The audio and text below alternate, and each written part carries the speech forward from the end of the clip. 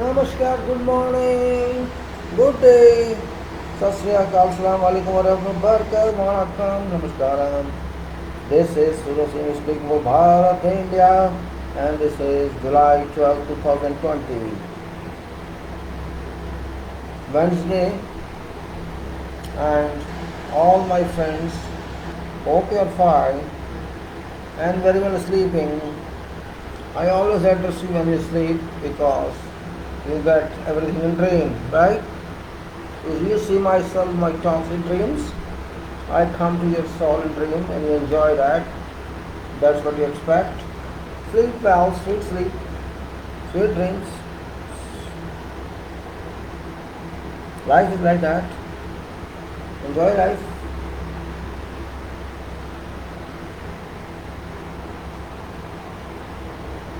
Well, no problem. Enjoy life, enjoy life, enjoy life. Life is to enjoy. Life is to enjoy. Seriousness doesn't mean anything. Why do you want seriousness? Seriousness is not your responsibility. Don't worry. Well, life moves and moves and moves on. Life moves and moves and moves on. No problem. No problem. Life moves on. Everything moves on. Why you should worry? You should not worry. Worry has no meaning in life. Worry has no meaning in life. And this is my worry. How to handle all this?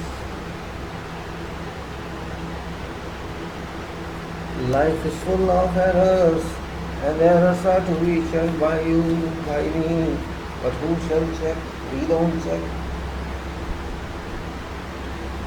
This is indication of our past, real past, that we have forgot. Particularly those millennials have forgot this. Just remind them, life is this, real life is this. All other is printing only. All other print out, this is reality. This is the only reality that you have to write, you cannot print it. You have to write everything on this. This is right, and this is right.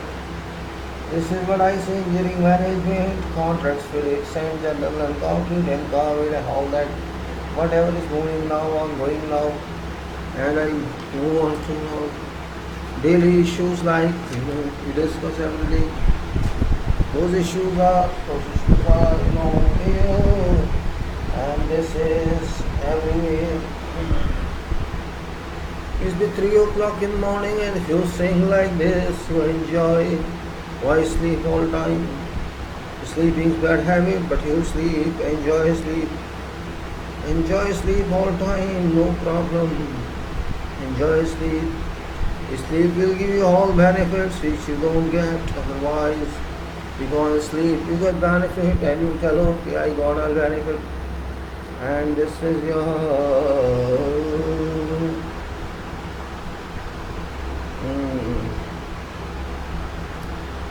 SARS-2 now, it's also another name. Don't think that it's SARS-2 only. It was old name, it's old name now, no problem, we discuss about this. And this is God's act or what? Engineering management or what? Engineering management, challenges, organization, and thinking and resolve, general concrete specifications, systems, quality structure, and soil engineering, and all that which we are going to talk in this professional walk. This walk of few hours, we talk and walk. This is very every day is affair. This is every day is affair. This is well, Shaban. Just joking, self-joking, self-criticism, self-control. I know. Just to be refresh, just to keep happy. You should say this yourself.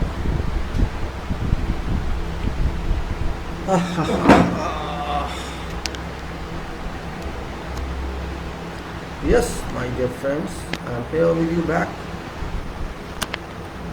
Just adjusting the screen and daily talk as usual. Another day, end of life, and I have seen early morning of this day. What happens next, nobody knows.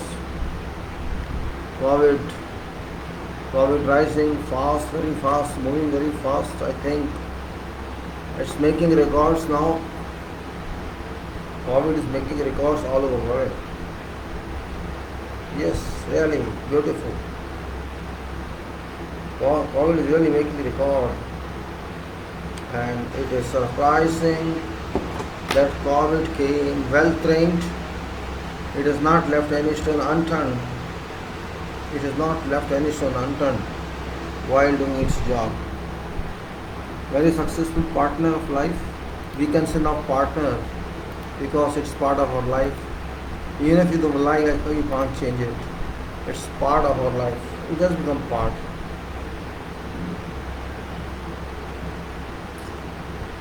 Many people around the world, millions and millions and millions, and now you can say 20 million or more. 20 million people officially have been impacted by COVID. That's a fact of life. Fact in the sense that, well, I consider this also very important issue, COVID. I don't take it extra now. I consider it as a part of our life. So COVID-19 we should respect, and it's a part of our life because it's changing everything. It's changing humanity. COVID-19 is changing humanity, while science is engineering not change humanity, but science failed to change humanity, engineering failed to change humanity, but COVID has changed humanity. It infected 20 million so far. Officials figure claim that, but I think it is more. Well, we believe in official figures. We can't assist, we can't estimate otherwise. It may be anything, it may be, you can say 100, let us say 80, whatever million. It doesn't make a difference because it's working. It has been functioning very successfully, and COVID-19 has demonstrated to all what is job efficiency. Sometimes you have to talk in different language, in different tone, that's what I'm talking. COVID-19 has demonstrated that how work is done. We should learn.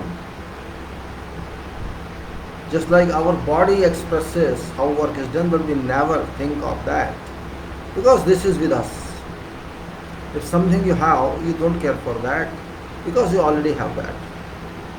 Now you don't know about what is this, where it is, how it's working, from where did it come. So you are, you're lost, all are lost. Doctors, researchers, scientists have now indicated that actually a kind of confirmation, you can say, equal to confirmation that SARS only does not apply to COVID now. SARS stands for, again I'm telling you, severe acute respiratory syndrome. As it was thought in beginning that it impacts on respiratory system, the COVID-19, but that is one part of situation, one part of reality, and there are many realities more. As observations and results and tests have come, as cases have been reported all over the world, that neuron system of body is also impacted by COVID. Neuron system means our brain system, and also cordial system or cord system or heart system, which is here. These have been reported that these are impacted by COVID-19. When these powerful systems are impacted, this means COVID-19 can impact every part of our body. So we have to keep this in mind now. Not simply say that no, this is only my respiratory system. Yes, impact the result of respiratory system is very dangerous. That is indeed, it's very dangerous means because the respiration system stops, everything stops. But if it's not affected, it affects brain or a heart. No, that's also very dangerous. Means you can say if you stop, if the brain stops working, what shall you do? You know very well. So very, very different things are happening in world, very different acts are happening in world. We have already crossed, must be today 23 lakhs, we have crossed 2.3 million. That's yesterday it was 22.8 something, and today I think it is already must have crossed 23. Maybe about that 20 to 40, around 23 point. You can say 23.4 or 3 it should be today. So it's marching in our country, and has come in competition with Brazil and US.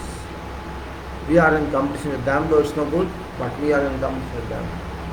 And that day is not far away when we shall be number one in this. America is now, I think, 50 millions, yes, probably 50 millions, and about 165,000 people have lost their lives, maybe 170,000. Exact I feel I don't have. Well, it's not question how many people have lost lives where. Question is not losing life. That's one part, one serious part of this history, this scenario. Another serious part is if you do not lose life, yes, they are telling you are recovered. I don't accept this because nobody can recover from this. Even if you have vaccines, we have a whole lot of attempts that may not even break successfully. That only to augment levels of your body immunity. So this is what we got news from yesterday from Russia, that they have successfully produced vaccine, first vaccine in the world. But at the same time say it's only for immunity. It's not exactly for what we are thinking of. Well, there's different parts to it. My point is not that. See, when something is out of control, it happens, we try our best. We, as human, we do everything in life. We try to find solutions to all problems all the time. This is human effort. If I can't, I don't try, somebody else tries. Means out of 8 billion people, somebody tries somewhere around the world. And they have tried from time to time in every way. Till now, all 8 billion people are in darkness. We are in darkness. We are roaming in darkness. Because we don't know what is happening.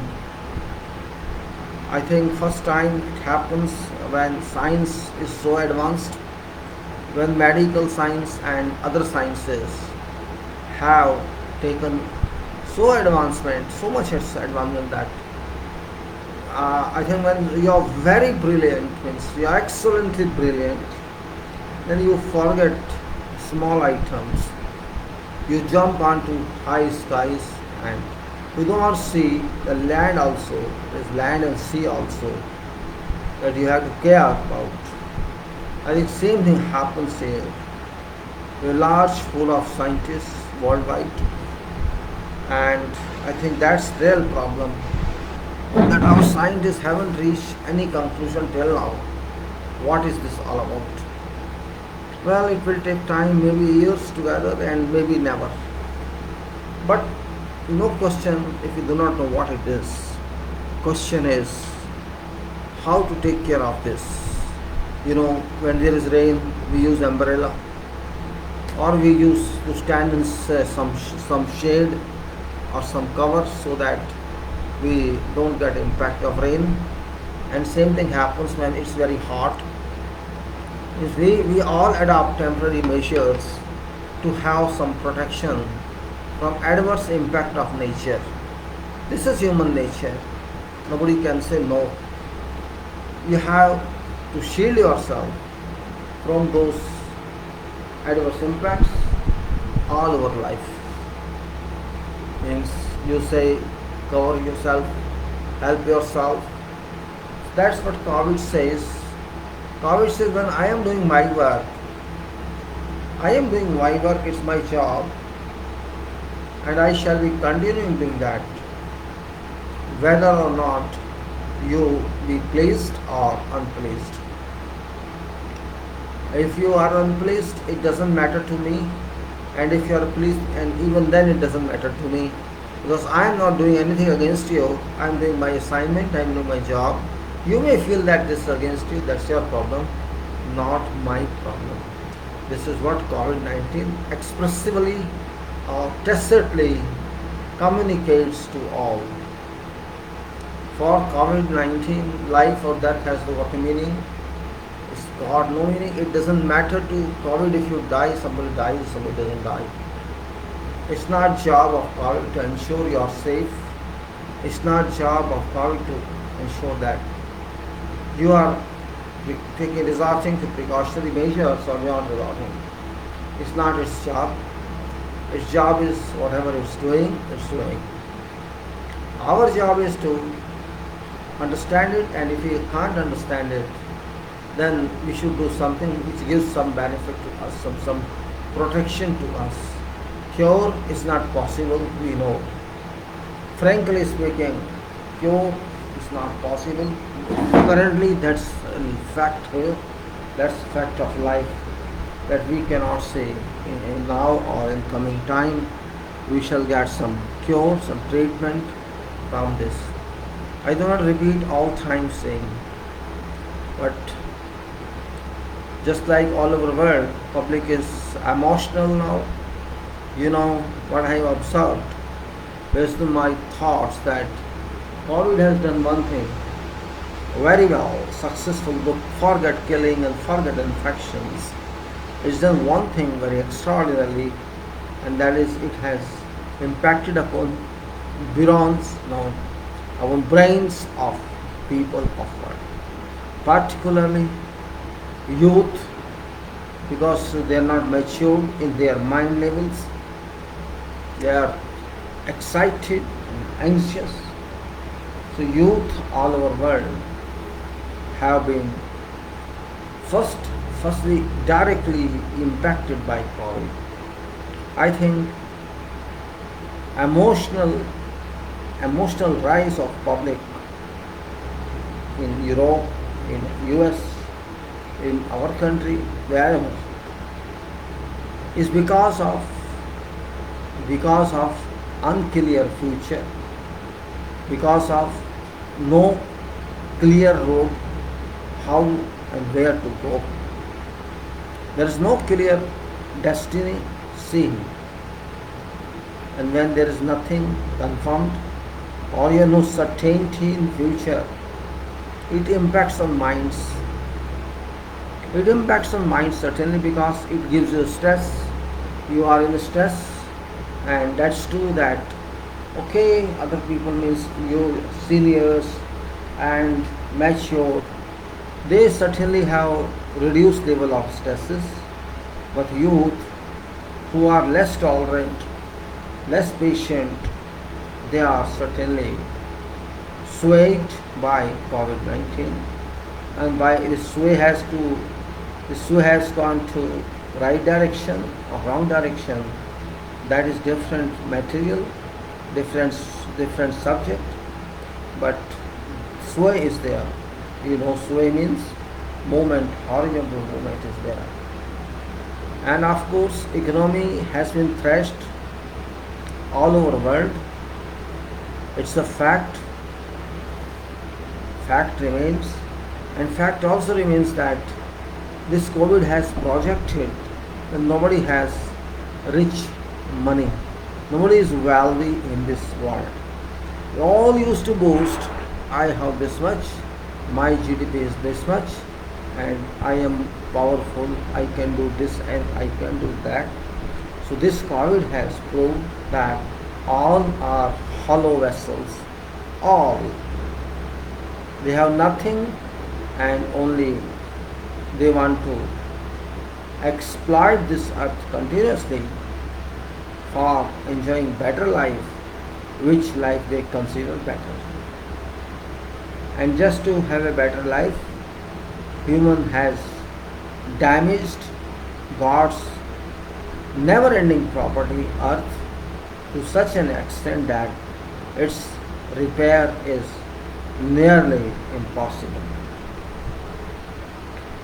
God, we think, does not look at us. God always looks at us. Always looks at us. Because God is our God. We call God, but God knows that is not God. That is responsible for all us. We should not forget that. If we are product of God, this means God is our honor, real honor. And when God produces something, God produced me to you for what? Just to let us live on earth and fight? You think that is objective of God? If somebody thinks that God made you here, sent you here for worshipping something or to enjoy life, means then you are not right thinking person. God has only one ambition, has one plan. This birth God produced, and you, myself and all others in this world are required to maintain this earth safely, keep its status safe. That point I think all have forgotten. So maybe 8 billion people care or do not care, but honor shall care. And we are not honors, we are absolutely no honors on this earth.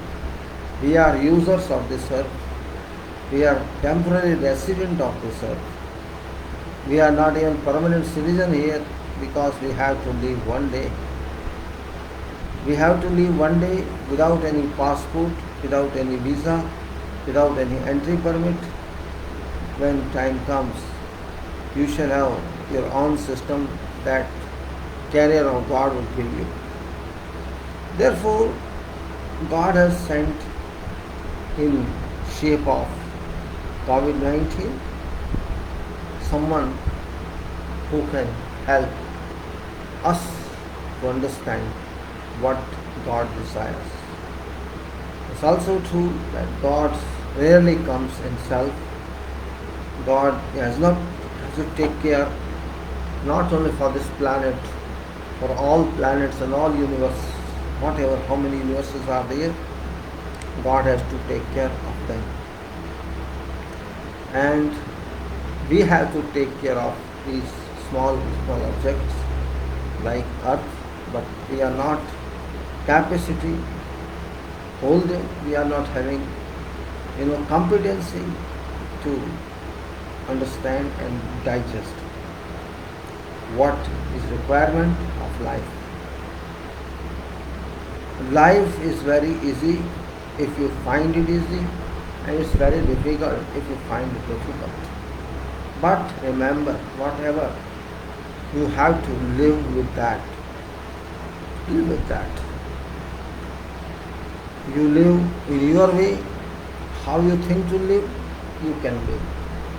For that power there is no issue. There is no substance in that, but that power seeks, that power demands us to do what we have to do. If you for little comfort, you don't want to work, that's also your choice. Maybe you have enough sources that you don't want to play your role in this world. God give you work. If you don't do, somebody else will do, remember. God can do itself. God has enough potential to do everything itself. But you are fortunate, I am fortunate, everybody else is fortunate that God assigned us something to do. on this earth, which we are doing, and that's what we are assigned.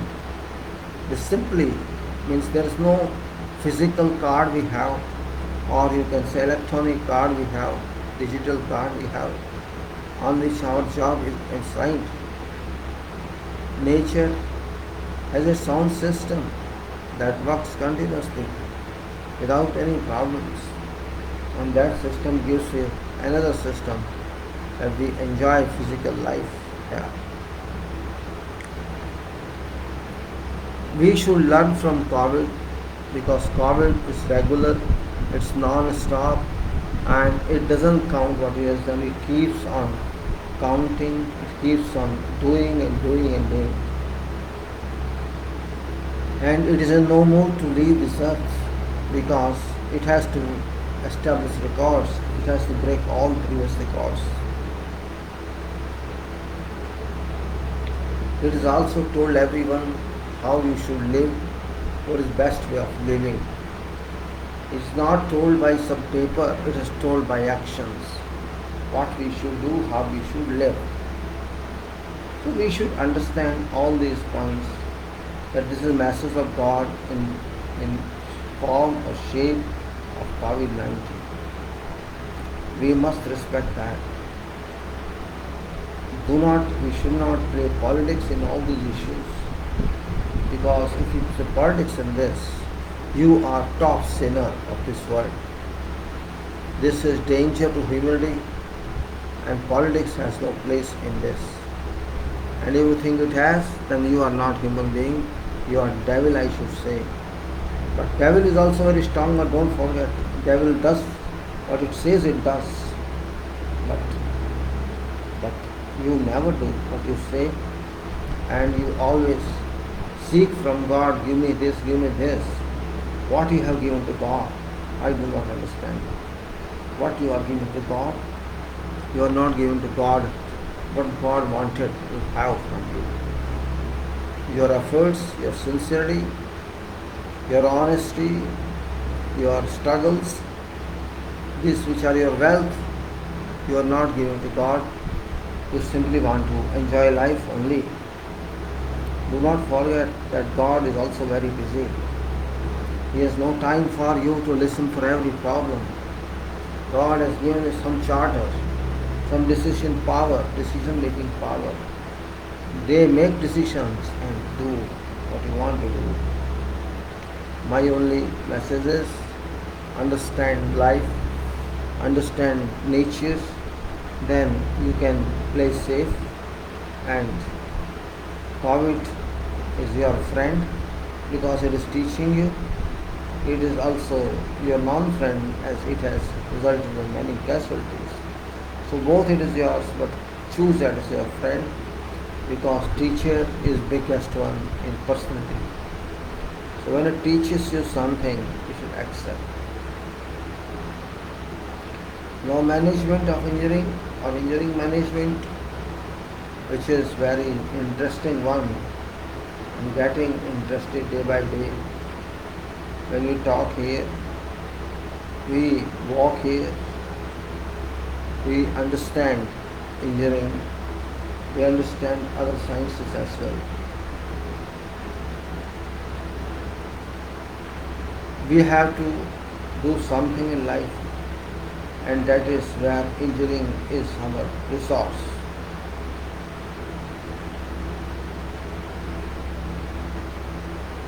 When I stand and walk, I feel I am tired or not tired.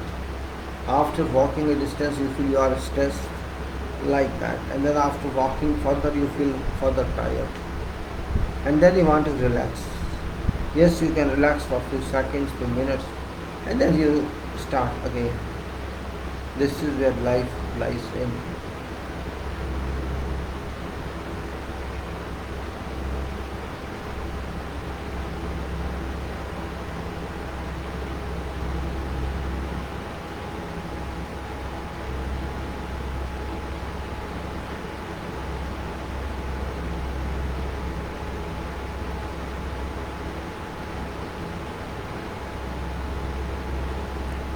Management of engineering says that Ultimately, you have to produce something out of something. You have to produce something out of natural something. That is what engineering says. Let us example of regeneration. What is regeneration? Two bodies when meet together, they generate third body. In simple language, those two opposite signs body, opposite gender body, when they meet, this means if it's white, it's charming, it's clear.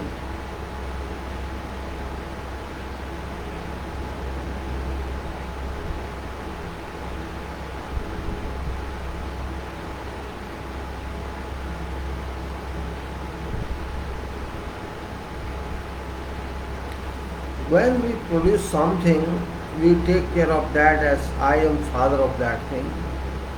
When we do something on our own, we think of that in basics and we think of its design, we think of its production.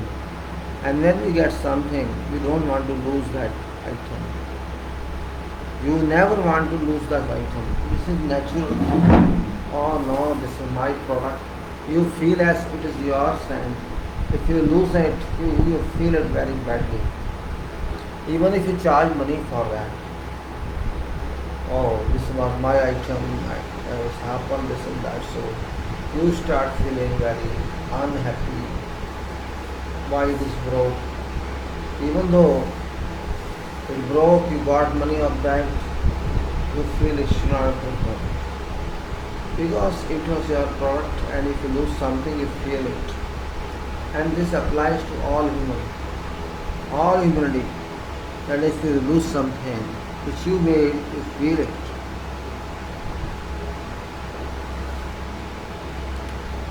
If you get something which is not done by you, just you paid money for that, you feel loss of money, but you don't feel emotionally charged with that.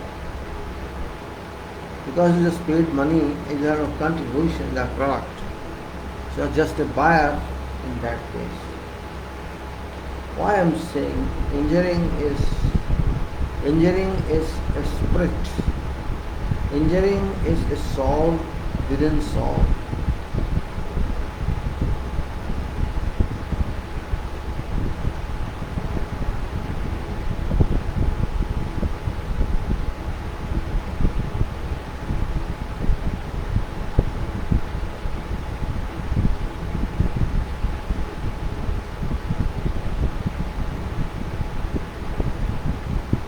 Now let us, for example, think of as an engineer, as a civil engineer, when I work, I think so many things, when I do something small even, I have to think so much on that. It's not because I don't know how to do that. I think because of alternative methods, alternative solutions, which is actually the role of every engineer. We know that there is one method, there is two methods, third method, fourth method. We know that. Still we need more and more for better results. And that's called development, and that's called evolution of question.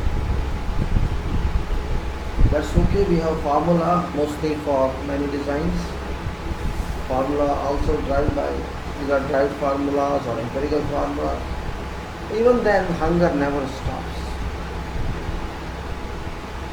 Formula is mathematically driven, that's different issue. But material that we use, human resources that we use, and how we use this material for maximum benefit. And we just refer to quantity of that order. Methods are nothing special. Methods are generally known now. Methods to design, methods to work, methods to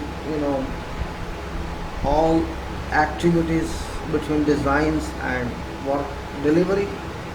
Hundreds and hundreds of methods are available, or we can issue such procedures. These procedures can't be learned by everybody in entirety. I may know something in my way, my friends may know something in their way, but nobody is perfect. That's also true. You cannot be perfect in every discipline, not even in your engineering. You may say, I am a civil engineer. Okay, I am a civil engineer. But do I know all civil engineering? My answer is no. Because I cannot know all engineering subjects, even though I am an engineer. And even if I read such books every day, that doesn't give anything, because you already have study course. And nowadays, I don't think there is any plan with anyone to go to foreign countries for relaxing or for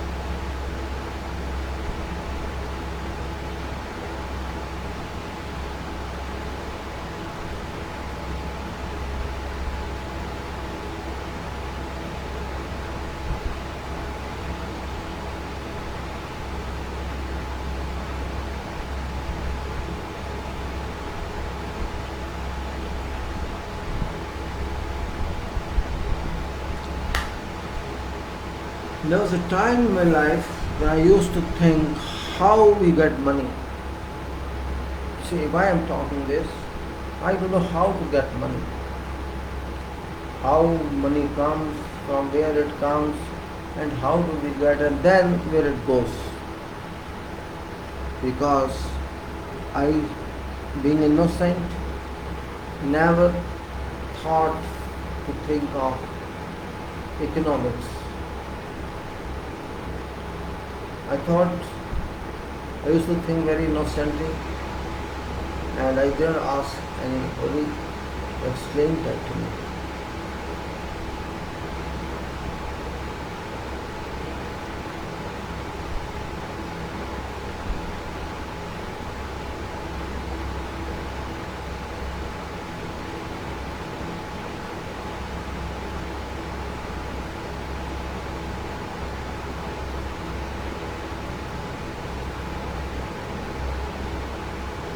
Engineering is very easy, I should say, as a field, as profession. And also, it is very difficult as profession. Because, first of all, engineering is some service to humanity. Humanity is same all over the world. And if you do something for humanity, this means your engineering is for humanity. As much as can you do it, any product which you construct, let us say you have a building, you construct houses or flats, you don't know how many souls shall stay there and change their status every time. If they say 100 people can be accommodated in one building,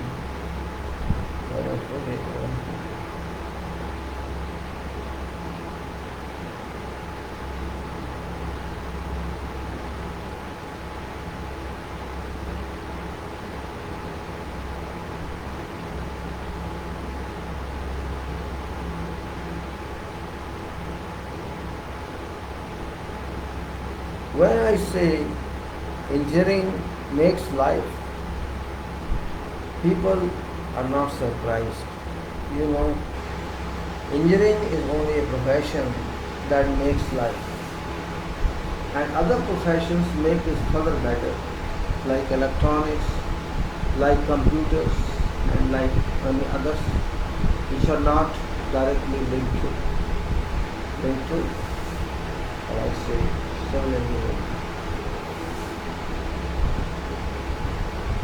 When I was, as I said you before, young, I thought to be, when I was small, I thought to be railway guard. I thought to be electrician, because in that period when you were too young, not you can say young means adolescent or less than adolescent, you don't know what you have to do in life, and you say same what your father wants you or your mother wants you, particularly that you want to do that, or you want to see that there's this position is an attractive one, people value this. But in engineering, this doesn't apply. There is no option. Engineering is option free in this case. There can be options for selections, but not for principle, not for original thought. Principles in engineering and practicals in engineering are very different, because first of all, every formula that you drive or every whatever you do,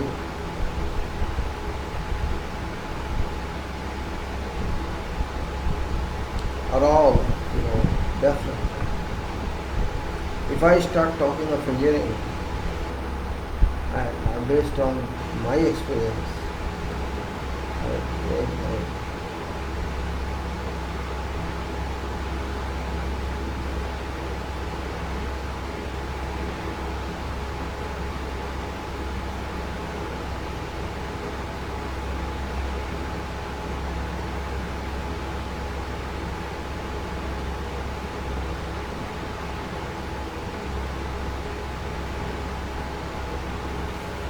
engineering, can convert hell to heaven. It's no joke, it's a reality. And non-engineering can break heaven to hell.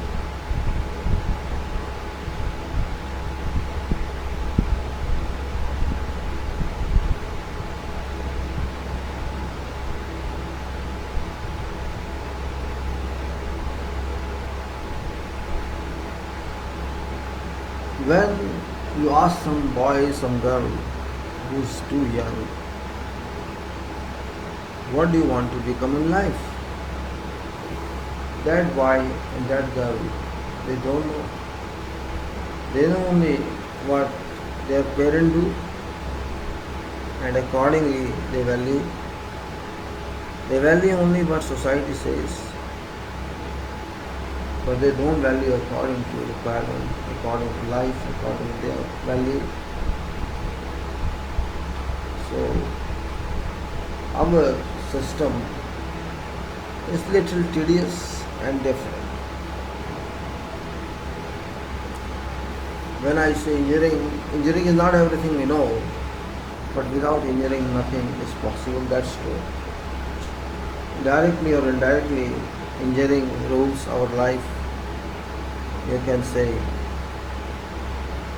it moves our life in every direction.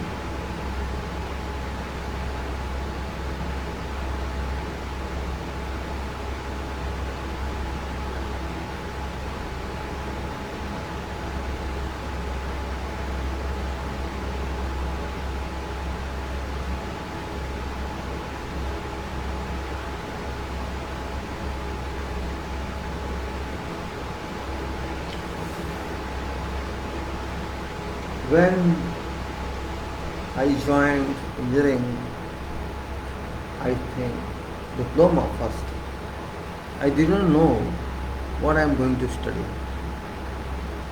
I knew that yes, I am joining some institute, that's it. I had no big plans of my education, frankly speaking. I had no big plans what I would study. My father had ambitions, but I had no ambition.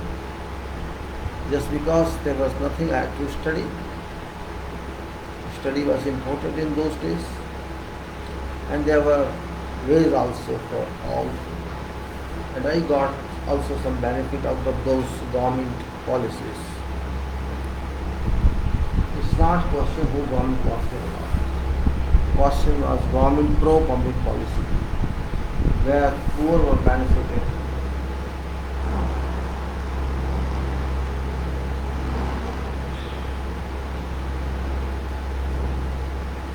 My only suggestion to everybody is, whatever you do in life, first of all, don't try to think that you will be top. Never try to think that. And never try to change your current job immediately.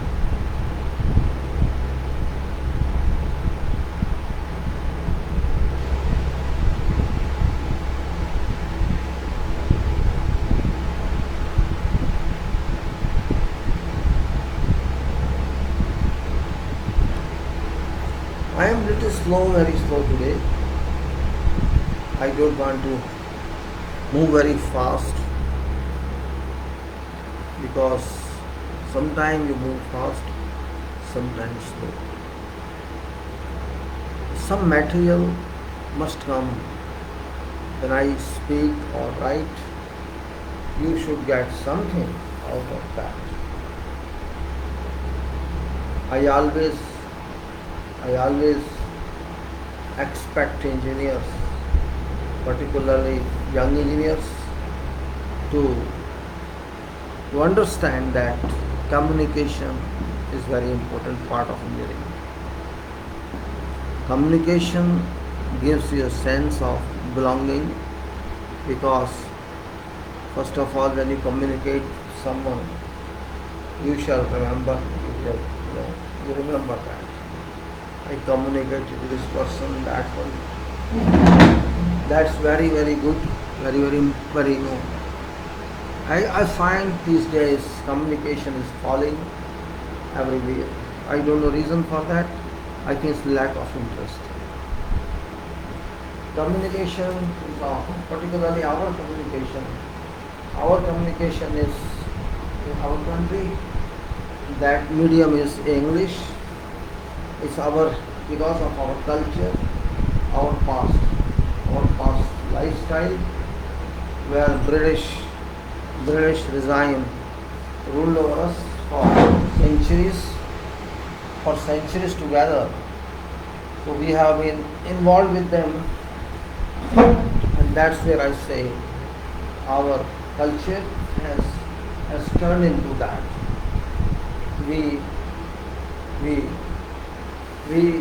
had been very much, English oriented before we were in Urdu oriented. Urdu orientation is diminished, it is actually disappeared, which is not bad, because how many languages can you use after all?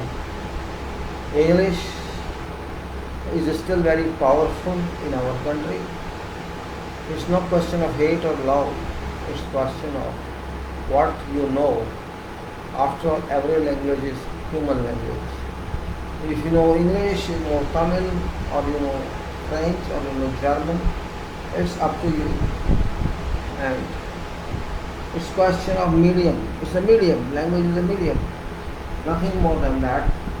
But every language you have to learn. Even your own mother tongue you have to learn. Writing and speaking both are different. All languages, it happens in every language that your writing power, when you write something and when you speak same thing, there are different ways. Writing is a skill and speaking is also a skill. You cannot say no, but speaking is little concession. You can, for example, even if you say I have spoken wrong, you can say okay fine, don't take it down or spoken. I apologize for that. But when you write something, you cannot write in similar tone that you speak. Writing skill is something else, because it requires a structure of language. And as engineer, everybody who deals with public or contractors or even if you are in designs, you need some skill, and when you are in field and you do not communicate properly, certainly you will make mistakes. Mistakes for future, errors for future. That point is very important in engineering. Profession of engineering means 50% controls are in communication. 50% controls are in communication. Communication is very important part of engineering, and those engineers who understand this, they can improve very fast. Generally, I don't know reason behind that engineers for last few years or decade, they don't have any interest in that writing part. You see, speaking is not a big issue. You can say like chatting together, talking together, and you can convince whatever you want to convince. Convince and other party accepts that. That's okay. Convincing power you have, other party accepts that. And you can chat, you can say once, twice, thrice. Similarly, other person can explain you once, twice, thrice. When it comes to writing, it's not same. You have to think many times before writing, because writing and speaking are very different. If you speak for 10 minutes, I think you can write many papers in that you can speak that much. In your 10 minutes of speech. I am talking of engineering, and language is very important in engineering. Well, I have experience of people who cannot speak English, but I didn't mind that because those were from those countries where English is not valued. So it's not their fault. I can't say that they are inefficient in that, because it applies to how we say we know English, because we are ruled by English. But it's not necessary that you should know English also. You can use your language too. There's nothing wrong in that. If you want to study your subject, very good if you study in your own script. For that you should avail books of that script and all that, which is not current status. Books are not in that language you want to study. And even if those books are available, those won't work because very few people shall buy them. So as far as Bharat, India is concerned, till today, in every professional field, in every way, we may use in talking our language. It happens as such. We are using our language in talking verbatim, particularly. But when it comes to writing skill, often, I'm not saying 100%, often we use English. Particularly at professional level, at diplomatic level, or at whatever level. We prefer official language of our country is English. I'm not saying national language, I'm saying official language. Official language, one of official language, the official language is also Hindi, and also state-wise or regional languages are also official languages. So I don't think that we should dispute in language. As far as engineering is concerned, you have a lot of work to communicate with others. Communicate formally, communicate informally, communicate for record purpose, communicate for whatever, for correspondence, for clarifications, for confirmations, or you write notes on drawings, or you write drawings, or write specifications. Whatever you do, only route you have is English currently. Had we not been ruled by English for so many years, I think in that case there would have been different chances. My father did not use English in writing because he didn't know English in writing, but he used to write Urdu. Whenever I brought my progress report and asked him to sign, request my father, this is my progress report, check this, and he used to sign in Urdu. Well, that was his life. I do not know anything about Urdu because in my time there was no Urdu. I know Hindi, and Hindi means ordinary type Hindi. I cannot say structured Hindi. I had to pass an examination in 9th standard. This is mandatory that you have to pass elementary Hindi examination just to enter board examination of 11th. That was mandatory. So that I could pass, and I was very weak in that. Though there is no relation now.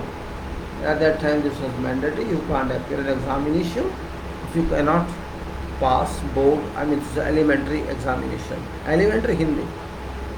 Well, this is okay, fine. But our subjects were all in, I studied sciences, physics, chemistry, mathematics, drawings, English. All subjects are in English. We appeared in examinations, papers were in English. Then further education was English. Then when you work in government, you have to work in English. Estimation, quantity surveying, specifications, bills, all were in English. So you cannot say that, keeping in view current situation and past history, that this some language we can say is foreign language. Because we have used this for decades, for centuries, so you can't say it's foreign language. Moreover, Hindi is also not our language, to be very frank. We say that it's our language, it's not our language. Our language we do not know in fact. Fact is that. Well, I'm not here talking about language. My only objective is towards my engineers friends and all engineers friends, not only young or budding, but all. That except 1 or 2%, I can say, standard of communication, level of communication is not, you can say, to mark, which we should improve. For improvement, not necessary that you have to join some college or university. You learn something and that's all. Example, you can learn translation, you can learn some grammar and practice, and that's all. And then what is required is your vocabulary, power of vocabulary is very important. If you don't have vocabulary, then you can't join professional letters, professional correspondence. Professional correspondence is very important in discipline and branch of engineering, and if you do not know that, you will yourself keep in problem and your project shall become problem, your honor or whom you represent that shall be in a problem. Question not how much differential equation is there or what is you have to do.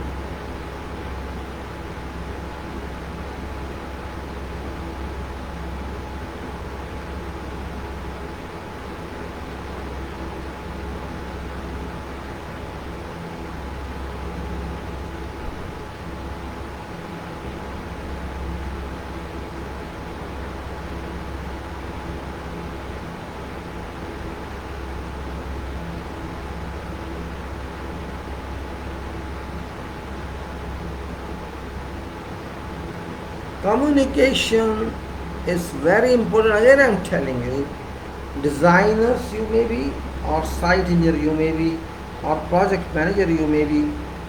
If you fail in communication, I am seeing communication on various websites and I really feel upset, very upset, particularly with millennials and with young engineers. I don't know what has happened, where we have lost that communication skill. that we used to have in those days.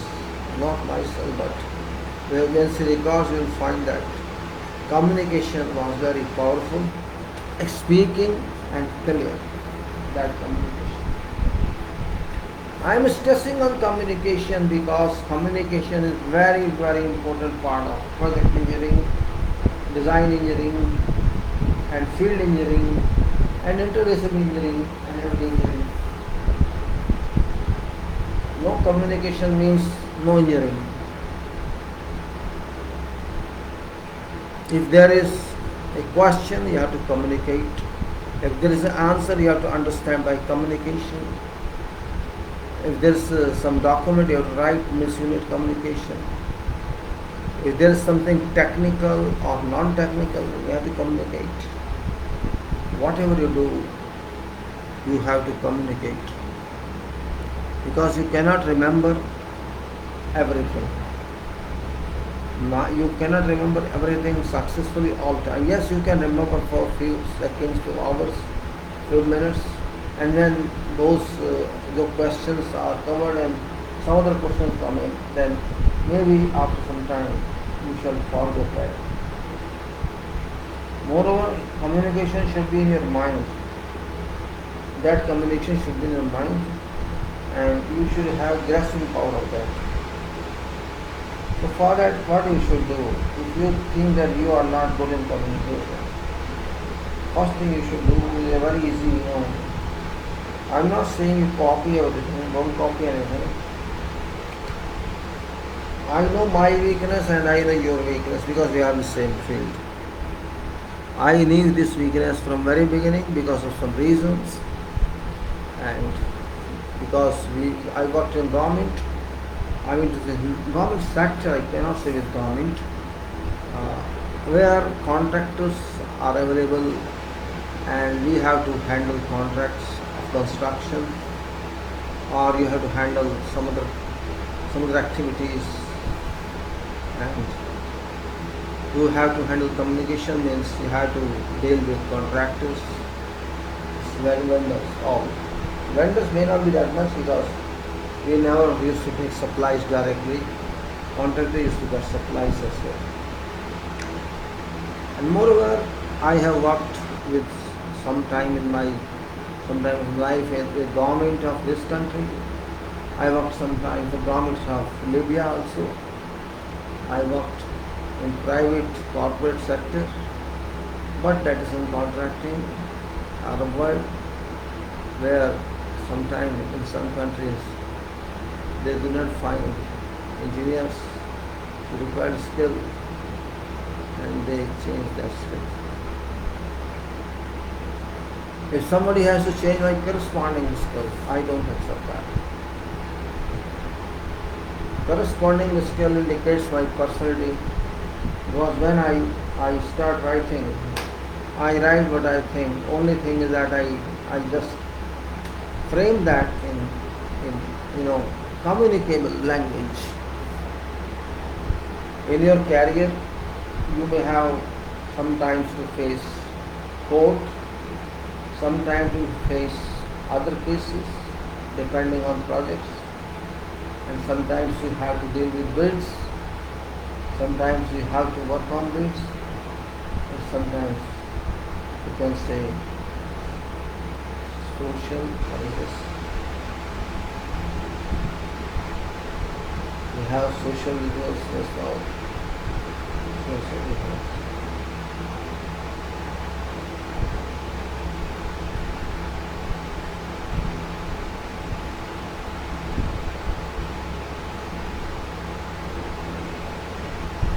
If you have to write to contractor, because don't underestimate contractors. They may talk good, they may talk polite, but as far as money is concerned, contract is concerned, they are very smart. They are very smart and can mislead you. They generally do. If they don't do directly through someone, they say we do it. We don't want to be trapped. No contractor likes to be trapped. Nobody likes to be trapped. Even though they may know something or they may not something, but nobody likes to be trapped in law, in legal bindings.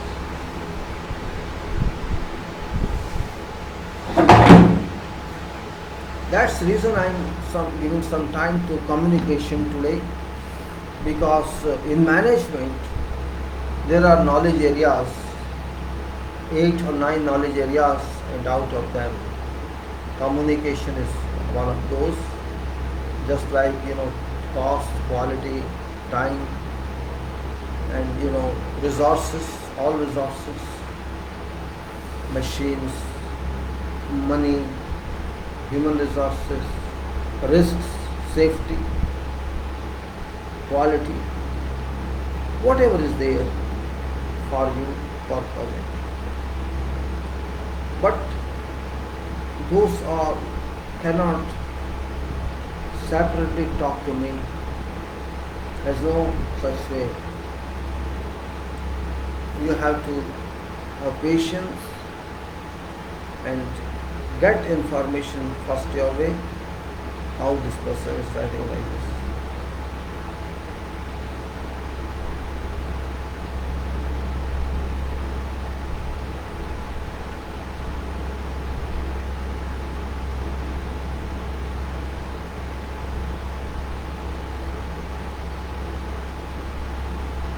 When communication is strong, means you have different personality. You have more confidence in you. I'm not saying always sit and communicate. You have some time every day for this. You have to communicate to many persons, many companies together.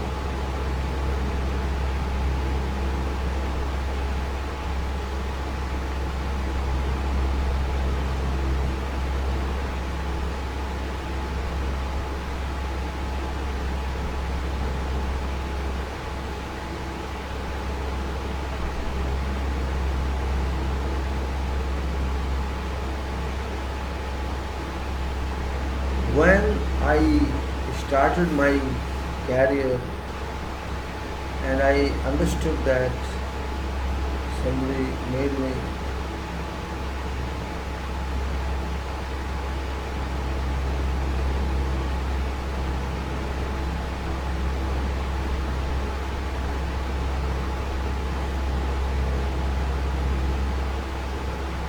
when you do designs, you remember methods of design, right? You communicate into your mind itself how I have to design. You also have to communicate within your mind how you have to do this work, how we should handle.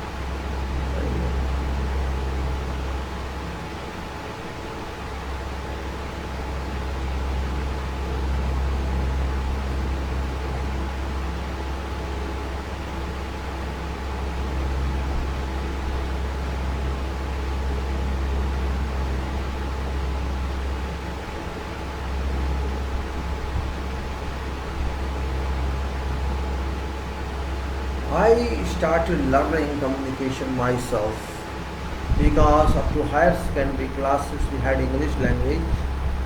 Only up to that point I learned, but after that, according to the instruction from my teacher, I used to learn self.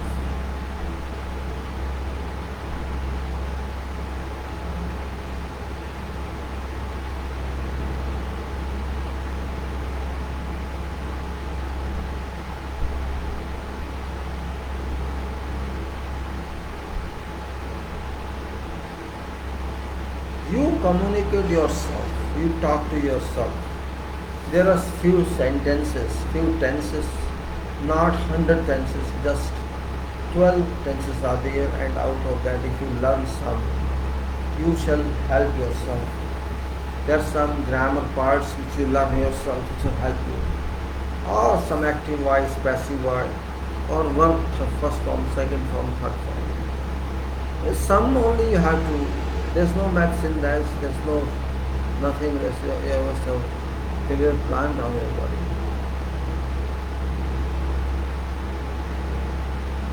We have been gifted so many qualities, everybody of us. We do not realize that.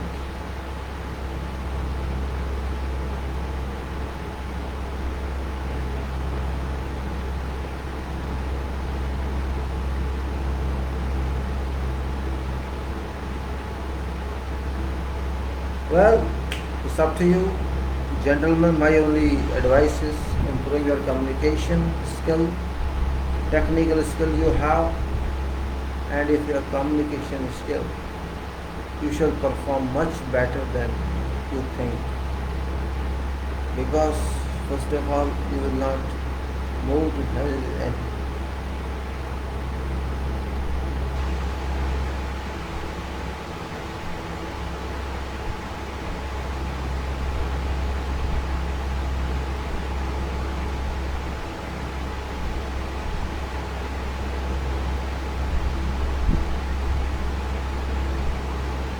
communication is to yourself.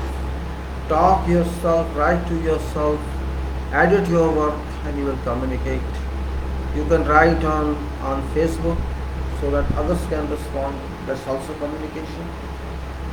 But never ever misunderstand formal communication in others. What happens to many when they begin their career? Months, years, a few hundreds of rupees in that place.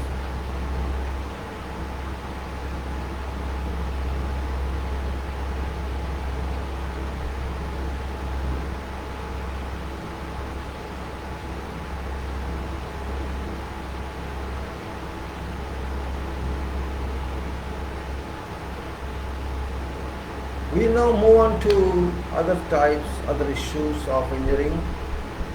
Communication was just help to you, and if you want to know something about translation, I have already recorded live videos, very small videos for that, tenses. Then you can also read past records and how these people who print these documents would be happy to see that.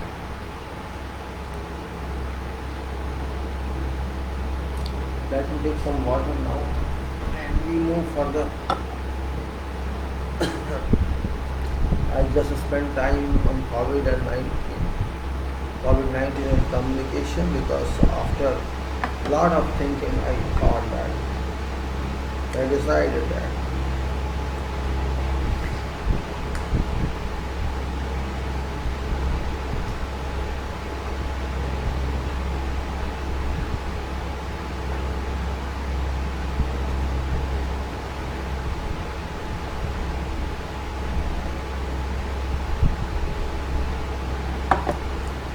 there are so many web forums nowadays, Facebook, Twitter, and structuring this forum, many, about 25,000 members work on safety forum, structuring this forum safely. And I find language some youth of today using that. And this disappoints, really disappoints. I don't doubt caliber of those youth, but caliber of their writing is really ridiculous. I don't understand. They can learn subjects, they can read codes, they can do everything. They spend time in that. They can't spend 1 week to learn translation or few days to learn grammar. Is it that difficult? These are world forums, and all people, or wherever you can see your friends are and others, public people, they see your postings. And you also are an engineer. What do you want to show? Means if some Lebanese guy or some Misri guy or Syrian, if they write like this, I understand. I understand. But if our people, well-trained people in America is okay, fine, you can not have any problem. You will go live life here. Generally, present tense is sufficient to be used in communications. But others can also be used. It's your only initiative that can help you. You know there are four classes of sets in every tense, and tense are present tense, past tense and future tense. And there are some formula for that. It is much lower than your English formula.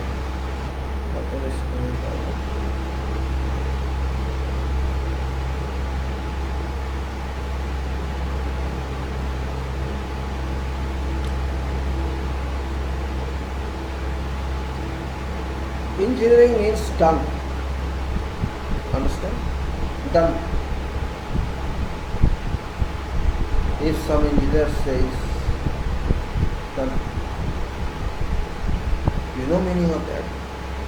A confidence, a proclamation that done.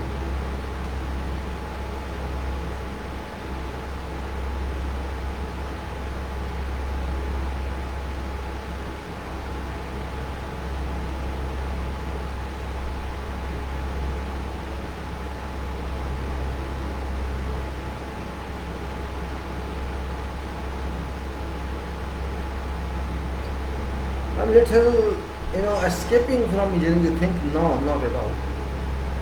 Not at all. Again I'm saying, engineering is nothing. Forget. Engineering is nothing. You will say, what nonsense is talking? Yes, I am talking nonsense. In fact, engineering is nothing. That is a fact. Engineering is nothing.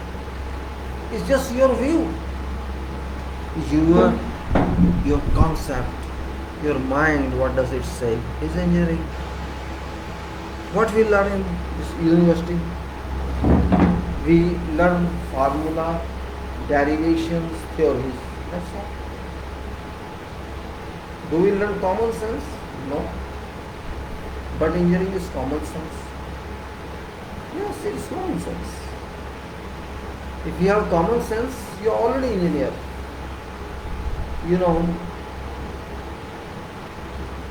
Most of those who work in engineering, physically they work, 95% of those are having no educational background. It's not because you can say they are blank in background. Academically you can say which you understand education, that education they don't have.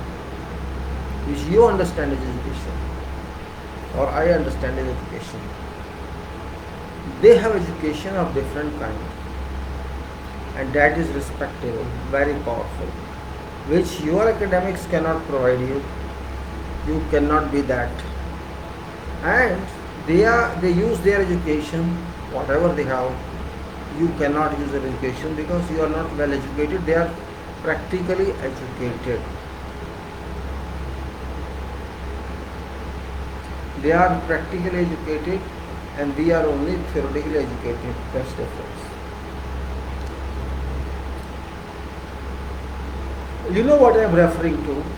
I am referring to those people who have no school or university background, but they can learn from job. They do much more than we think of. Yes, there may be quality issues, there may be some other issues, but they work for us so that we can say our project moves. These people may not be very good in talking. These people may fear you. Either they should be there in bed or we come with.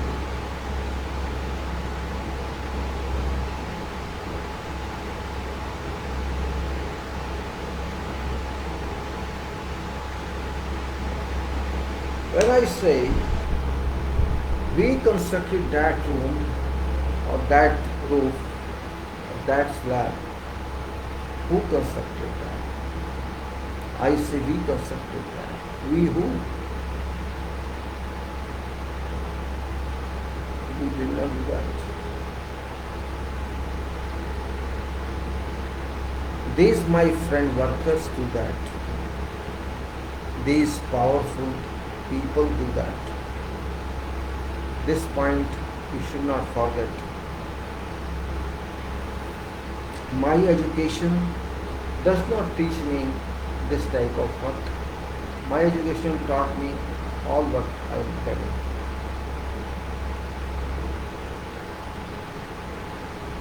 If you have no source, you learn yourself.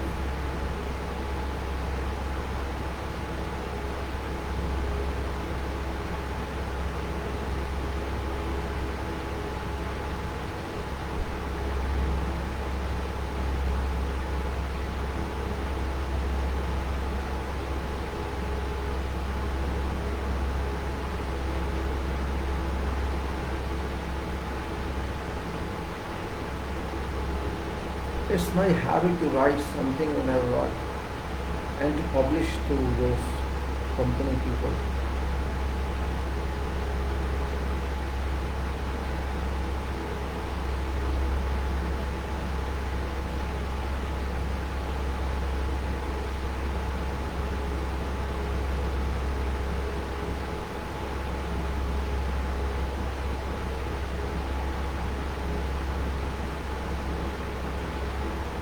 Come on, guys, let's leave communication behind.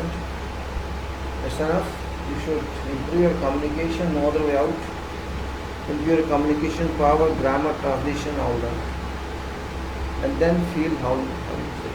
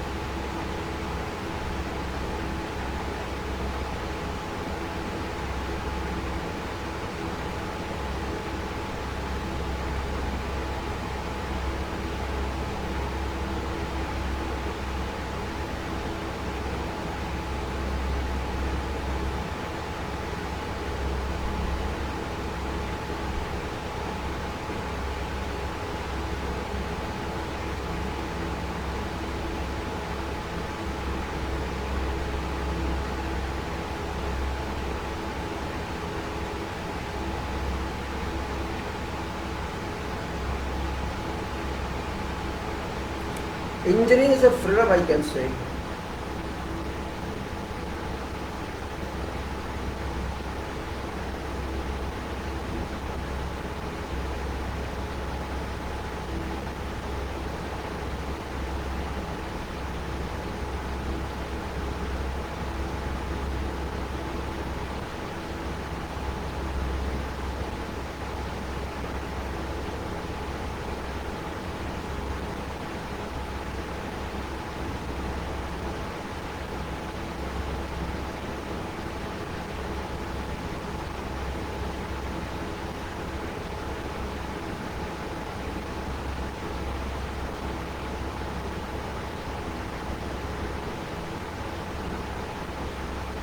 Engineering is a product of intelligence, is a product of hard work.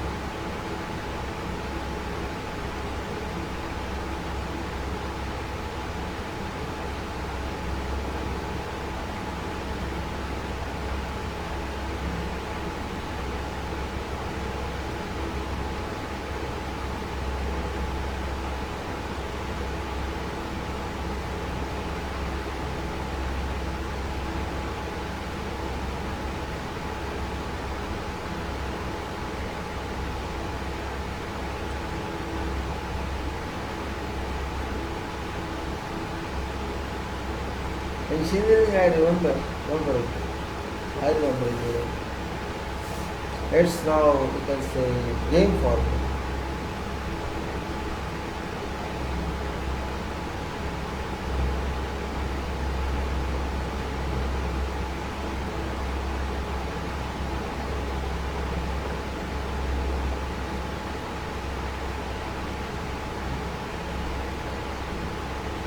Engineering.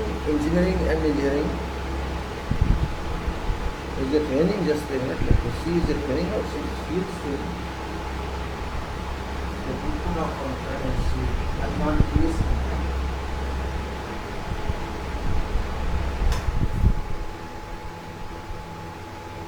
Just a minute. Please let me go and see. I fear rain sometimes and it disturbs me actually.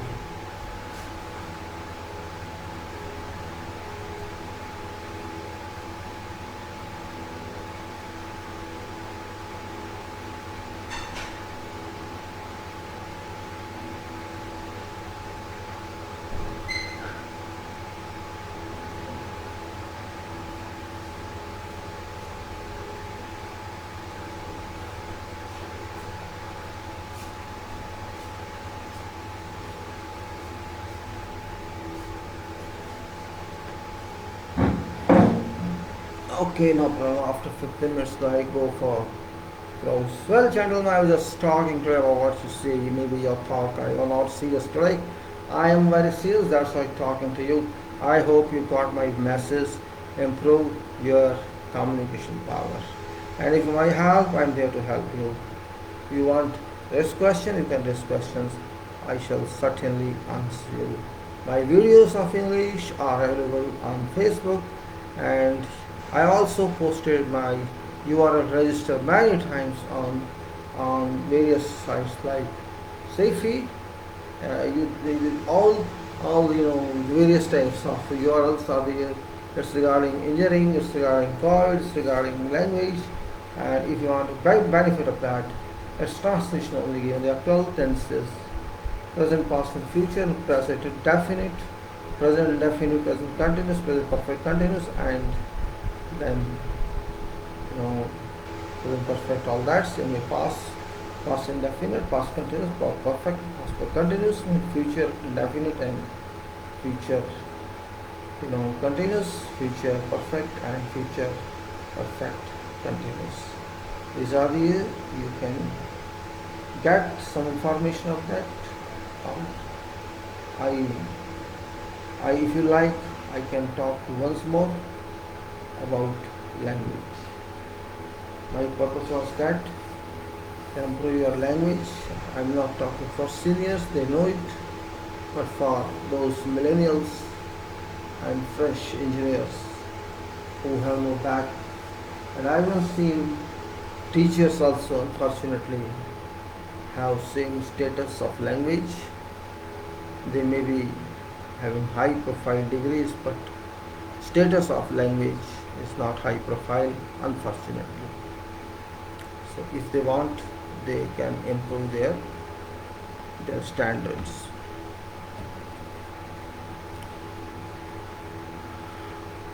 You see, engineering is such unlimited world, and in particular civil engineering, which provides a chance to civil engineer candidate all over, that you find more and more and more work, research work, and convert that to project.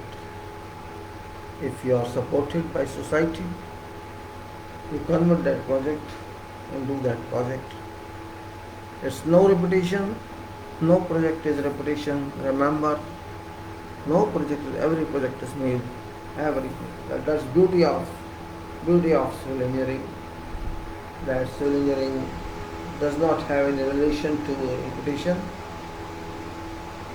Every building can be different, every structure can be different, and there are options. It's not mechanical production or electrical production that there is standards one, we have to buy that. It's no repetition. Only engineering World gives you civil.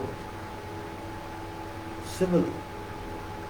This is you can say real civil, where you can think for every structure separately. You can build your structure exactly not same but indifferent, and sometimes structure may be different as well as foundations are different. Foundations are different because soil are different. Soils are different.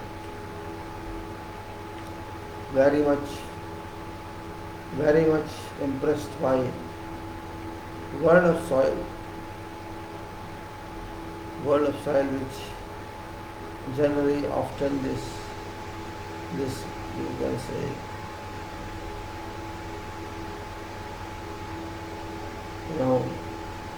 we miss it. I can say we miss it, not you, me. Yes, soil is soil. It's indeed. It's freely available. It's indeed freely in the sense that you can go and stand on this somewhere. That's not, it's prohibited area. You will sit 1 hour, half an hour. Nobody is going to want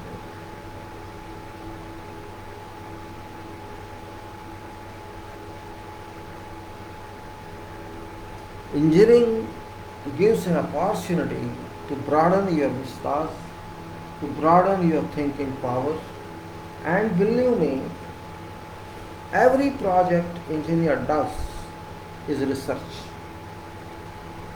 Every project you do is research. It be design or it be on-site work. Every project is research. Every project has different times, different items, different design criteria, and you can say different liabilities.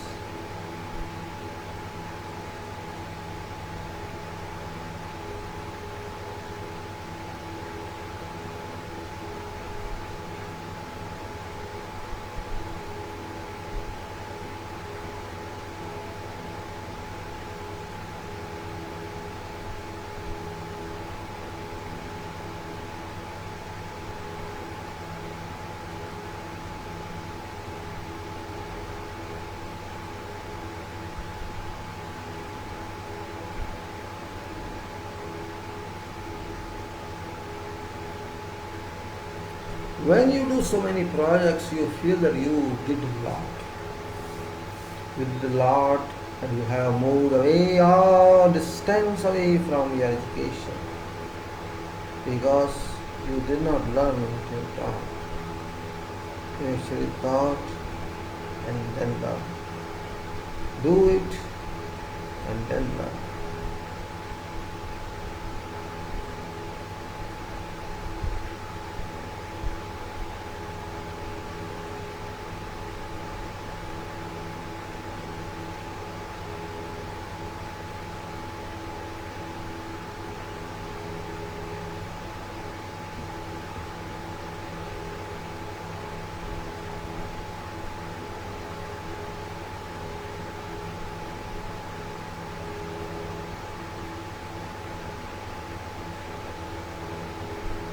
You start with your work, do another work, do another work, do another work.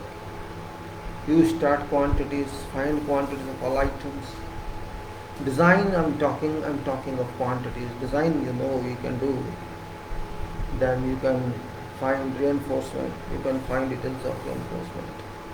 Then you can convert your quantities into bill of quantities.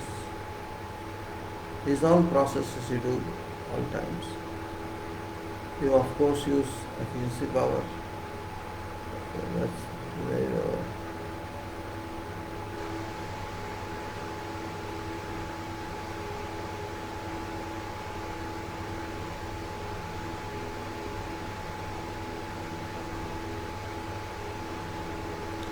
There is no way that civil engineering won't bring you happiness. Certainly it will bring you happiness and confidence.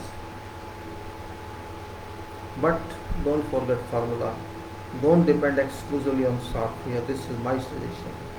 Software are used, not software uses you. That should not be situation. Life is very easy, as I understand. If you are an engineer, it's very easy life, because you know how houses are constructed, how dams are constructed. That's a complete waste of time.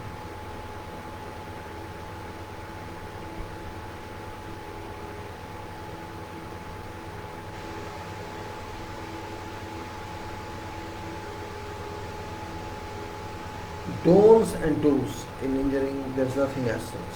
You have to decide yourself. Your confidence should command. Your command should command you. Your research should command you.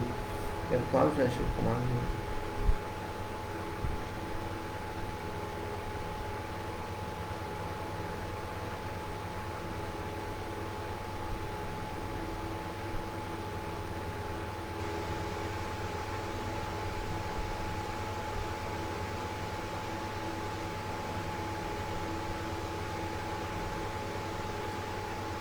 Sometimes, when you see a project from distance, it's under construction or delivered project, you get shocked sometimes how difficult it is.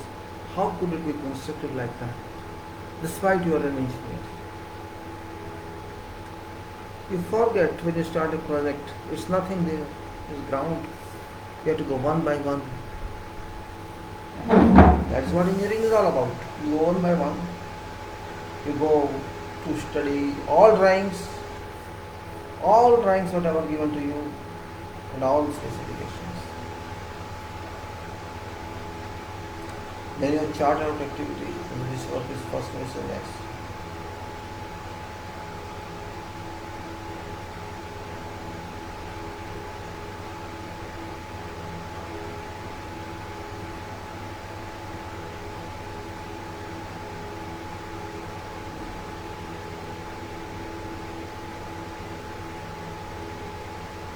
And when you study those drawings one by one, and when you see scope of work, and what is that work? First time, second day, third day, and you fix in a couple of days, keeping your all drawings, and you may have your own concept change into work.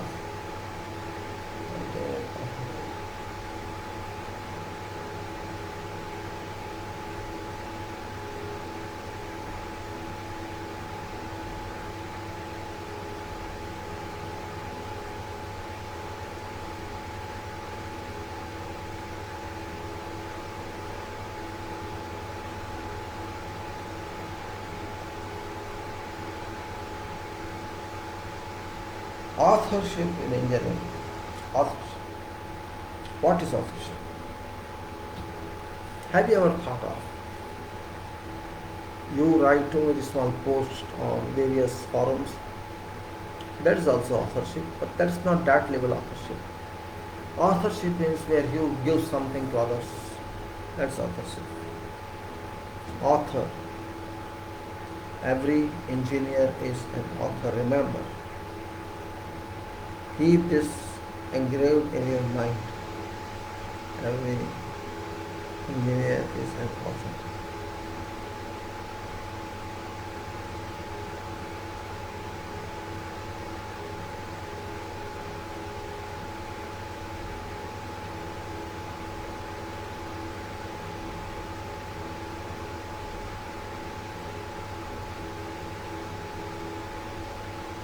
Authorship means you have to write yourself. Your specifications, your design. I'm not saying you take others' design. That is illegal. You can use others' design in that person's name, and you can use your design in your person's name, your name. Where you sign and you seal that document. Your author there. You're author of your drawing, you're author of your documents, you're author of everything. That is same authorship as is used for books. Books or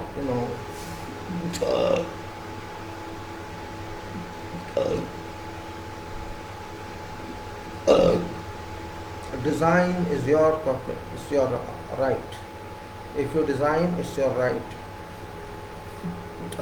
You get this right automatically, even if you don't have ISS number. It is valid if you prove that it's your name is there and this your work, you are not copied from somewhere else.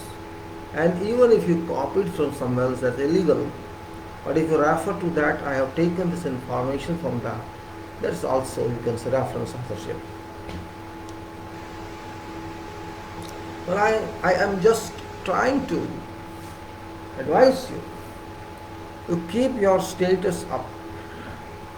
Maybe first time you hesitate, oh no, I can't. You can't pass. Why? You can pass engineering, you can pass designs, theories. You can't pass some education of English or other international language. Why? Because there's some hesitation in you. What people shall say? What people shall say, or who people will say? They're all same. They're all same. There's no difference in them.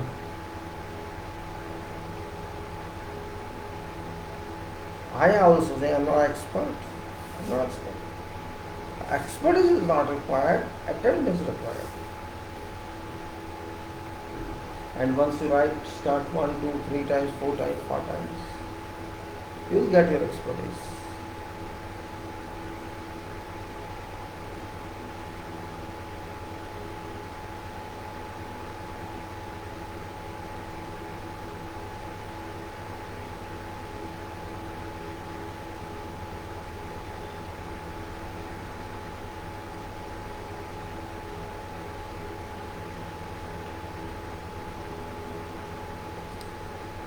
You know, when we were in 11th standard, 10th standard, we had to write application to principal for some holiday or for some, and my father is sick, I cannot come some. We had to write application to principal, and we used to write, sir, I back to statuses. That is not writing. Don't write like that. Your writing should give you command. It should be explanatory as well as brief. If I line excellent.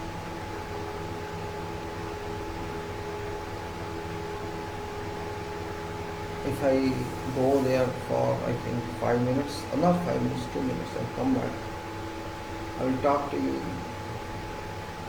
Today I am in different mood. I want to just raise alarm to everybody. Alarm in a sense of, what you are engineer and you are very responsible professional in society. Not only your professional here, wherever we go in similar conditions and similar development, similar status of people, you can give society an alert. That alert is not coming from engineers. It seems there is ignorance on part of engineers. They can't speak, they can't raise their voice.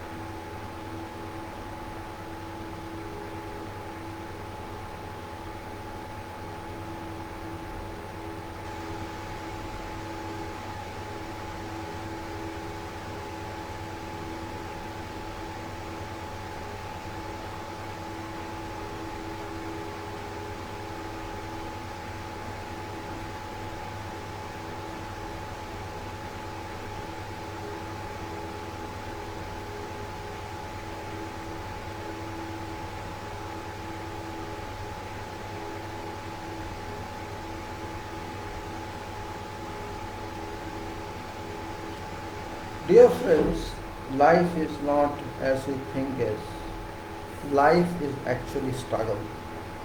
Struggle with a smile. If there is no struggle in life, I can't say that's life.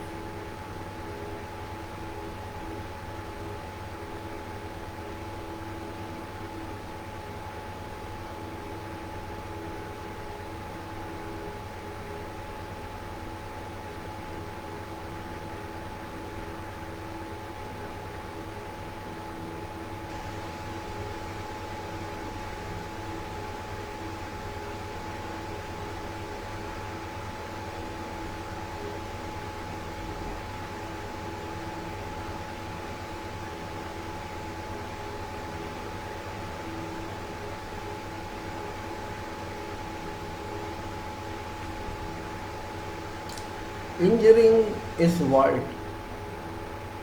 It's not world of engineering. Engineering is world.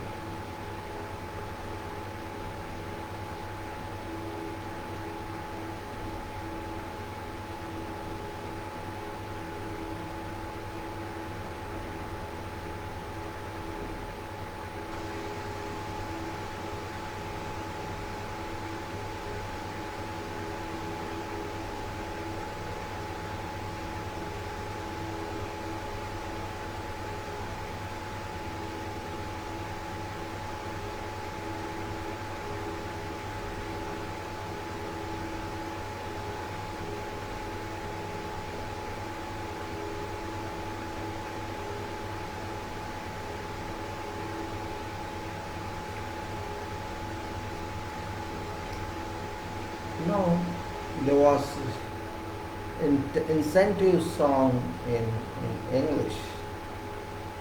Just its contents means we make roads and we make tunnels, we make bridges and we make every infrastructural project. We make trains and we make railways and we make canals and we make dams. We make buildings and we make landscape and we make everything and we make all factories and industries. What's that? We make cities and we make towns, you enjoy all that. What else? Even nuclear reactors is found all the ingenious layer work. Can we? We have to prove that we are great. We serve all this for society and society enjoys that work. That is what engineering works about. This is not just sitting in office and working. We work in office, we work inside, we work in field, and we work in day and night. And mind thinks of something which cannot stop. When mind thinks it cannot stop, then you think it cannot stop. Until the picture comes. Your love.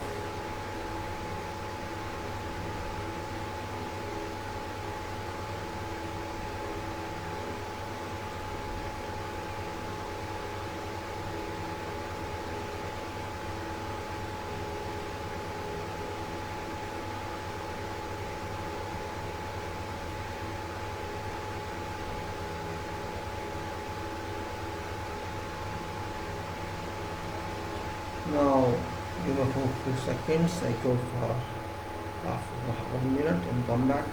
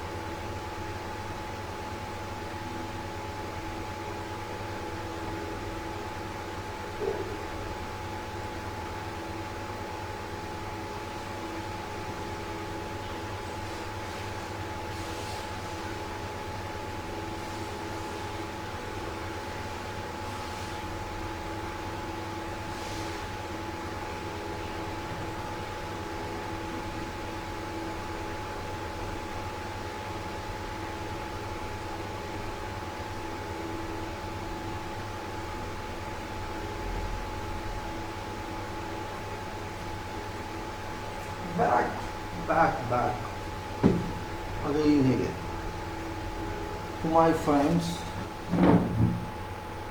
engineering is a pride because as an engineer, I give society something to use for 100 years, something to use for their many generations, something to let them stay there protected from environment, protected from atmosphere, and have comfort in life. That I give them because I am used to that. I, of course, money they give money, but service I give. That service is very important. Those this service is not like electronic service or computer service or machine service or some other service or travel service or flight service, which are only for few hours or few days or few years. This service that civil engineer gives is forever, equivalent to forever, until your 2 or 3 or 4 generations live. That is minimum.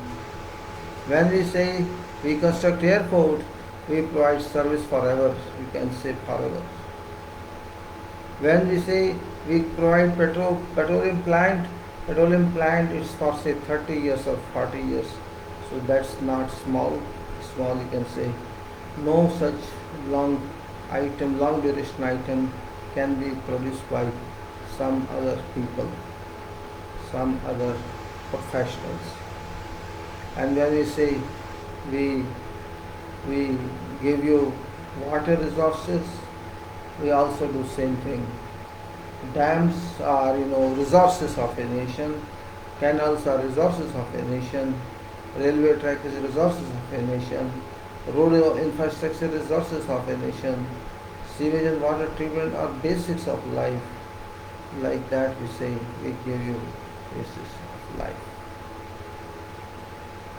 It's not imaginary, it's something which is real. I'm not talking based on imaginations, I'm talking based on reality of life. That we do this, we do that. And we should realize this fact that really we do that. And if you don't do, who can do? So our education is very significant. Civil engineering education is very, very precious. Of course, it doesn't give you that much, earnings. That is different. That is something different. But it gives you something that you can raise. You can help society to make its standards. Imagine no civil engineering means, there is nothing happens everywhere. Nothing happens everywhere.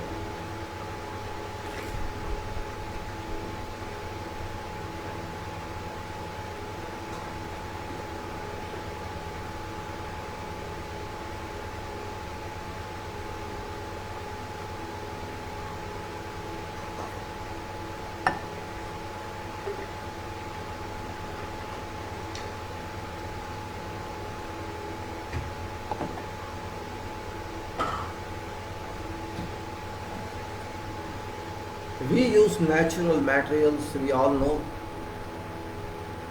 We choose because God has already provided that material for all this. God knows who has to do what. Until this material reaches right place, those people who do broking on that, who are agents within, who are producers of that, they won't get something in return until this material reaches where it is required. It's same thing as your money reaches the bank, it won't go to balance sheet until this transaction is done. So when material comes to place where it is to be consumed or not consumed, to use permanently, those people who depend on this business, they fail otherwise if they don't sell this. They sell because they do nothing on that, but they just extract that, or you can say mine that and sell it. They had no contribution in that. Anything else? Mine it, exploit, and then say we are making money, we are working hard. They say that. Nobody cares about those who are real workers, who are real strugglers. Nobody cares about those. And it's not now, it's from very beginning that nobody cares about those. There are many classes of workers in our field, many classes, and people do not bother about them because they are poor. They want to use their hard work, they want to use their stamina, but they don't want to give them anything special or anything extra. They want to enjoy profit, business profit, project profit. They want to enjoy everything, and then they say, we got it, I am richest. I am richest in world, I am number 2 in world. I can buy this and I can buy that. They buy everything. They forget those people because of whom one gets rich. Either they take money from bank and they use potential of these people, and in return they give very small amount. Very small amount. And they say we are doing business, we are doing this, it is our risk. It is our risk, and they say that. What they say, they don't know themselves, and they say that we are doing business. Okay, gentlemen, you are doing business. What business you are doing? What do you know about that? I do not know. What do you know about that? Hello. Hello. Good morning. Good morning जी, कैसे हैं आप? हाँ जी. कैसे हैं आप जी? I am not viewing your face. Hello. कैसी हैं आप? सही है. क्या कर रहे हैं? काम कर रहे हैं, बोलिए. कौन सी काम? आपका फेस ही नहीं दिख रहा है, ना कोई वीडियो दिख रहा है. आपके कौन से काम कर रहे हैं? आप क्या जानना चाहते हैं? अब बताओ तो. अरे आप कुछ बात करोगे, शक्ल दिखाओगे तो बात करेंगे ना. क्या काम करते हैं आप? आप कट गया. हेलो. हेलो. हाँ, क्या काम करते हैं? आपको क्या लगता है? हेलो. कट गया.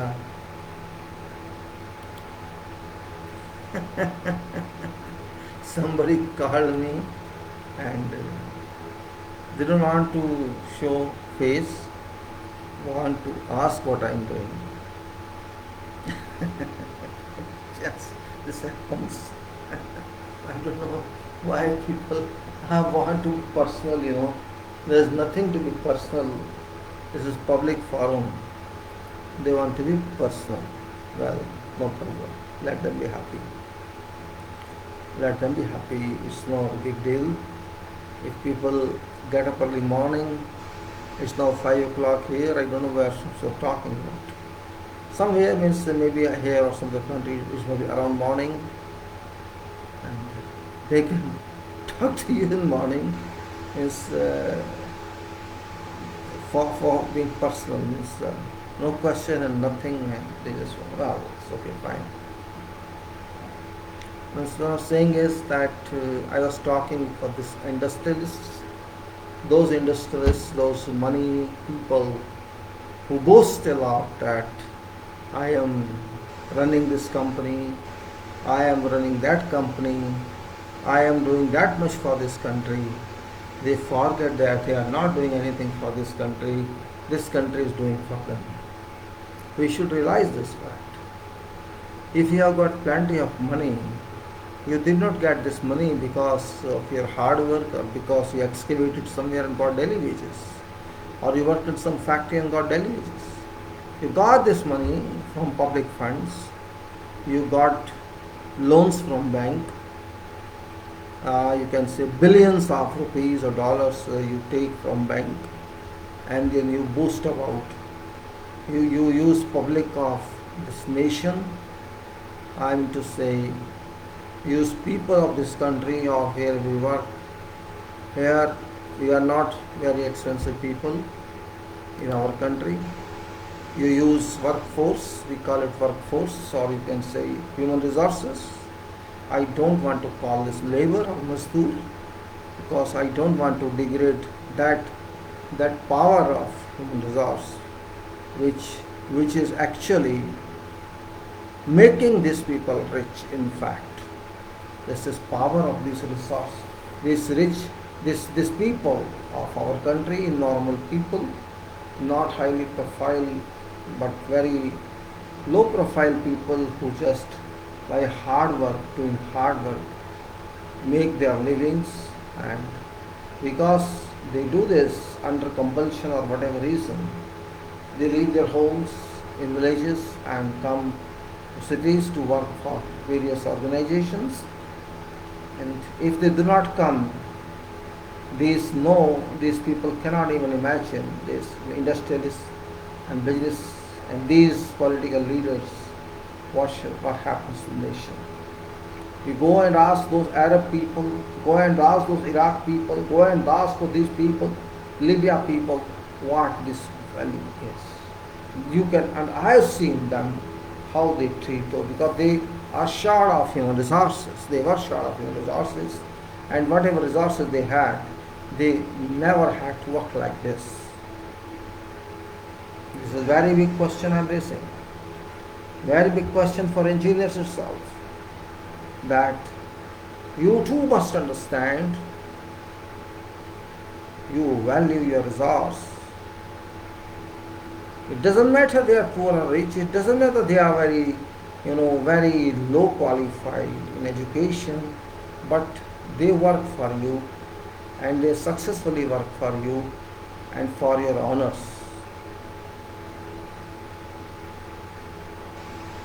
If population of this country is excessive, this doesn't mean you exploit that.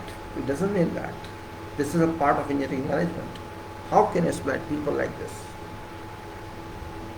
If somebody is getting low wages, it does not mean that this person is compelled. But okay, fine, this is market rate and you are giving this. But do not claim that you are rich because of yourself. In our country, there have been many business people have run away by looting and robbing banks, right? Many of them are real estate people, and they used to boast that we are contributing to economy that much. On calculations, yes, because company stands in their name. They contribute to economy by robbing bank and by exploiting these human resources. I value this human resource, well trained if they are. It's this resource. Activity wise the thing, not cost wise. Say on some site there are 2,000 workers work daily. I'm just around 2,000 works. There may be 200 machines working for you. 100 machines working for you. If these resources are not there, your machines will remain idle. You cannot do anything. You cannot get material because in mining also they are not available. Maybe you don't have drivers in truck, your trucks are not doing that. What shall you do then? Engineers must think about this. I consider engineer a thinker. If engineer cannot think about this, nobody else can think. If there is some analyzer in world, number one analyzer is engineer, and particularly civil engineers. Civil engineer's job is to analyze structural forces. If you can analyze structural forces in theory of structures, you can understand which member is sharing how much force. You can analyze ordinary life. If you analyze multi, you can say difficulty, multi-purpose or multi-members in one object, you can know before understanding, and a common man is surprised and you say, I have calculated load of this building on this building. A common man cannot understand what he is talking of. Whether someone see this building is having so much weight, oh, how you know so much weight? Did you weigh this building? You did not construct this building. You are just working on drawings, and you are saying this building is going to weigh. So how it means? It's really surprising for them because they do not know what is calculation, how we do. Some may know, but majority of people do not know. Like that, our workers are of same caliber. People call workers in civil construction are poor, ill-educated, they are not very well educated. Okay, I respect that statement. I ask now, people in mechanical or people in electrical, what is their education? Oh, they are trained, they are ITI, they are this and they are that. They are trained. All are not ITIs. And even if they are ITIs, they are, metric or 11. And what worker we are using is not having 8th or 10th, right? But they are not educated, how can you say? You think only going to school education? You think that? Just think of farmers. Are they educated? If today farmers don't sow crops and don't reap anything, from where shall you bring your food? Ever think of? If farmers working in fields, if they do not work, they do not give us food, what shall we do? They are also not educated, but they do their job. You think only book education is important, or process or procedures of farming technology, assessment of every stage in farming? What is that? Is that not practical education? System, procedures, timings, quantities. Is that not education? And if you think that's not education, then your education is defective. That's all I can say. Same way, our people in construction, half of them come from farming families, more than half. Because people in farming families are generally stronger than others, because they involve themselves in physical activities of farming, which we do not. And they know from their parents, from their fathers, grandfathers, practical learning of activities like masonry, you can say steel fixing, plastering, rendering, tiling. These activities which are family activities, which usually the wrong people do that. Yes, you can train them to do better setting or something, but they know how to do that. If you just give them a little training, they will be best. And if these people are not, they do not work in your sites, all these civil people, you know what happens? Can you imagine that? You can't imagine, because your mind is still filled with septic thoughts that you are rich and you are giving them job. Fact is different. These people are giving you project, not your job. These people, whoever they are, from where they are, doesn't matter. Today they may be there, tomorrow you terminate them, somebody else will buy. Still, it's the people that give you job. You can remove them from job, or they go, still somebody would come. It's not easy. You may say, oh, we will use machines. Okay, use machines. Machine operators one will get. My question is, we should try to understand that if I am very rich, it's not because of myself. It's because of material, cheap material in this country. It's because of banking support to me. It's because of these people I import, or I can say I procure for my project at cheap cost, at very cheap cost. So these people which you use or I use are very important people.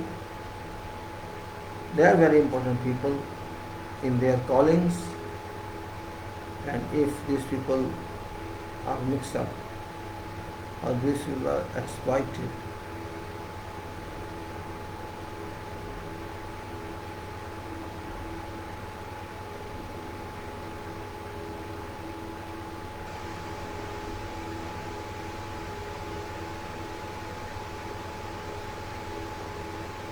that's what I reason like this.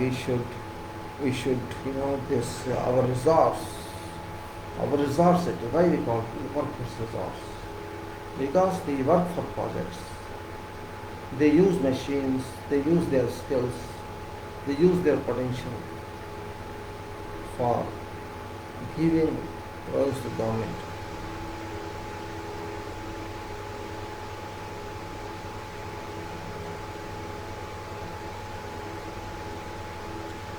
Means what I wanted to say to you people is that don't underestimate our will, our capacity, and you must have some answer to give to those who raise such questions.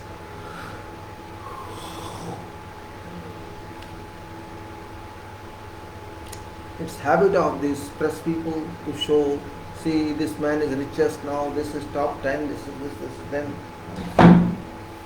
You should say public is top 10. His workers are top 10. Why is top 10? He can't be top 10. Public funding, public resource, public material, everything comes from nation. And you think that he is owner of this without taking on the responsibility. Right? We should be good in mind, not bad. We should respect those who support us. That's the main point. But that human approach has gone. This approach has been sold in market economy because we are interested in market economy and making more and more profit, and human relation, human consideration has gone into ashtray, into sea.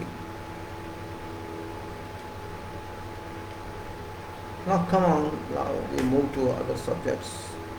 It's already 5:15, and about 3 hours or 2.5 hours more.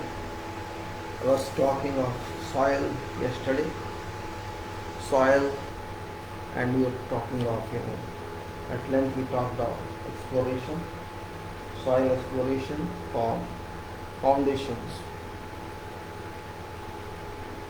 which was very important one, and talked of at length about this.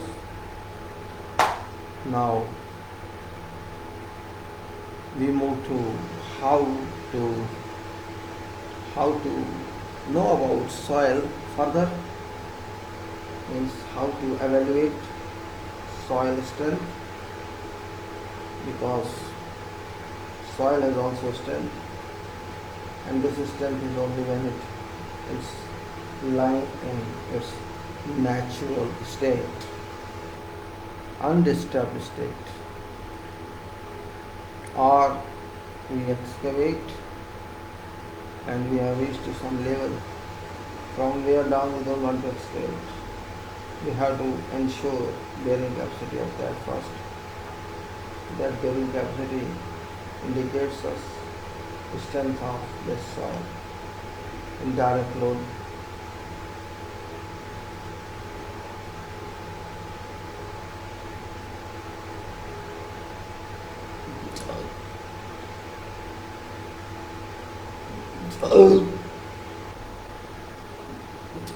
You know, there are various kinds of soils, as we know, we have gone through. There are some granular soils, some cohesive soils, though both opposite to each other, and some sandy soils, sand soils and rocks, some limestone rocks, like this. And these are major, you can say, major engineering soils for major reasons.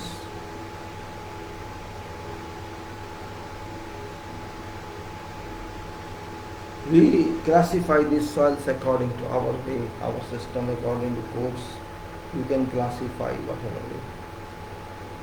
But we have to know the strength of these soils, because ultimately what we have to calculate, what is total strength of foundation and this foundation behavior, how shall it conduct when load comes onto this. Not only load comes onto this, when load starts coming on this and that load continues for days, months and years together, it doesn't say today I load and that's over. Today that load comes in construction, there are various stages of loading. We have to think our way. When we start loading that first day of concrete, blinding concrete or main parts concrete, and then it goes up to say 40 days, 50 days, what percent of changes we get in results and what percent real changes are in that.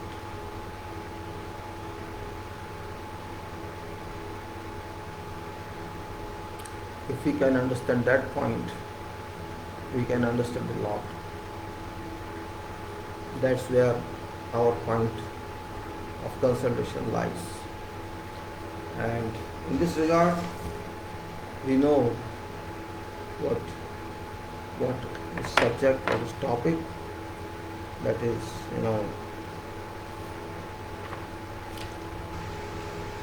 that yesterday we discussed bearing capacity and stress distribution. That's one topic, one chapter. Bearing itself tells something. Bear means, tolerate. Bear means take or person to hold something. So this means this soil, what strength it has, it bears, its capacity of soil and its procedures, how to do that.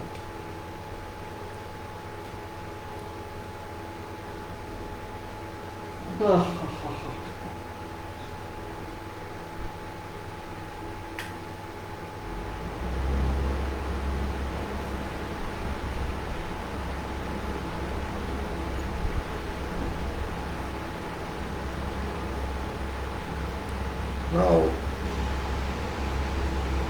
say foundation of structure transmits load of structure to soil underneath. The rational design of foundation is based on bearing capacity of soil, and hence determination of bearing capacity of soil is very important for a foundation engineer. Bearing capacity may be defined as largest intensity of pressure, largest intensity of pressure which may be applied by a structure or a structural member to soil which supports it without causing excessive settlement or danger of failure of soil in shear.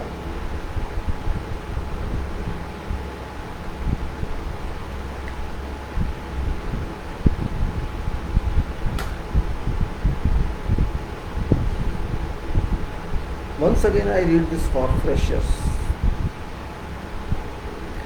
Foundation of structure transmits load of a structure to soil below building, below foundation.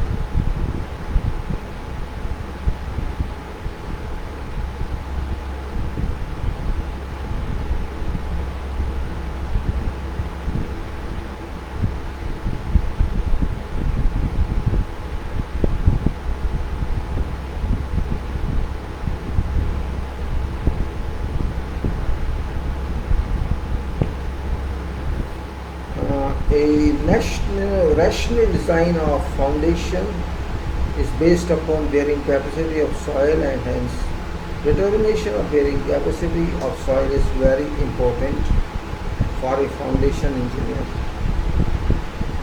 Bearing capacity may be conclusive. Bearing capacity may be defined as largest intensity, you can say, largest intensity of pressure which may be applied by a structure or a structural member to soil which supports it without eroding, without causing excessive settlement or danger of failure of soil in shear.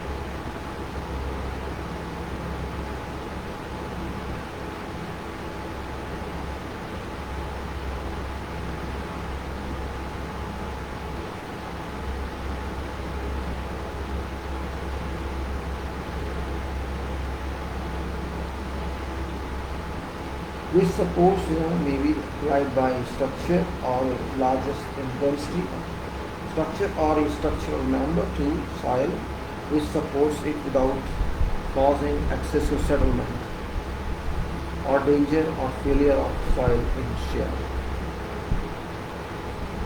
Ultimate bearing capacity is minimum pressure, minimum gross pressure intensity at base of foundation at which soil fails. Ultimate bearing capacity, soil fails.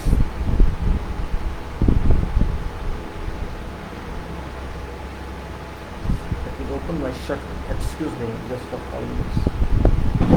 I'm feeling, very much humid. And ultimate bearing capacity of soil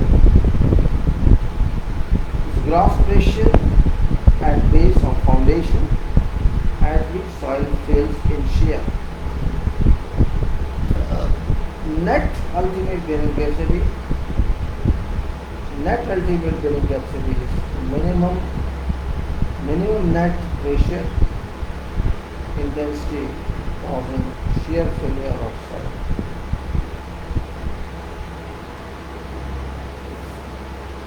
Shear failure of soil.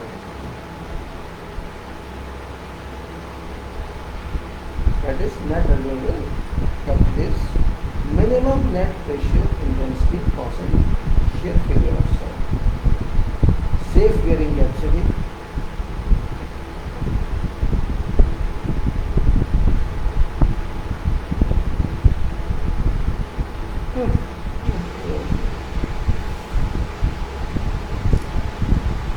Safe bearing capacity means ultimate bearing capacity divided by a suitable factor of safety is called safe bearing capacity.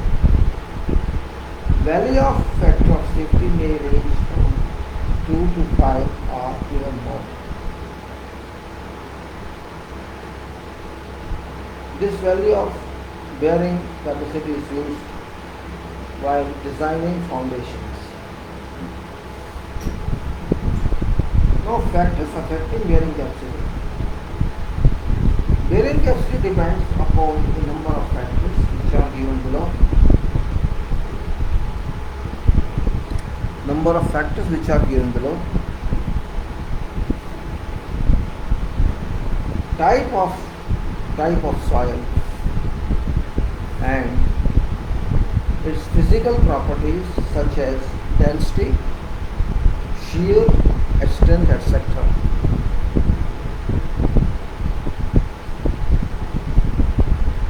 Physical properties such as density, shear, strength, etc. Almost allowable total and differential settlement.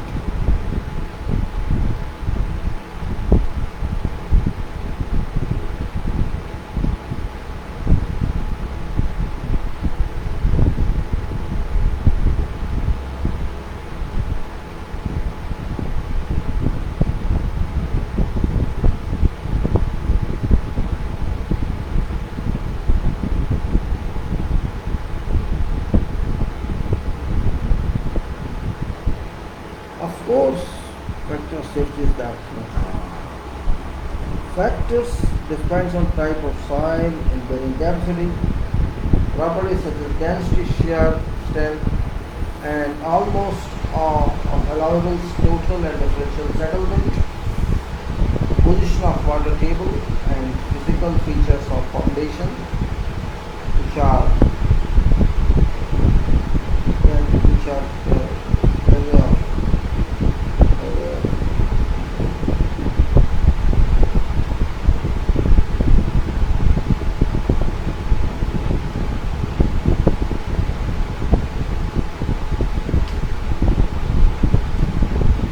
now physical features of foundation. These are affect that the value of the capacity are type of foundation, size of foundation, shape of foundation,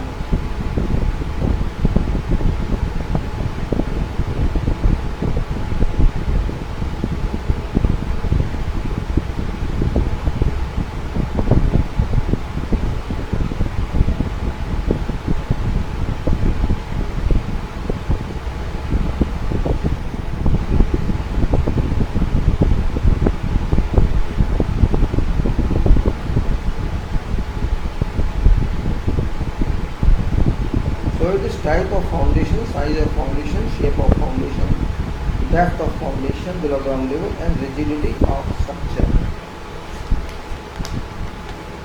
Rigidity of structure. Now methods to determine bearing capacity. Simple it is, but again refreshing.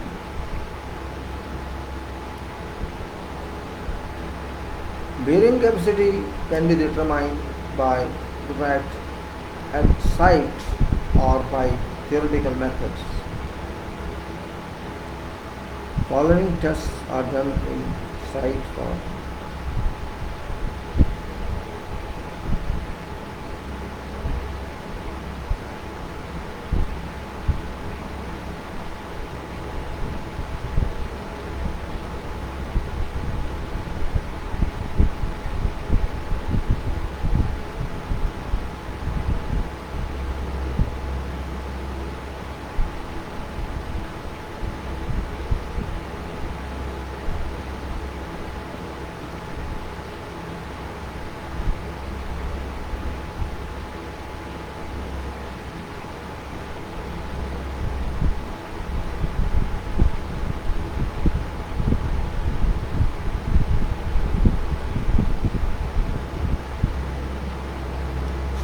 we say bearing capacity can be determined at site by theoretical methods or methodical methods. Following tests are done at site, and see how it is. Plate load test. Plate load test or standard dynamic penetration test. Standard dynamic penetration or plate load test. Plate load test. Best procedure to find out bearing capacity of a soil is to test a full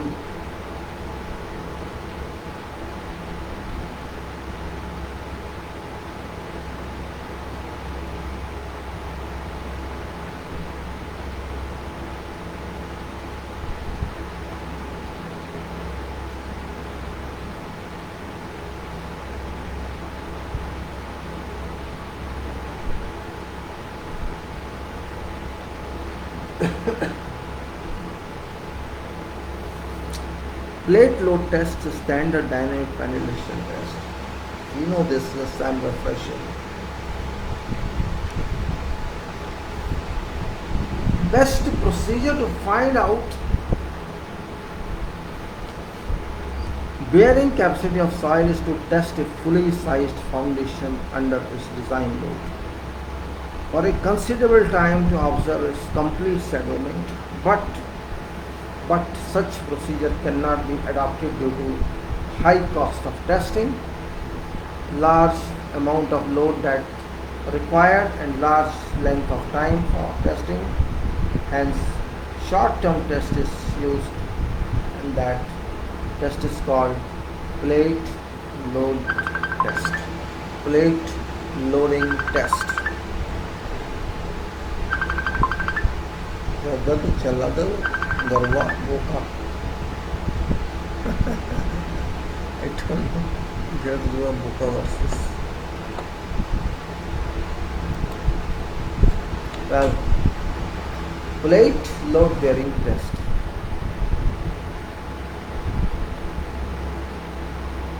Plate loading test. Test plate may be circular. It may be circular or square in shape. My shirt is flying.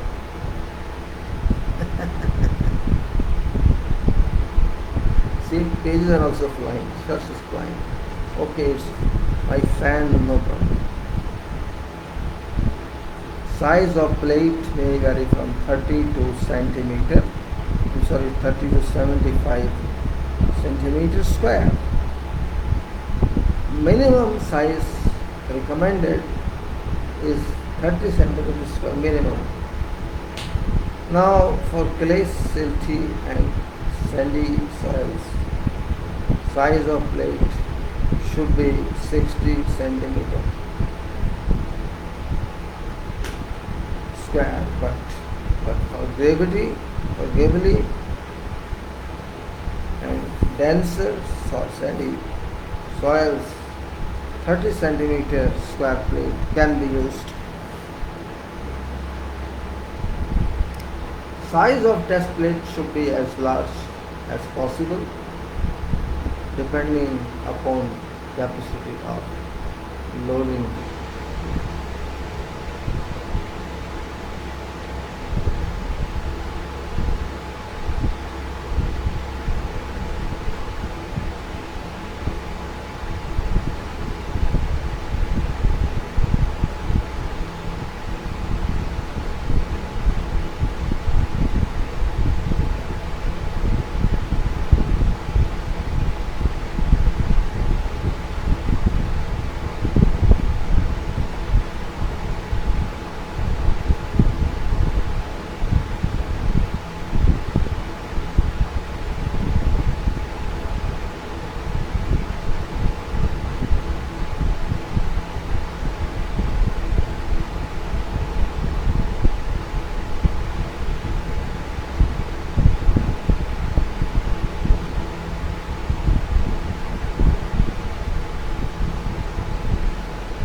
Alright, remove 30 centimeter test remove then.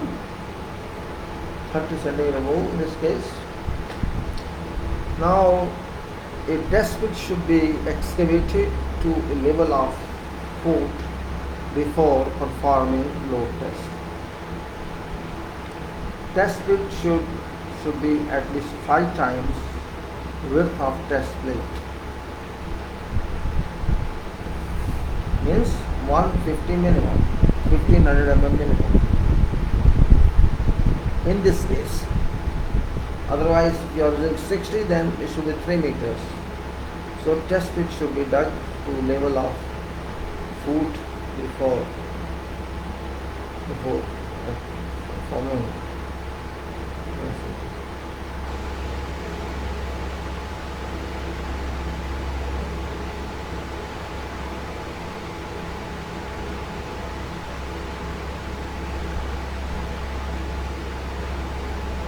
Now test pit should be dug to depth level of foot before performing load test.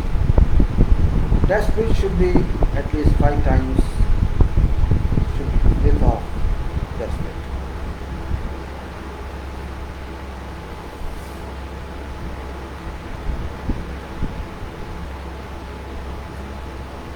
Test pit hole should be dug on center of pit. Hole should be dug on center of pit,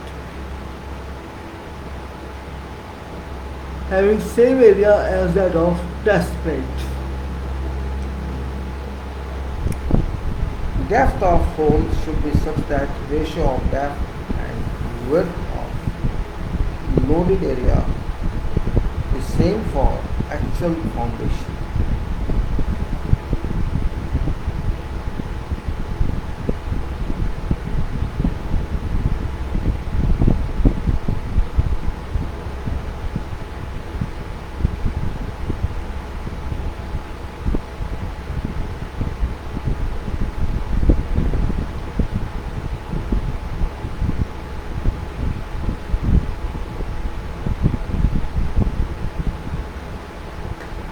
So we have dug a hole in center of this fork plate.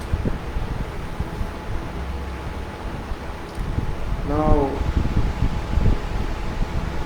depth of hole should be such that ratio of depth and width of loaded area is same for actual foundation.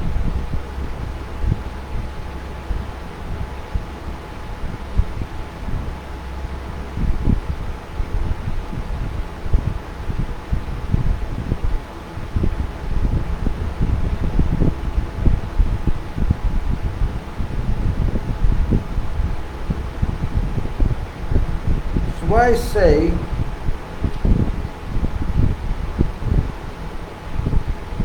in this case, now B is width of foundation and D is depth of foundation. Then BP is width of plate and DP is depth of hole below foundation.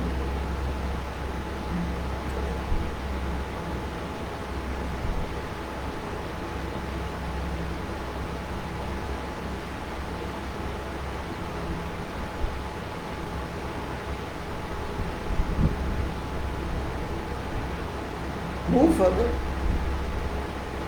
says that ratio is B over D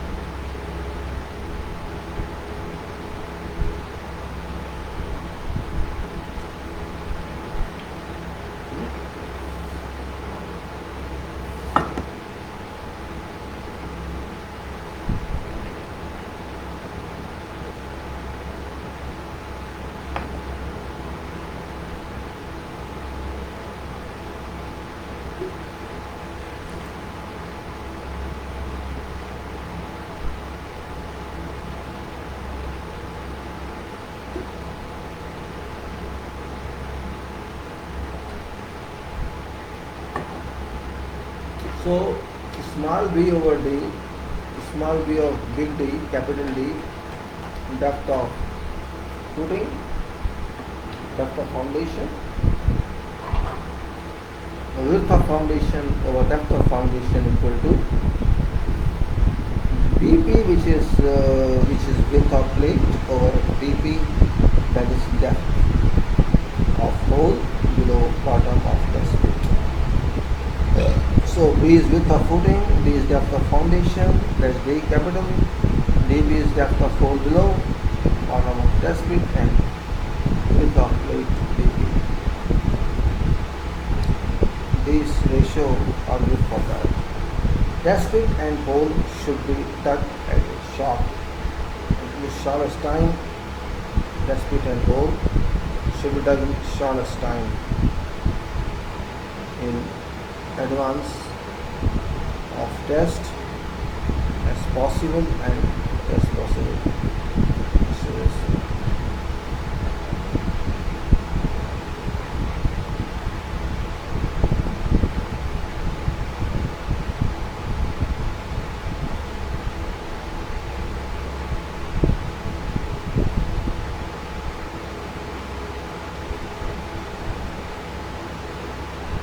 After that, the best test pit and hole should be dug as short time as advance of test pit as possible.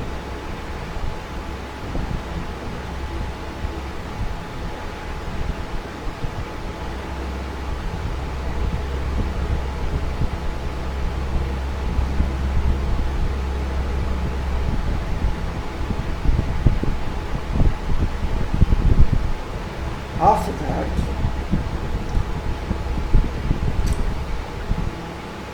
test pit and hole should be dug in short time advance of test as possible, and test surface should be well protected against moisture changes and other disturbances before and during test.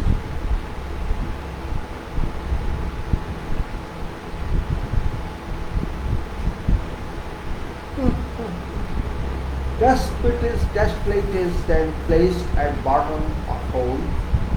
Usually a thin layer of sand or plaster of Paris is placed in between to take care of unevenness between bottoms.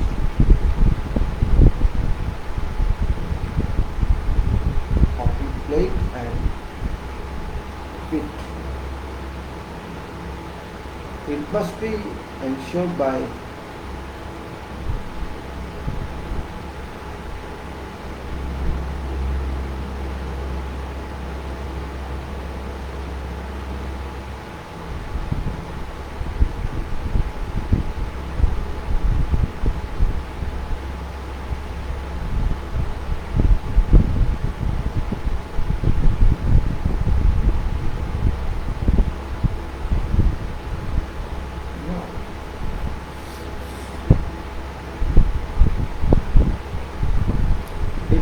ensured by bubble tube that test plate is fully horizontal. A preliminary seating load of 70 gram per centimeter square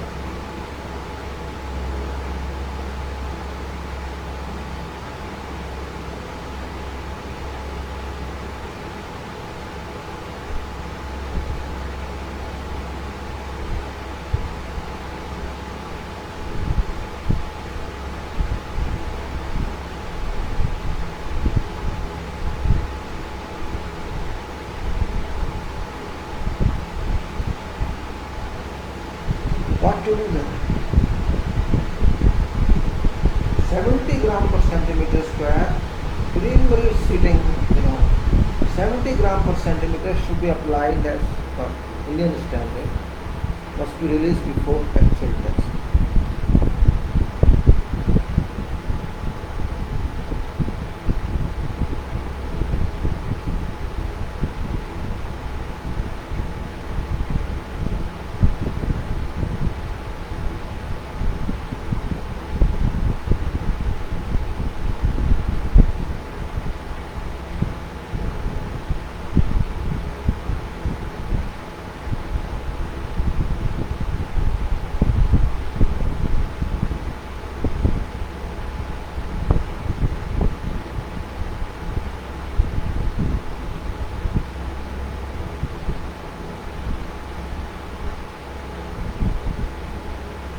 Let's see first of all about excavation depth.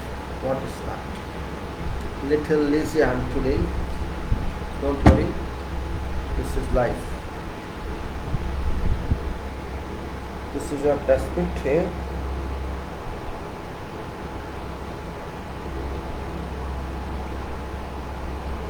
And this is your, you can say, equation. I think where's that? That's there. And now we move on to what it says. Apply 70 gram per centimeter square is 30 by 30. This is 900. 970. 6300 means 6.3 kilogram total. Now, for instead of the release data set, application of load.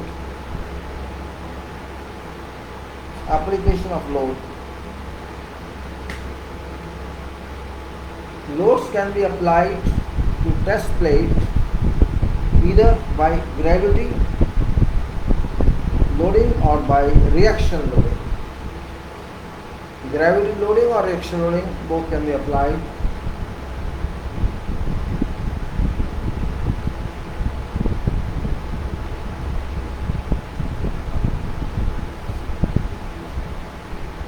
Gravity loading method is to use a heavy wooden platform, nails, pulley, built on top of wooden column which stands vertically over test plate. Settlement of test plate is recorded by resting a leveling staff on a bracket attached to column and reading it with help of level. This is actually old method, to be very frank. Loading platform, then we will do that. Loading platform, sketch off. I will show you this, but this is obsolete. There's nothing in that done. Those sketch for only understanding purpose. It's very long in this loading cross, this and that, but that's not done these days. And it is something else that's done these days. But for knowledge purpose, for information purpose, because this is a method, you have to do this. Small loading platform, I will show you this load. There is a plate on which item number 1 is test plate. Item number 1 is test plate, 2 is bracket for staff, then bracket for staff, then 3 is column and 4 is guide and 5 is fixing spike.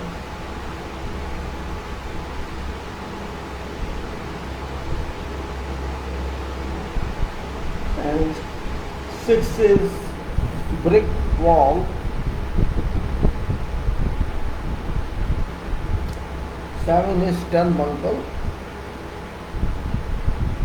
7 is turnbuckle and 8 is guy rope. 9 is wedges. 10 is loading platform.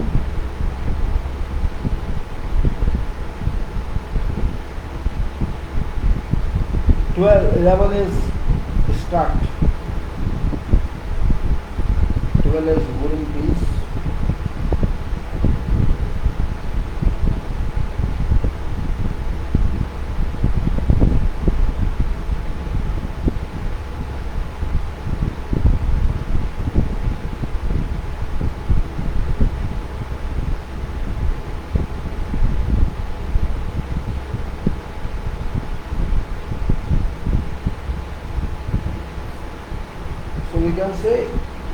13 is RS hoist and 12 is wooden piece. We'll show this sketch for your information. though it's not done these days, but for your information only. It's very old, so it's there in this book. We bring truck, and accordingly we do nowadays. It's nothing else nowadays, for only history.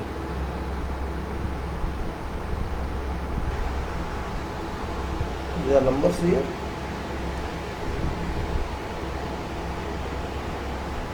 Then say this is test here.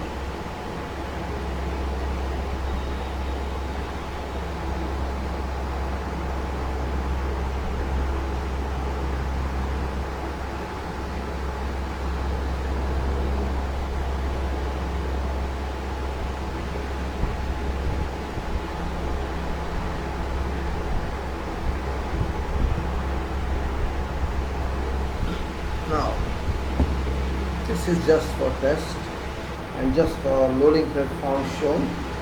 As a sketch of loading platform has been shown, which is commonly used for gravity loading. Whole arrangement can be fabricated at site by timber only. Arrangement is provided with guy ropes and turnbuckles so that whatever extended load can be corrected. Platform is loaded by sandbags.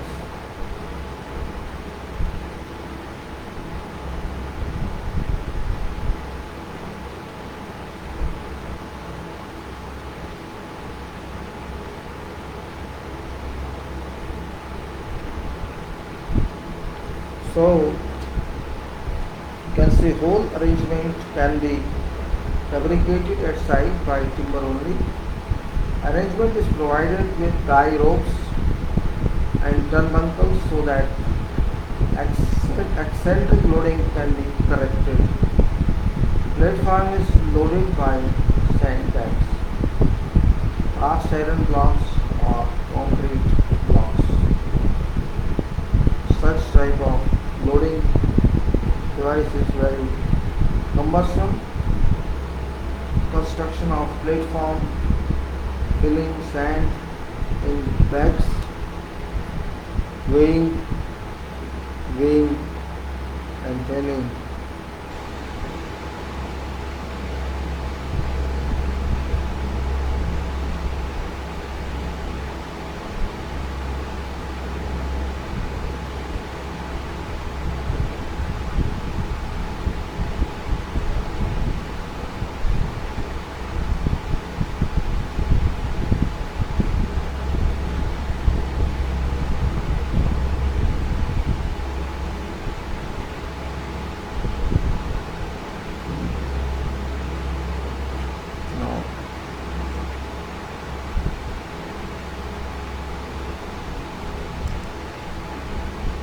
Etc. entail a lot of expenditure and result is also not very accurate. Therefore, reaction loading being using a loading truss is being used these days. Loading truss. Now it's loading truss. So it's truss again, I say. Actually, truck is used these days, so no problem. We just understand what is reaction loading. For purpose of reaction loading, we are understanding this method, loading truss. I'll show in this figure. This shows a typical sketch of loading truss. And members of truss can be joined by nuts and bolts at site. Even bottom cord can be separated into two halves, whose total length is 4.3 meters total length, and can be joined by nuts and bolts. The truss is portable and can be joined at site in no time. This truss can give approximately a reaction of 14 tons. There are steel channels at both ends of truss.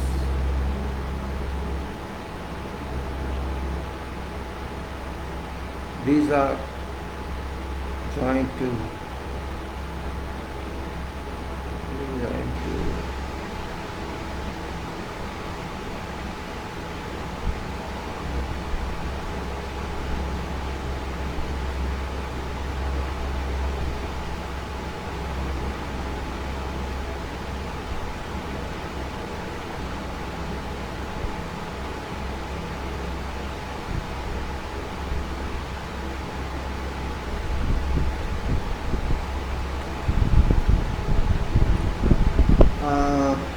These are joined to truss and run at right angles to plane of truss. These channels contain hole on each end so that soil anchor can pass through holes. Soil anchor pass through holes and are of length about 1.25 meters. Pit is dug, excavated, this trench and usual way for performing test. Test plate is kept at bottom.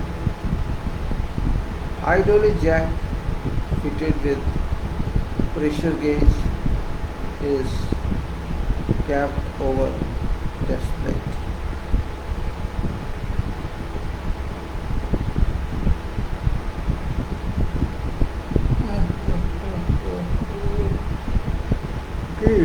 Hydraulic jack fitted with a pressure gauge is capped over test plate. After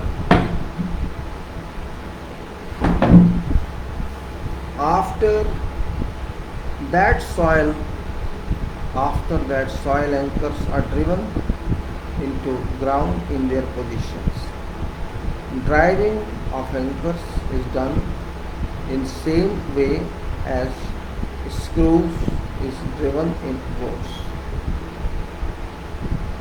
Anchor are hollow steel tubes on which steel plates have been welded in form of spiral from bottom part portions. After all four anchors have been driven, truss is kept in position in such a way that king post rests on top of jack and top of all anchors pass above whole of channel piece. A pin is inserted into top of all soil anchors, which contains a hole for it, so that it's now part and parcel of us. As jack is walked up, reaction is given by soil anchor. As jack is walked up, reaction is given by soil anchor to jack and in turn to test plate.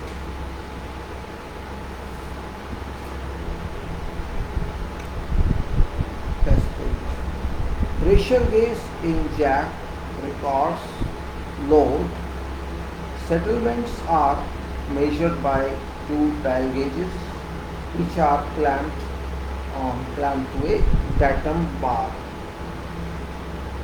whose two ends rest on a stand to a minimum distance of 1.5 meters from center of test plate.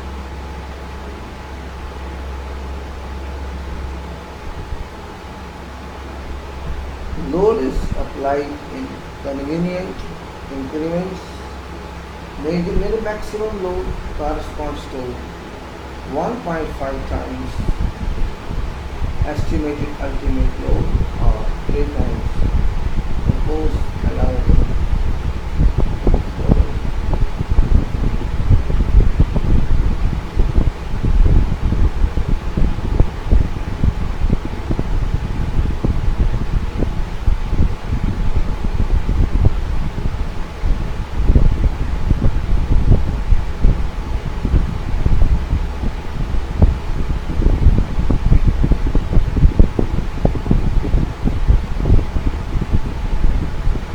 Now what happens, let us see, 1 minute please, just a minute, let me put off, I think this section, let me put for this my battery for some time so that it remains a little cold. Let me put my calculator on. Just a minute, please.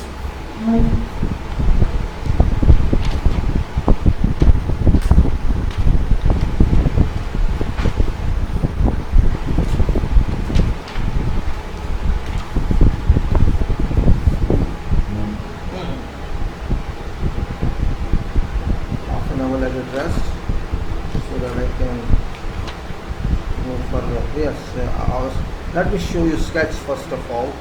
I have announced this. See, in this one is joint for top chord. I'm just explaining truss here. Loading truss, joint for top chord. 2 is king post, and 3 is bottom chord. Sorry, 3 is bottom chord.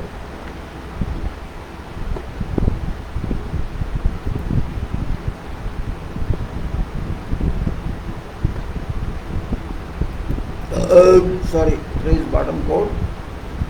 4 is hydraulic jack, and 5 is dial gauge.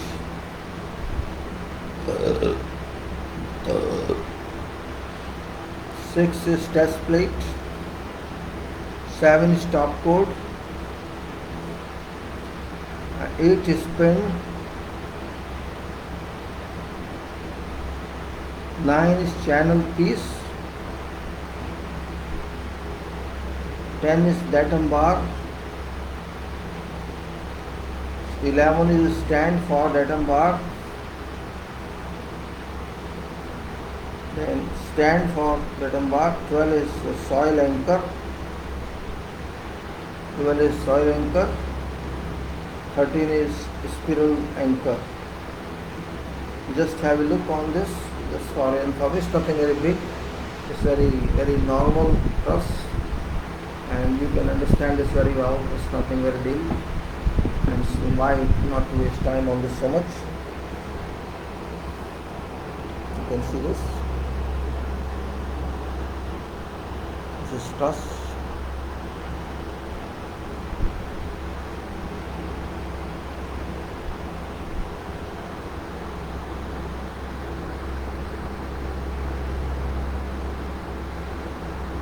See, names are written here, and these are sketch. In this sketch you will find this.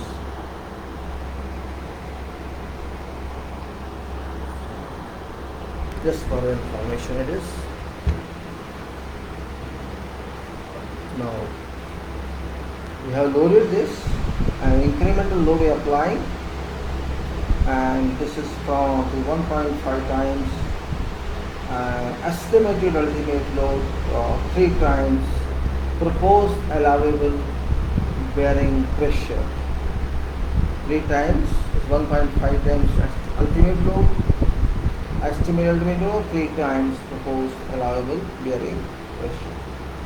Each incremental load is kept constant. Each incremental load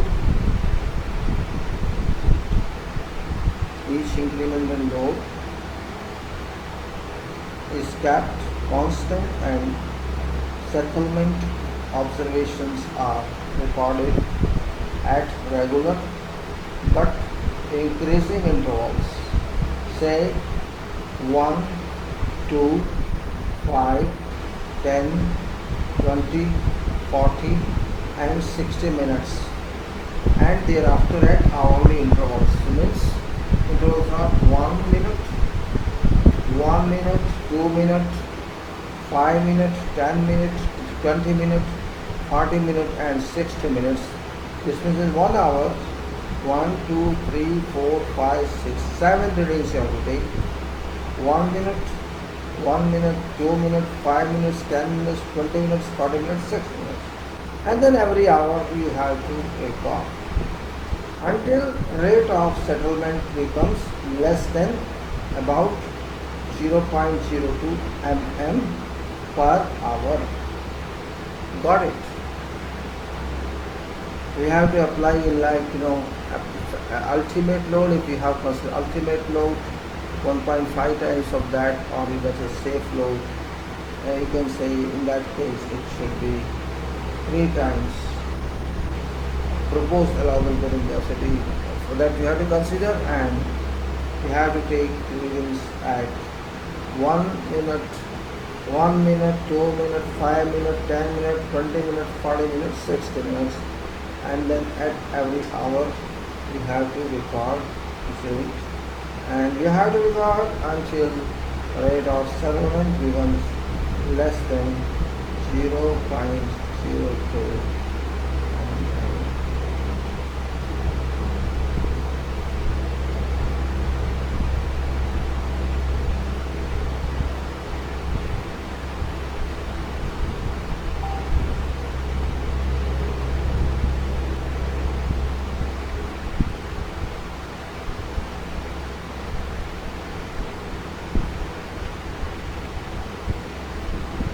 Alright, then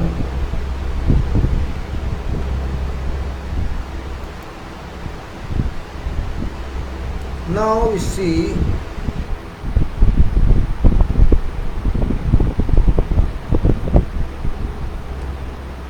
that this rate has to be, this loading has to be applied until rate of settlement becomes less than 0.02 mm per hour. After this, next increment of load is applied. While there is no difficulty in keeping a load constant in gravity loading, it's essential to work up jack at all times to maintain correct load in reaction loading. Sometimes spatial load settlement, sometimes spatial load measurement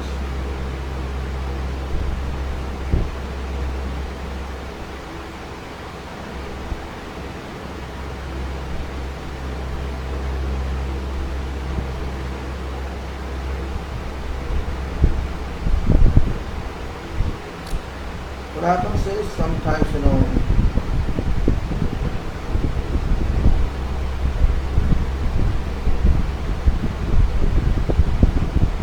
after this increment of load is applied, while there is no difficulty in keeping a load constant in gravity loading, it's essential to work up jacks at all times to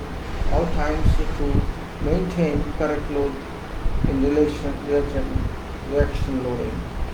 Sometimes special load maintenance is special load maintenance having electronic controls are also used for this process. In above method of reactions loading by truss, it has been found that driving of soil anchor takes a lot of time, and sometimes anchor gets stuck while driving. Hence, another method of securing truss to ground has been found in this method. Same truss can be used, but instead of soil anchors, semicircular holdfasts are used for securing truss to ground. Holdfasts contain so many holes,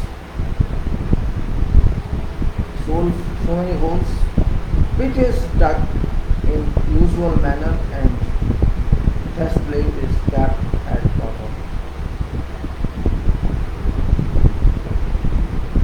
After that, bottom import straps, bottom import strap, bottom import strap, length of figure 25.4.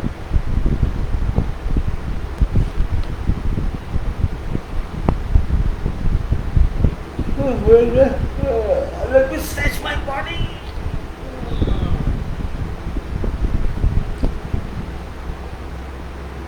There's another truss shown later on. I'm just reading for that. I'll show you sketch. Now, this method of reaction loading by truss It's found that driving of soil anchor takes a lot of time and sometimes anchor gets stuck while driving. Hence, anchor method of securing truss to ground has been found. In this method,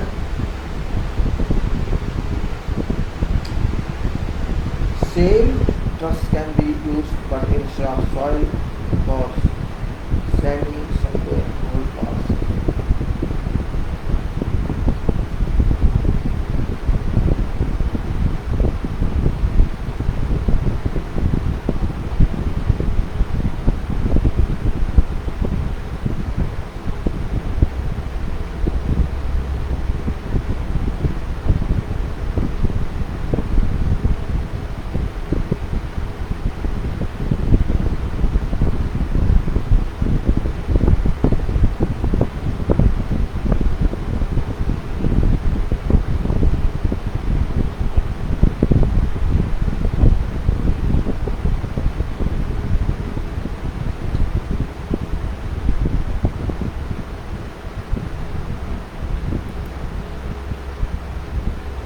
Alright, now what I said that as other methods in this method, same truss can be used, but instead of soil anchors we use semicircular hold fast. But instead of soil anchor, semicircular hold fast we use, and for securing truss to ground, hold fast contains so many holes. It is excavated in a manner. Just please step back.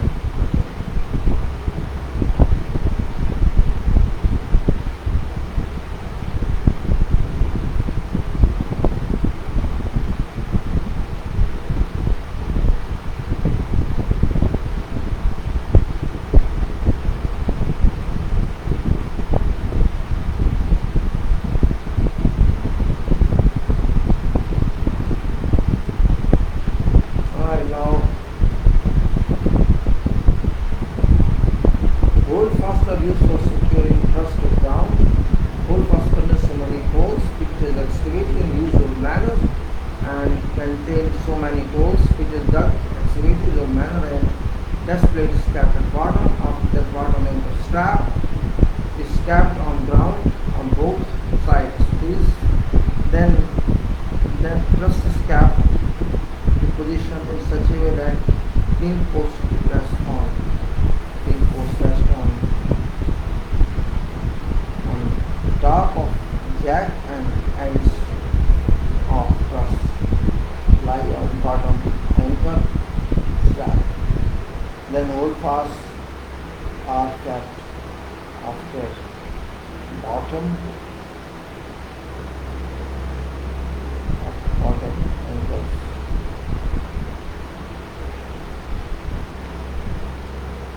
A number of steel spikes are there.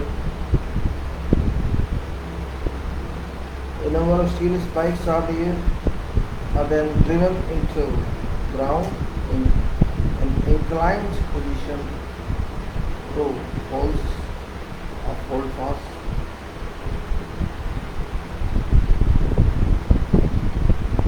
After that, one eye section joist is kept over channel piece of truss. Then top anchor strap is kept over truss, parallel to bottom anchor strap. Both anchor straps are joined. It means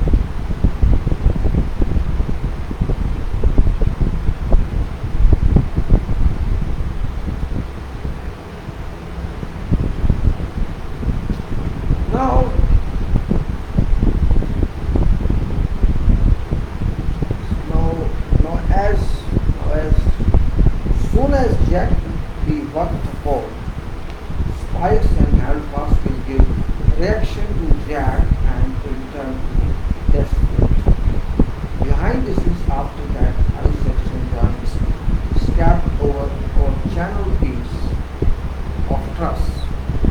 The top anchor strap is strapped over joist parallel to bottom anchor strap. Both anchor straps are joined by means of long nut and bolts. Both anchor straps are joined by means of long nuts and bolts. Separate section and plane showing only joints have been shown, which is self-explanatory. Now as soon as jack is got the spikes and hold fast will give reaction to jack and is done to test plate. This method of securing truss to ground has been found to be work better than soil and frost. In this case,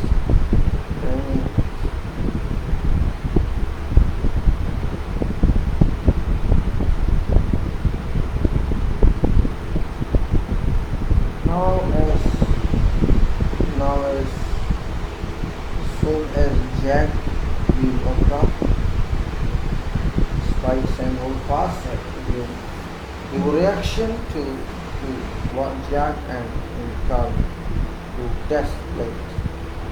This method of securing ground has been found to work.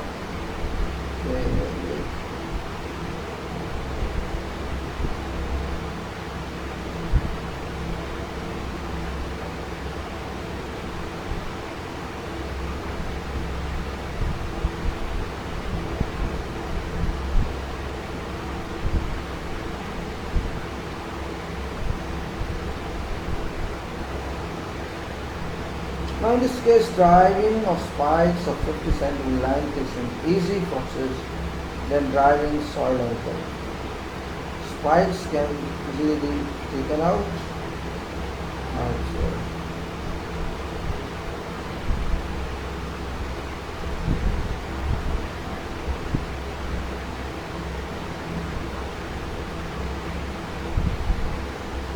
I'll show you this sometimes now. Say sometimes at shallow depth it is more handy to keep a loaded truck. This is here, what I was telling. Sometimes at shallow depth it is more handy to keep a loaded truck in position so that just can be loaded by working.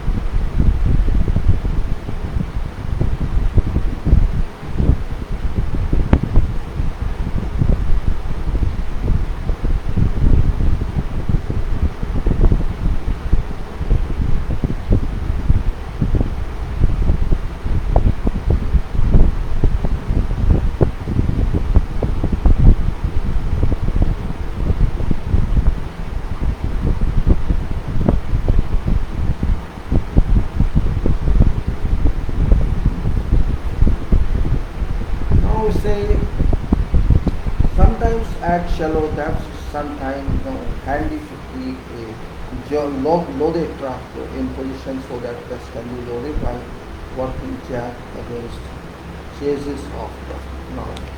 That's an I'll speed numbers and then membership. One is in this sketch, joint for top code. Joint for top code, 2 is skin post, and 3 is bottom code. 4 is hydraulic jack, 5 is dial gauge, 6 is dash plate, 7 is top code, 8 is channel piece, joint to stress test.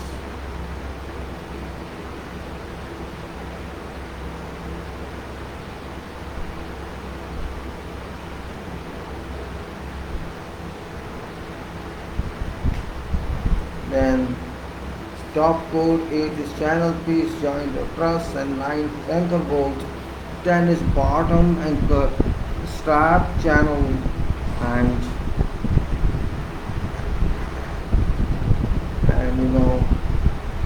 9 is bottom anchor strap channel, and 11 is spike 50 centimeter long, then 12 is semi cylindrical hold task, and 13 is top anchor strap channel, and 14 is section joints. Let us show you this sketch as well. Third sketch.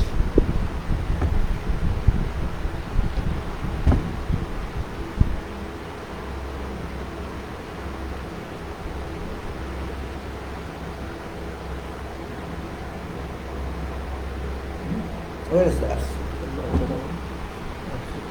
Sorry. Let me show this way better. Is that sketch?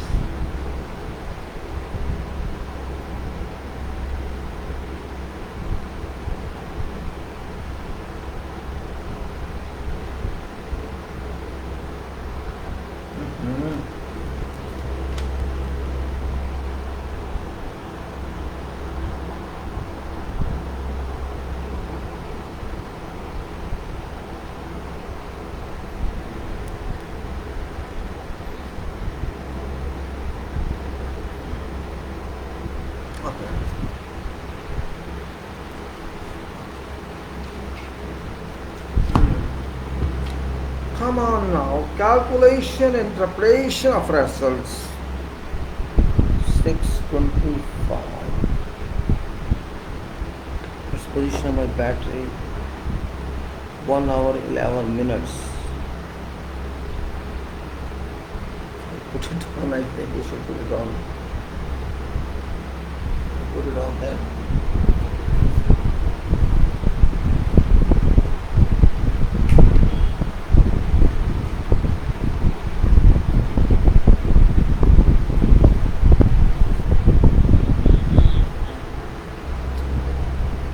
Calculation and interpretation of results. Calculation and interpretation of results is very important one now. Calculation and interpretation of results. Reading obtained in plate loading tests are plotted in form of a load settlement curves.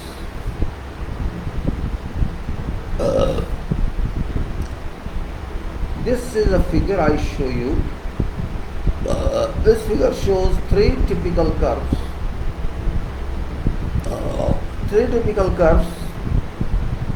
Intensity of load has been plotted on x-axis, load intensity, ton per meter square.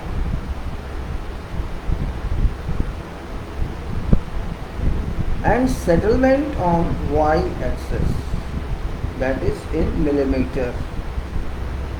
According to Tarjagi, soils fail by yielding either in general shear or in local shear.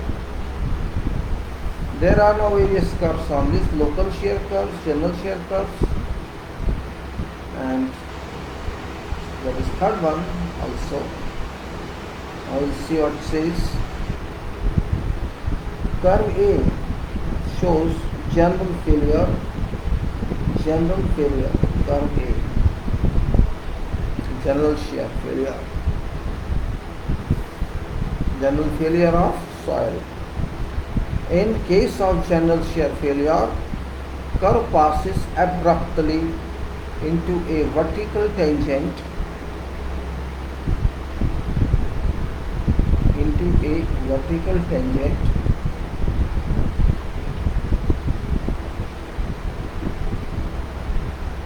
curve passes abruptly into a vertical tangent after a small strain. Curve B shows local shear failure of soil. It continues to descend on a slope. It continues to descend on a slope.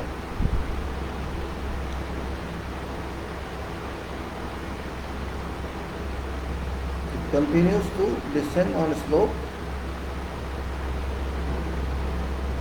with larger amount of settlement. Curve A characterizes stiff and dense soil. Curve A, and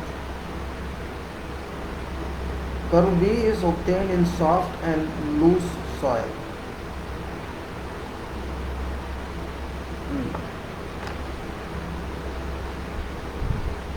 It continues to descend on slope with larger amount of settlement.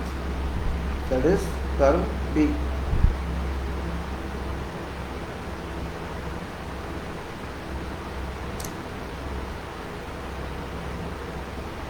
Curve B is obtained in soft and loose soil. Curve C is obtained in dense cohesionless soil. Curve C is obtained in dense cohesionless soil which do not show any marked sign of shear failure.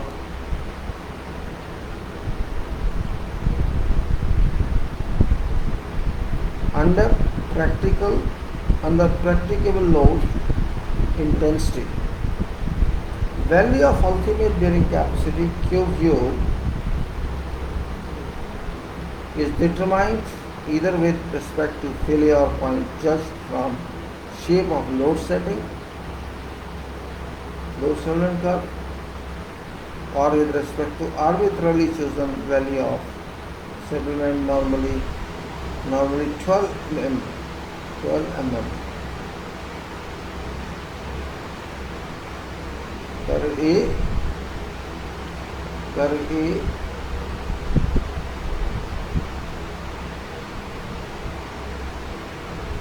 Curve A shows a definite failure point.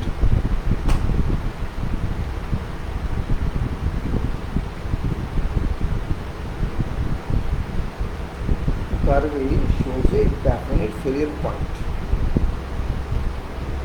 Curve B, failure is assumed as soon as curve passes into steep and fairly straight tangent. In case of curve C, there is no such point. Hence, arbitrarily chosen value of settlement can be taken for finding value of QQ.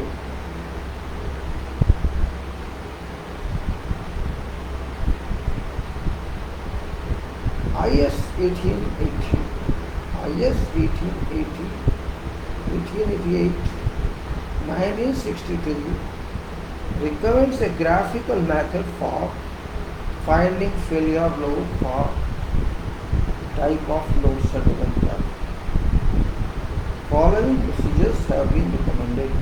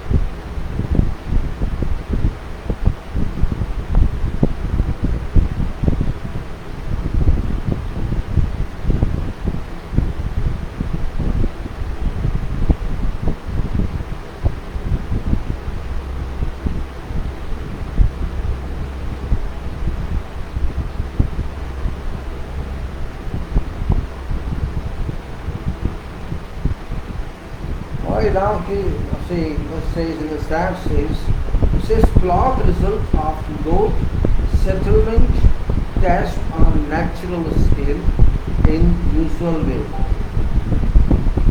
Project early straight line portion of curve in backward direction.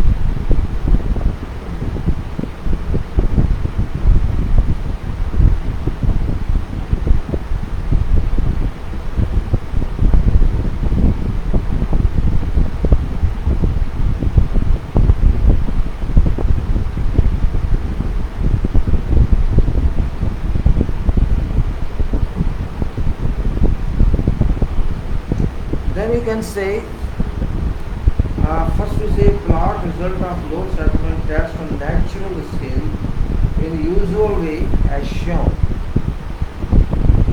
Project early straight line portion of curve in backward direction.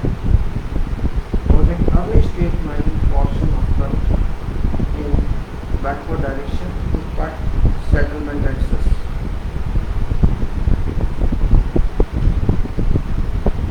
Settlement at zero level is indicated due to uneven seating of back test plate. This is called zero correction.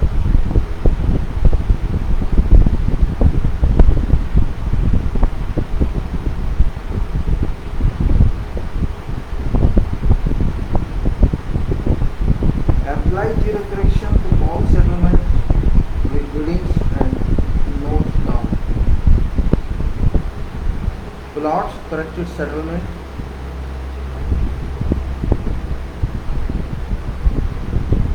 Value and corresponding load intensity on log scale.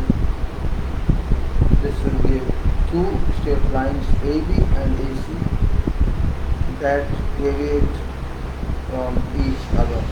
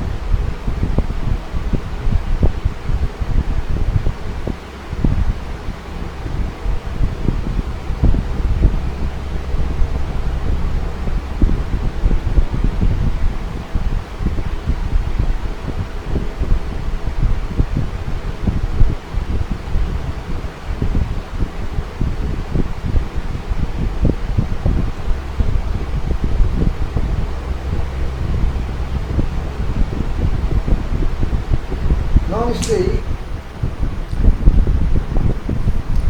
after zero correction to all settlement curves, readings and notes down,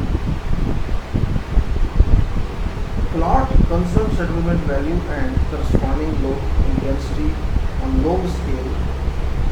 This will give two straight lines AB and AC that deviate from each other at a point A.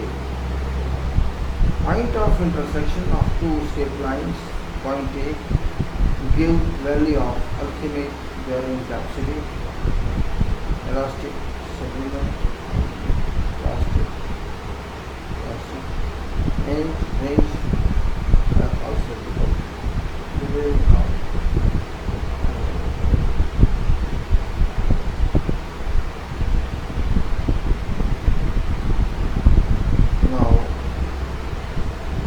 This first, this curves which we talked of for your reference. These curves you must understand first.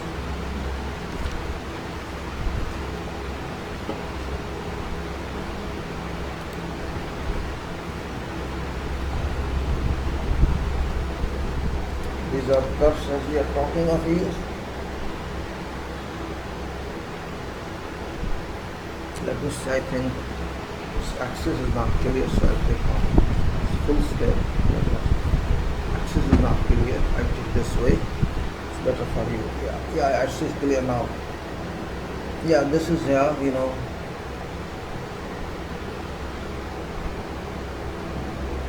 can see load on x-axis, y-axis, settlement, and you see A, B and C, three are there. You see curve A, curve B, curve C.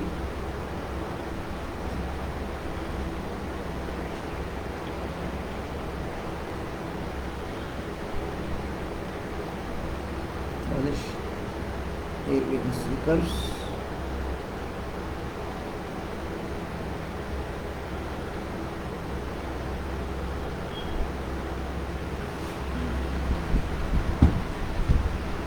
Now I'll see other one. Next curve is same relation. You said is settlement curve where ABC points are there.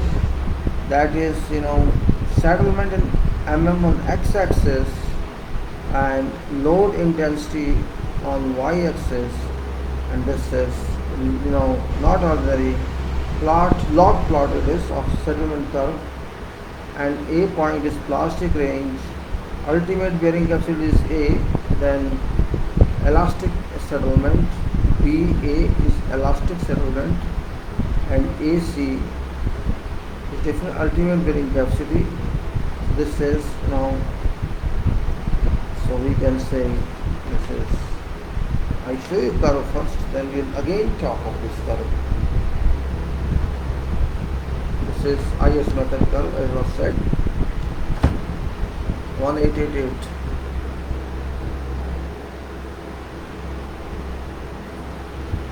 Sorry, this one.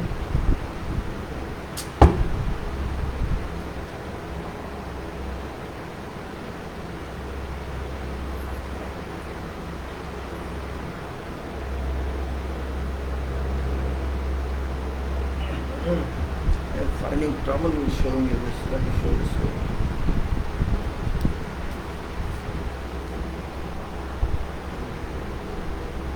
This is that. You can see A, B and C, and this is at the bottom.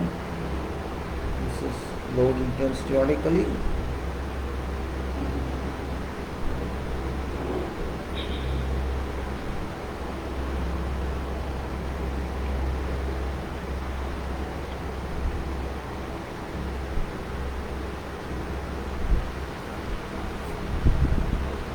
Let's go through this again.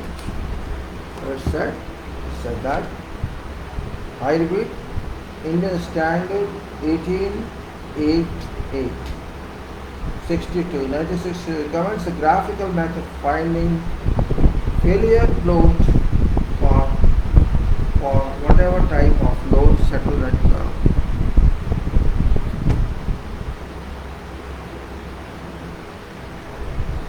Procedure is given here.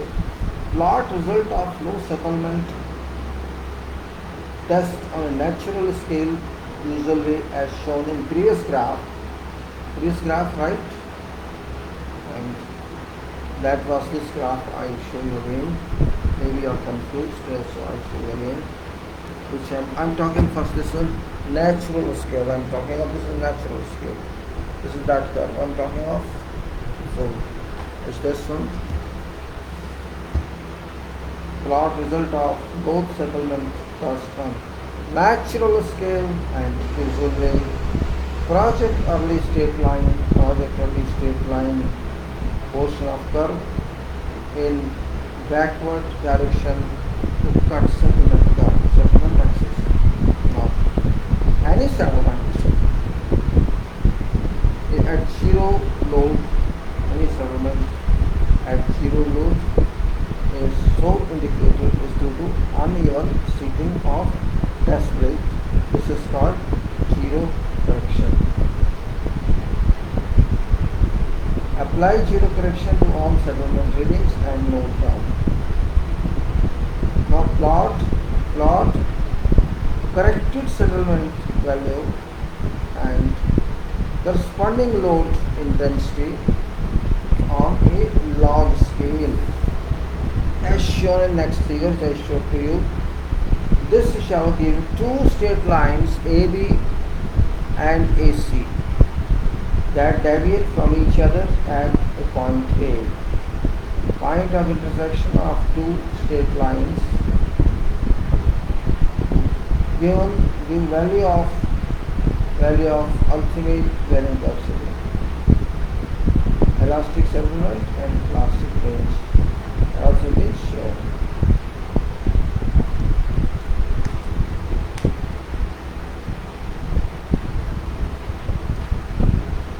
Hosel method.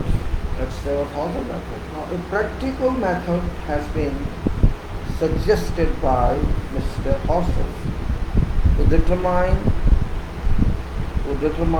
bearing capacity by means of plate bearing test.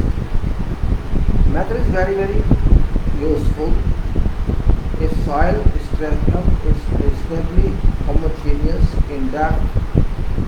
In this method, assume that load is transmitted to soil as sum of two components.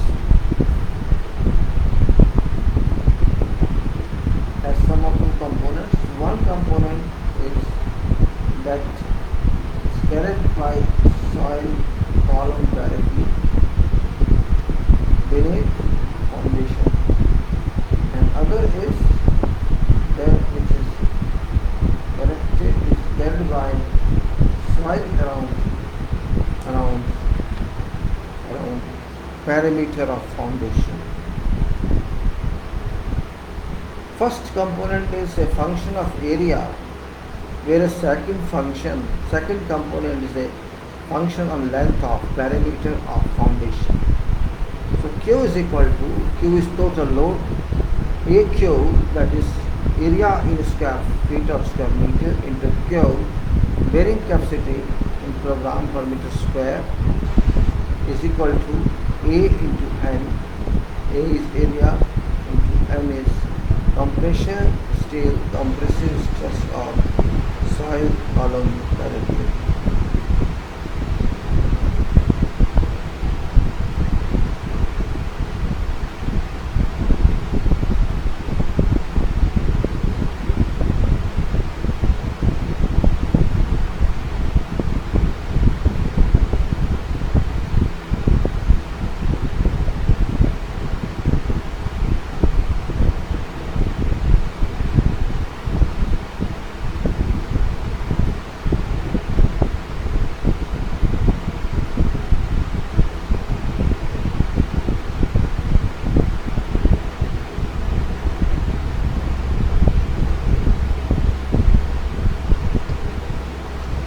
AQ is equal to A into N. N is compressive stress of soil column directly beneath foundation in pound or kilogram per meter square. A is that.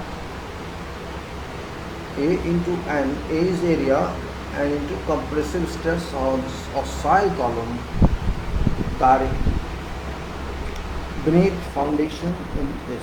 M is perimeter shear in pounds per feet, kilogram per meter. So P, that is perimeter M, is first P is length of perimeter in feet per meters. So length of perimeter into perimeter shear in pounds, and N is, that is, and A is area, N is compressive stress of soil column directly. Now let ratio of perimeter P to area A be X, which means X is then Q is equal to Q over A. Let ratio of perimeter P be area A.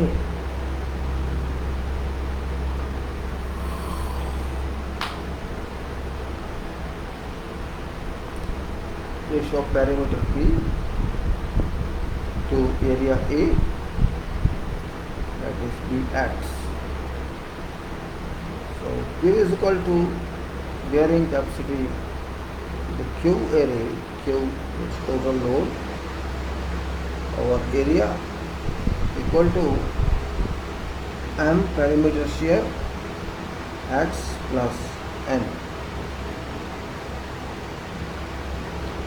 Value of M and N can be found by loading two more test plates which have different areas and different plans of parameter. Experiments on these test plates should be performed on same soil.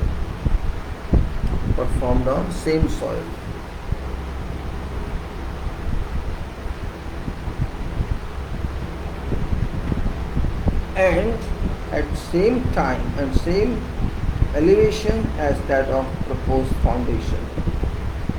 The loading should be done until maximum allowable foundation settlement is reached. Load on each test plane is required to produce this element.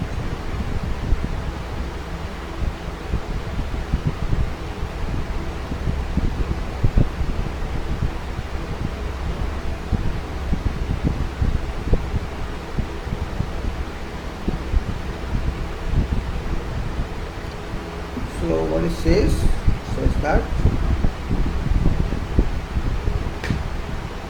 that loading should be done until maximum allowable foundation settlement is reached. Load on each test plate which is required to produce this settlement is recorded using appropriate value of Q, A and P in equation 25.2. Value of M and L can be found by solving two simultaneous equations by using this value of M and N.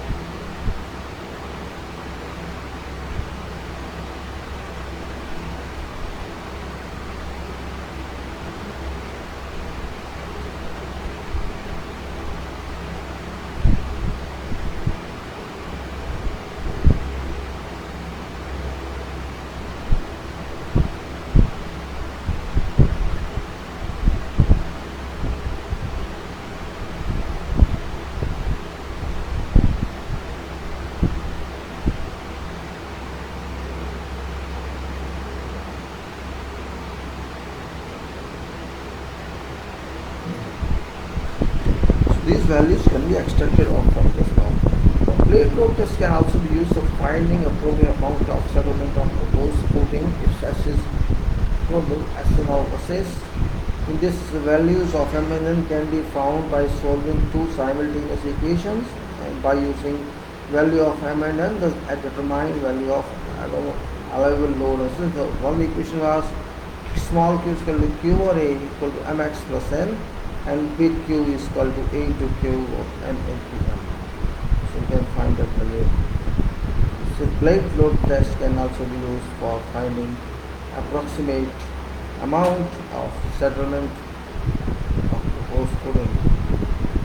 S is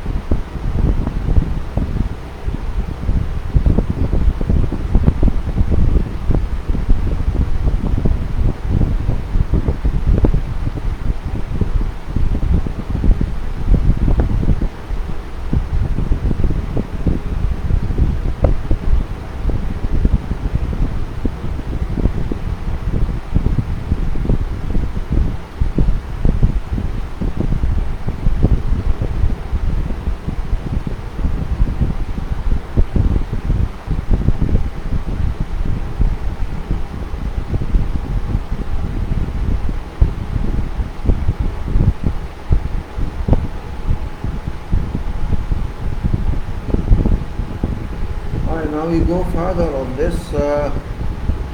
plate load test can also be used for finding approximate amount of settlement of proposed footing.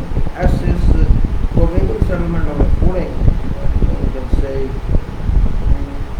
whose weight is B centimeters and if SP is settlement test rate whose BP centimeter on the same intensity operation. The following can be the relationship between S equal to B SP.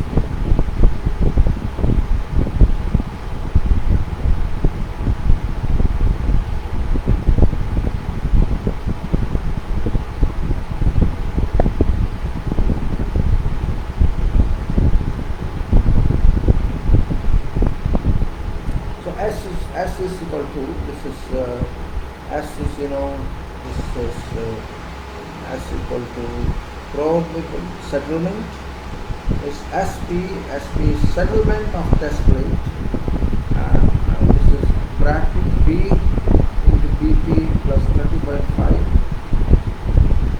or BP or B plus 30.5 square for sand and P of BP for clay. Equations show that under same intensity of pressure, settlement increases with size of footing.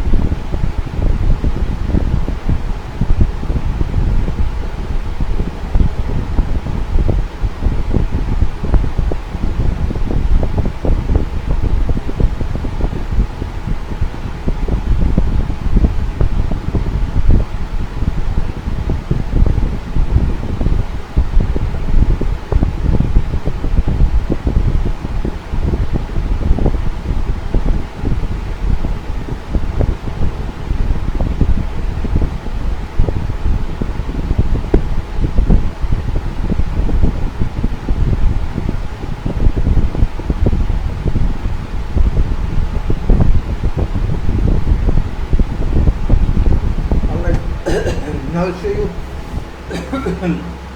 just this statement of this variation. I'll show you this one and we'll move further on this. This is that.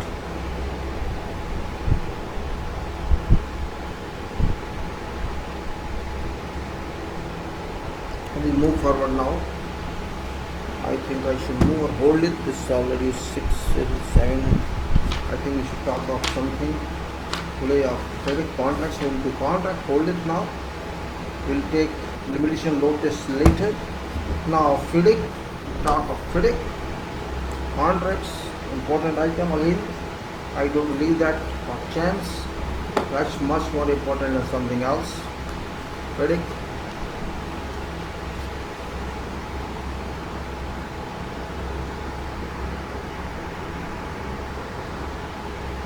Life of project lies in contracts, and this must be done carefully. We cannot leave for granted that contract is no, we can't have no contract because contract has to do all this what we are doing. That's also an important point.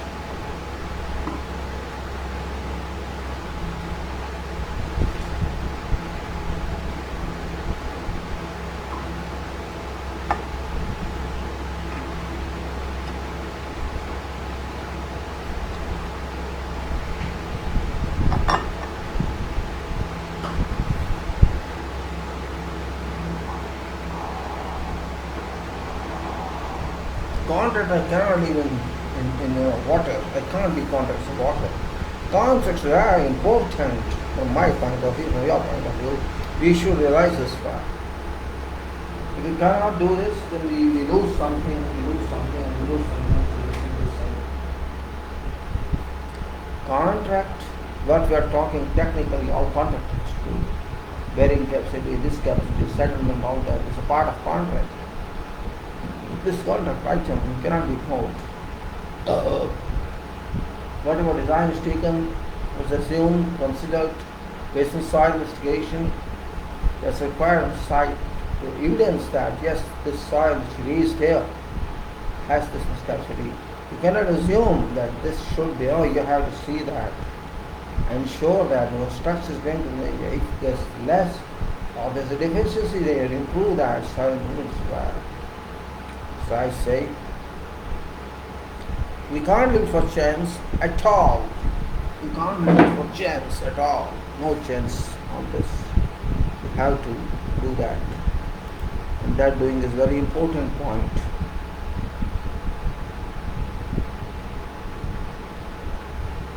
Well, no problem. Let us can go on. As usually I say, contract is very serious business. Very, very serious business. It's very serious. I think in some cases it's such a serious level that it's very difficult to handle due to errors caused either in contract design or in administration of contract.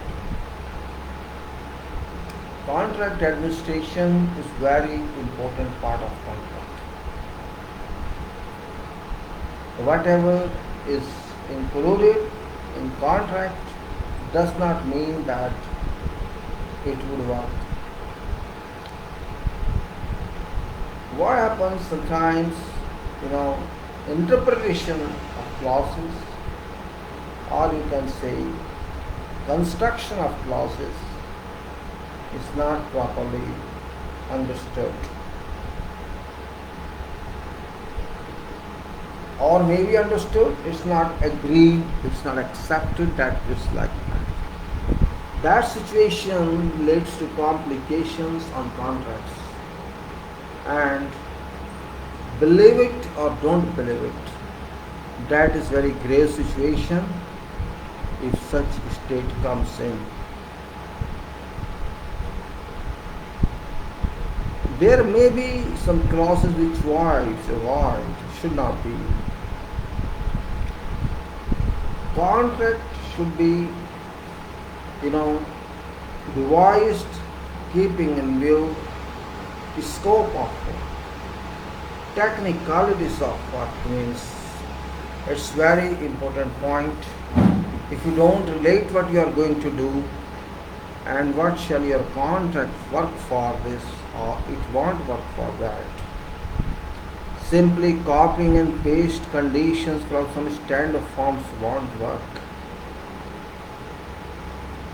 because it's a question of billions of bucks and years together. We have to think from every aspect of contract. I won't suggest you copy FIDIC. No, don't copy FIDIC. If you think you can customize yourself differently, customize yourself differently. Think of total activities on project, what you have to do from beginning till end, and how shall it relate. Maybe you find more different conditions than what are shown in your standard format. Include those. Otherwise, if conditions are not available, if clauses are not available that should work for you, in that case contract, whatever you signed in, is rendered useless. But that useless cannot be accepted because already it is signed by both parties to contract, employer and contractor. We go through hundreds of clauses in contracts. Yes, that is true. We have to go to hundreds of clauses. For example, in FIDIC itself, there are 21 clauses. Forget 21 because there's arbitration. 20 clauses are there. And if you take 10 conditions on average in each, or more it should be, there are around 200 or more conditions, general conditions of contract. These are in contracts. There will be particular conditions as well.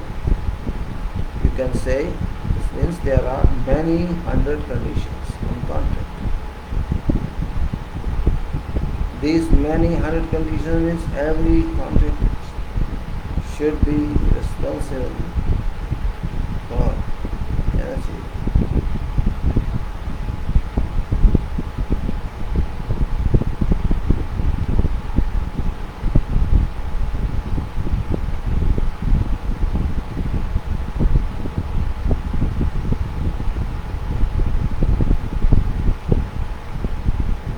If you cannot understand what contract you should accept,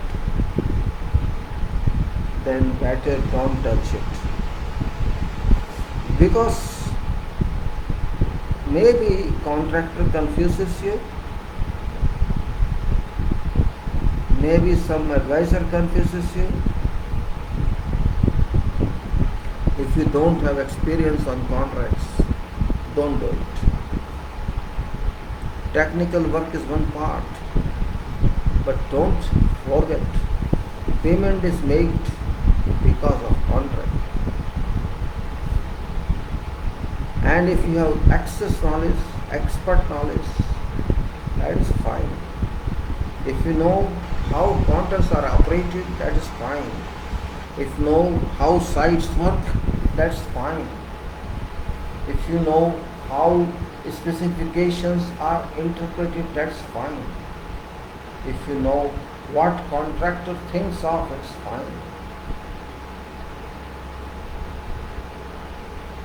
I am sure an experienced engineer can understand better what contract should be as far as lump sum fixed price is concerned.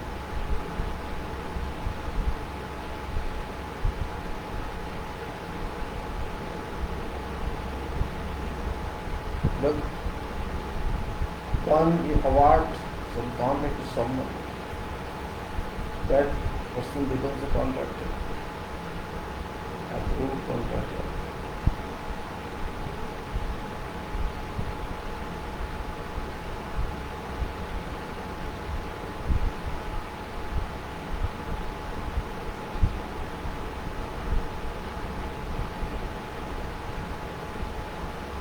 I'm not here just to tell you what is conditions and FIDIC, what clauses are there. That we will do, that's the real job. But before going through all that, particularly in lump sum EPC, that's very important point. Okay, that book was different, but EPC is entirely otherwise.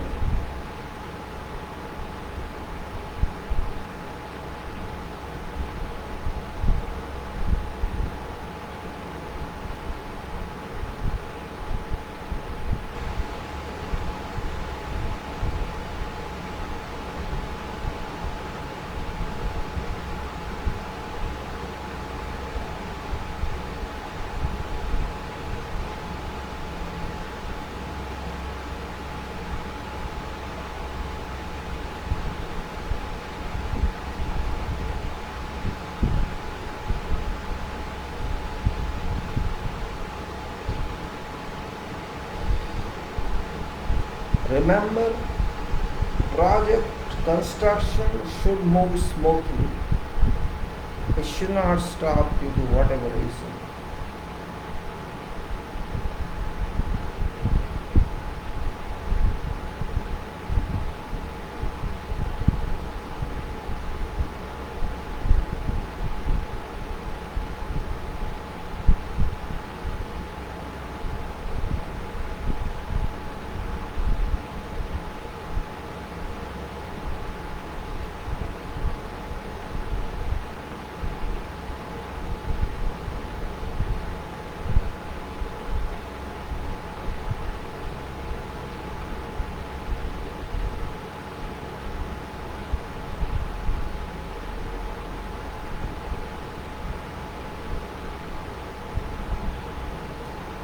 if you can understand how site moves, I mean to say engineer understands, I'm not saying contractor understands very well how site moves.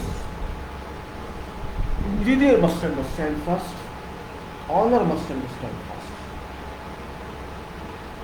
You cannot take contracts blindly. You cannot issue contracts blindly. Employer is responsible for payment and contractor is responsible for it.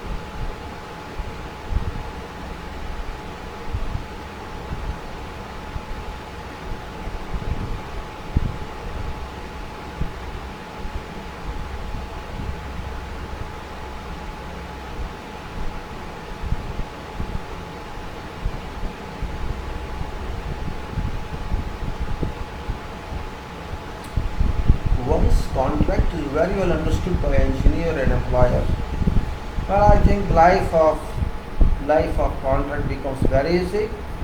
There may not be any chance for disputes resolution if complete project is well understood. Fortunately, it is, but unfortunately, it's not. Everybody remains in so haste. They don't want to see total work on contract. They don't want to realize what potential of work is there, what stages are there, and they just calculated time of construction according to their will, according to their business consideration, or not according to what should be optimally done.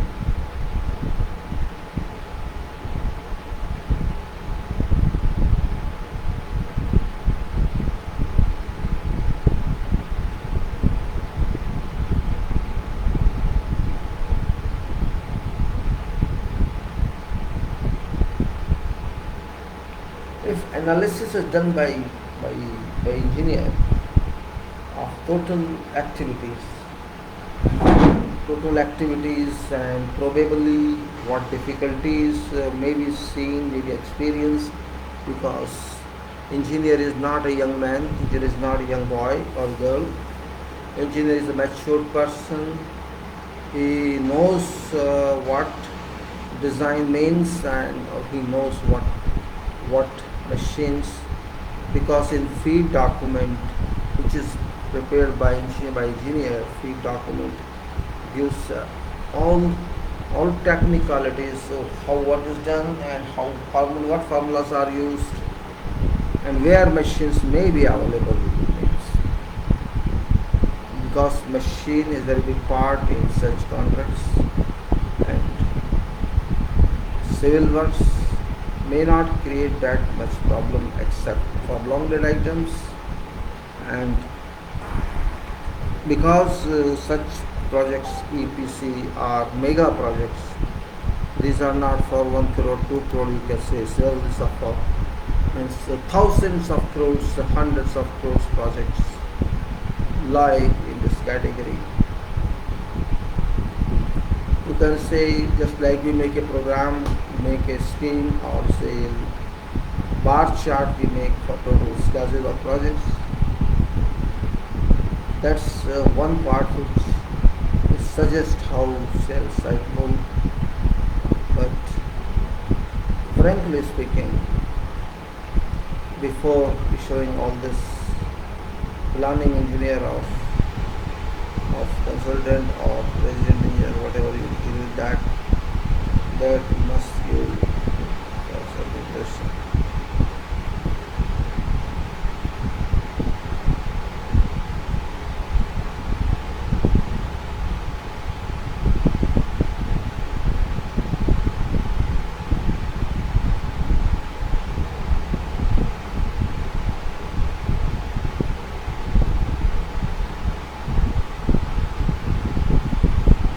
sometimes complete activities are shown without any problems. That is for purpose of understanding contract, not even a single. And it is to be decided whether this project has to go to one EPC contractor or to many. These decisions can cause problems, though it should solve, but it will cause problems. Because may not be technical or condition rules.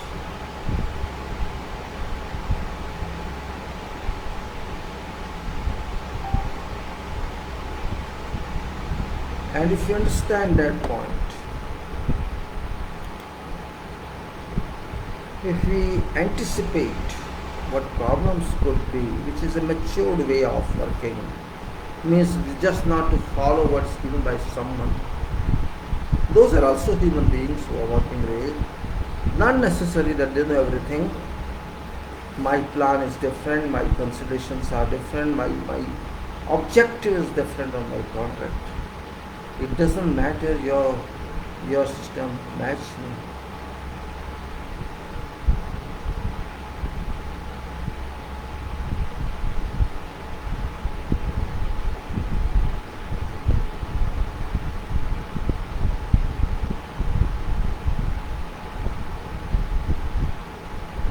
And when you get this information clear to you on scope of your project, then you can say, I want to distribute project as such. Because if you keep one contractor, then you depend on that person. And that person can monopolize its power. If you say, no, I have to give you 2 or 3 contractors, then you divide the rest into one contract.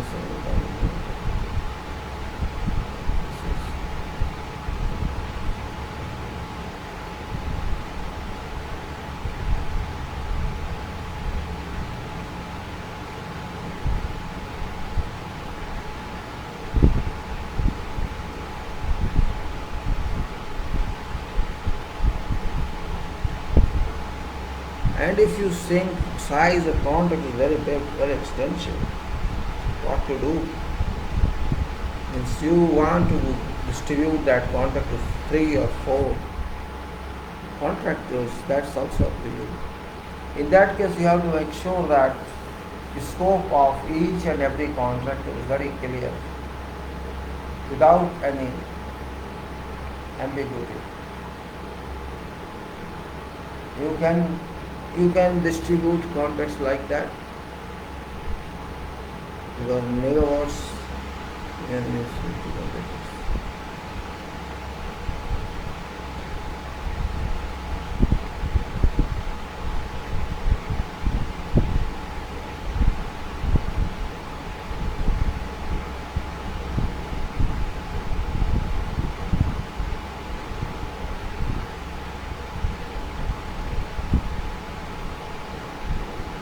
And once you decide that such a site should be given to one contractor or a group of contractors or to individual joint ventures, what is it?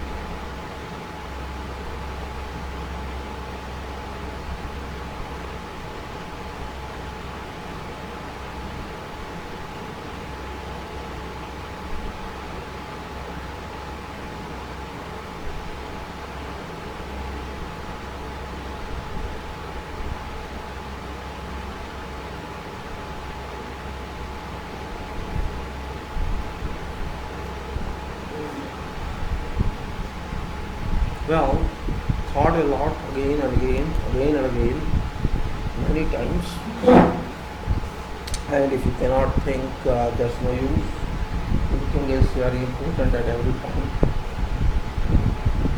I know implications of contracts, and don't forget that contractors are much more experienced than engineers. Contractors are much more intelligent because they are profession of contract like that. Contractor is involved in each and every activity. Contracts, and therefore they know much better than. And purpose of contractor is particularly to do project and get money. That is main purpose of contract. And that purpose, of course, they are professionals. You cannot say they are not professionals. They also may not be interested in disputes. What I am concerned is because, as we say, disputes are not welcome by anyone. Disputes are not welcome by anybody. Even then, disputes evolve. That point is very, you can say, not acceptable, I can say. That point is not very well, I say, weighable. FIDIC have designed, that's true, they have designed something that must be respected and that must be applied without any further problems. But civil construction, multiple construction, how many restrictions in every area. Restrictions are there, and we move with restrictions. We cannot say that what can we do, what we cannot do.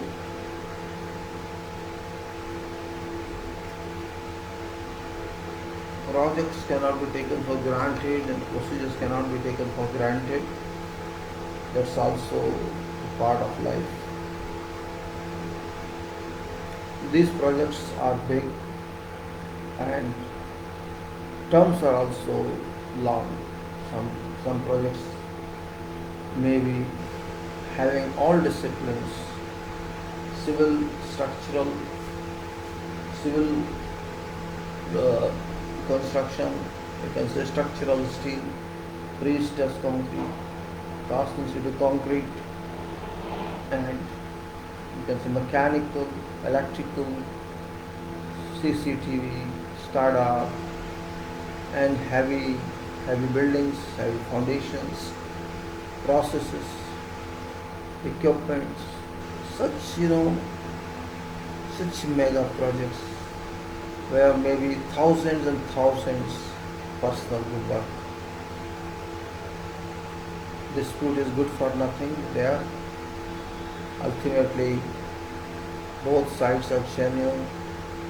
They may like to pay and they may like to receive themselves, each other.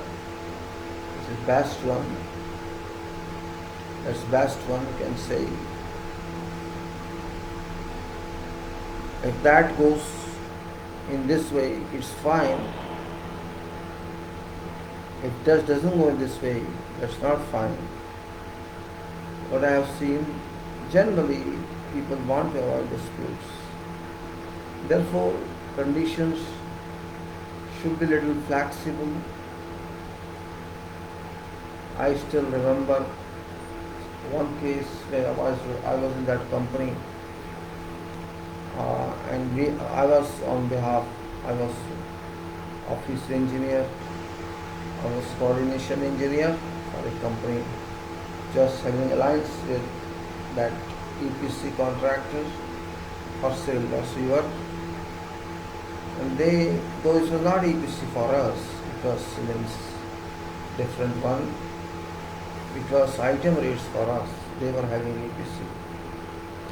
And because maybe our company wanted to enter into big arena, so sometimes what they do, they want to go up, and our company was 7, so they want to catch, they want to hold fingers of high profile side, so that they move together with them and access into that oil field. And generally oil field is known for mega contracts. Buildings field, pure buildings field are different contracts. They are also lump sum, but their definitions are more clear. On buildings, exclusive projects or housing projects, or you may say other types of commercial projects where oil is not involved, it's little better defined. Commercial projects, you may say housing projects, you may say road projects, you may say other projects, dam projects. That is little bit clear. But when process is involved, it catches, clutches with it. It doesn't know where you have to apply brakes, where you have to accelerate, where is automation and where is manual driving, is sometimes problematic. Benefit of experience is that of engineer, or you can say employers. I'm calling engineer because engineer is a better term, what I understand. Engineer looks professional, and employer's representative does not look that professional.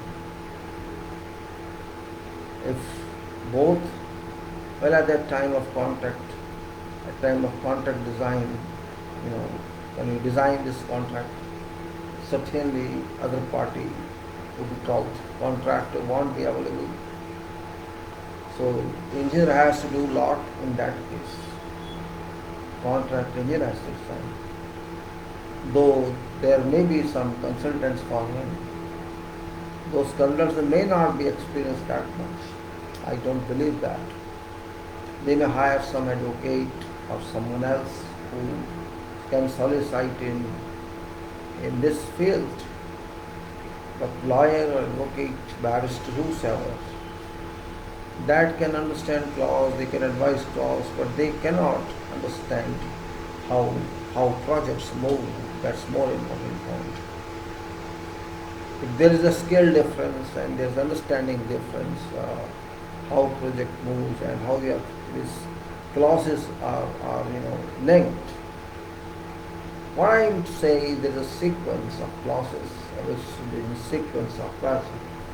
I've analyzed such contracts, many contracts. The clauses are there which are inoperative, or there are some clauses which should be there and available there. It happens.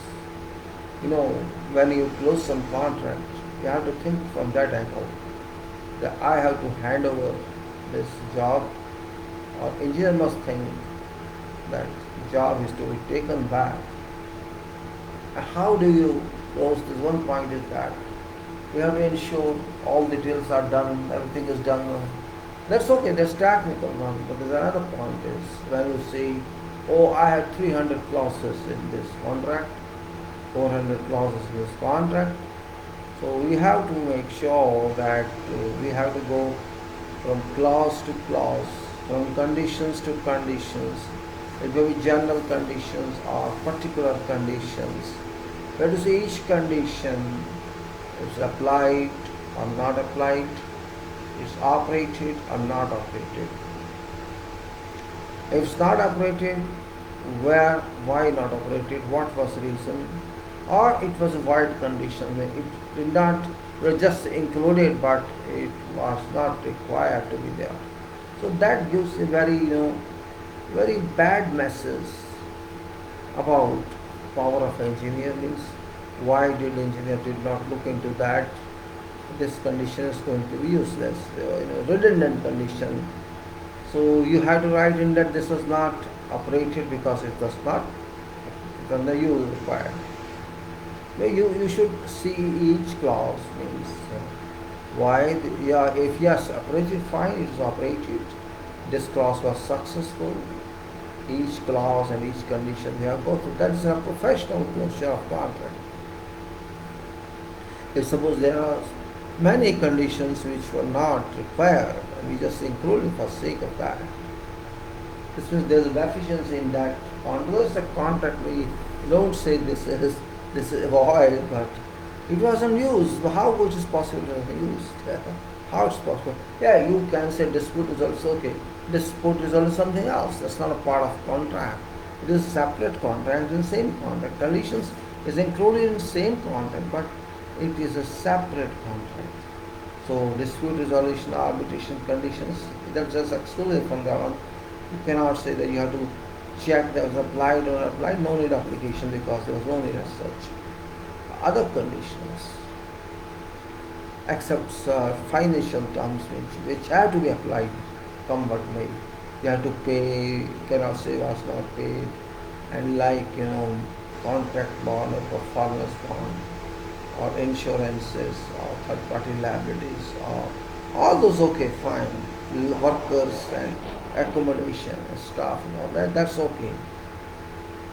There may be some conflicting clauses which must be scrutinized, which must be taken care of while you as an engineer or as employer's representative contemplate at beginning, because there you are single-handed.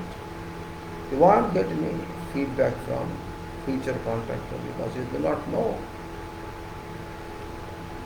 And also it is true, okay, engineer got it, we agree, our employer's representative prepare that and it comes to you as built.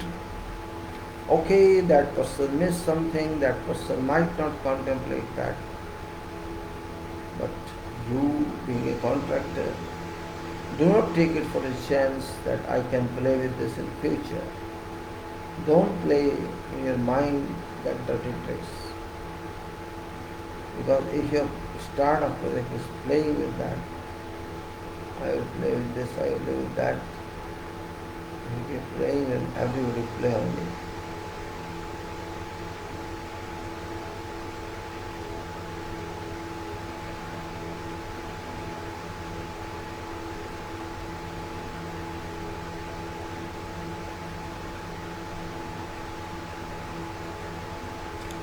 Contractor who is going to be, now bidder, he should check conditions because he can check, he can scrutinize, he can look in a better way. He can look in a better way. He has every kind of professionalism.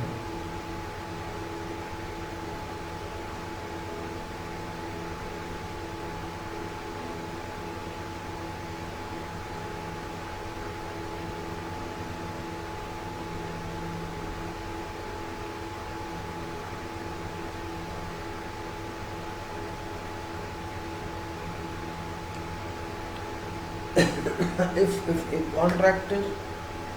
contractor, manager, contractor's agent is smart, contractor's agent is smart, or contractor is smart, contractor knows because that contractor has to do job. If contractor is a crooked one, crooked mind, want to create problems, I can use this clause for that purpose, I can use clause that purpose. Well, I think that's not professional approach. Rather, you should be ready to assist engineer and employer because you both are there for this project. You both are high profile guys, Contract is not low profile, just don't think that way. Contract is very high profile personality because that is first of all head of professionalism, is head of professional team, and his financer or he is someone reputed one, otherwise he would not get this job. If you are going to do a job of multi-crores, multi-billions, you are not a small guy financially speaking. You are a reputed person, reputed organization, and you want to claim just some petty issues. You are not, in that cadre. It should be. In fact, persons like contractors, such contractors are actually consulted by certain high profile engineers of employer because of their reputation, their experience, past track record, and at that level this narrow approach does not work. Frankly speaking, does not work. It doesn't work. So contractors should be little honest at that point. You see, you are already keeping a margin of 10%, 15% probably to get this job. And such these jobs are in fact good rated jobs, I should say. It's not like buildings job where there's constraint everywhere. Air constraints are limited because these are oil job, good paying job. Means very few contractors, very few companies come forward. Every company cannot come, even big housing construction companies, they don't opt for such projects because first of all, these projects are very different technology about restoration sections, and you have to stay in desert, for example. So like that, means your people have to stay in desert for this. And people don't, if they so much as how that is all.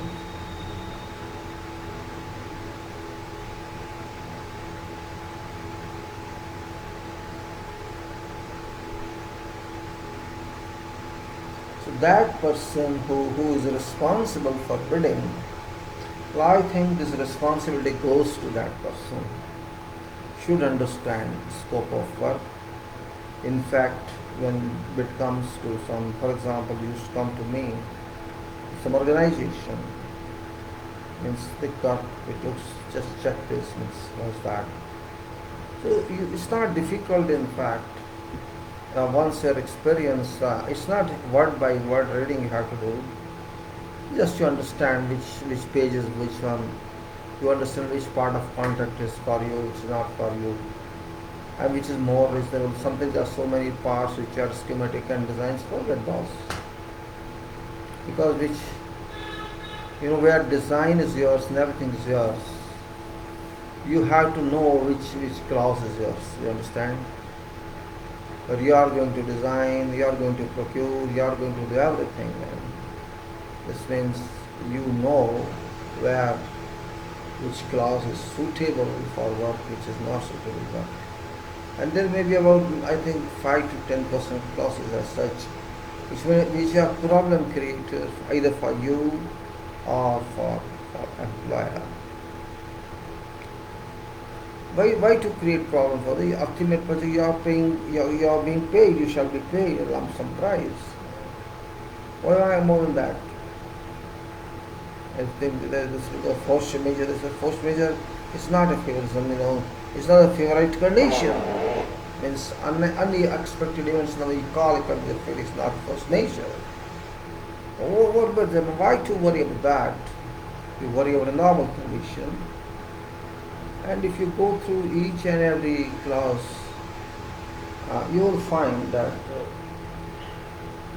not many clauses would be, but those few would catch a throat, neck of someone. In that case, you can get clarification. Whereas this clause is not necessary for us.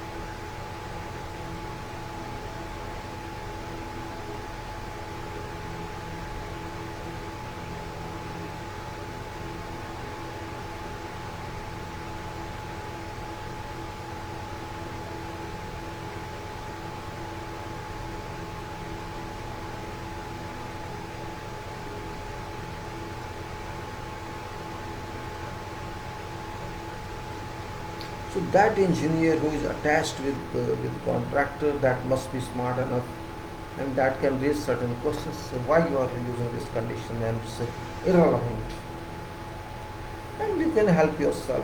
Why to unnecessarily bother out? Or you can say this can be exempted from this, and if employer agrees, then it can be relieved. You can say this condition becomes void or be replaced by some other condition. There can be many instances where you need innovative conditions like innovation, like many other points. That's much better than all this. And I'm finding that yes.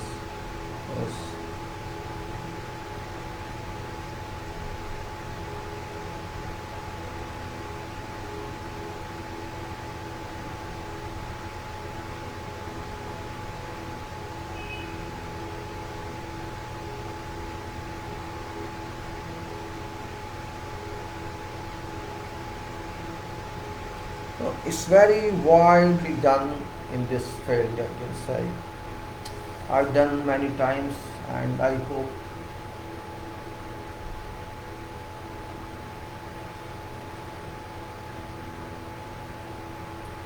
most important point is you have to understand execution of project. Execution in entirety. What that project is. Mega project. It's not simple. You have to understand as a multidisciplinary engineer, not as civil engineer alone or a structural engineer alone. You have to consider complete package of contract. Means after all, I say project you say rather than contract. This project how should be done as a professional person. Even though it's not your fault, yet you have to think of it. Engineer belonging to employer and engineer belonging to contractor, or they themselves. How can we do that project? Execution method statement, I'm saying execution statement. That execution statement, I have seen they write very briefly, but it's the root of project. In beginning itself, you can understand what we are going to do.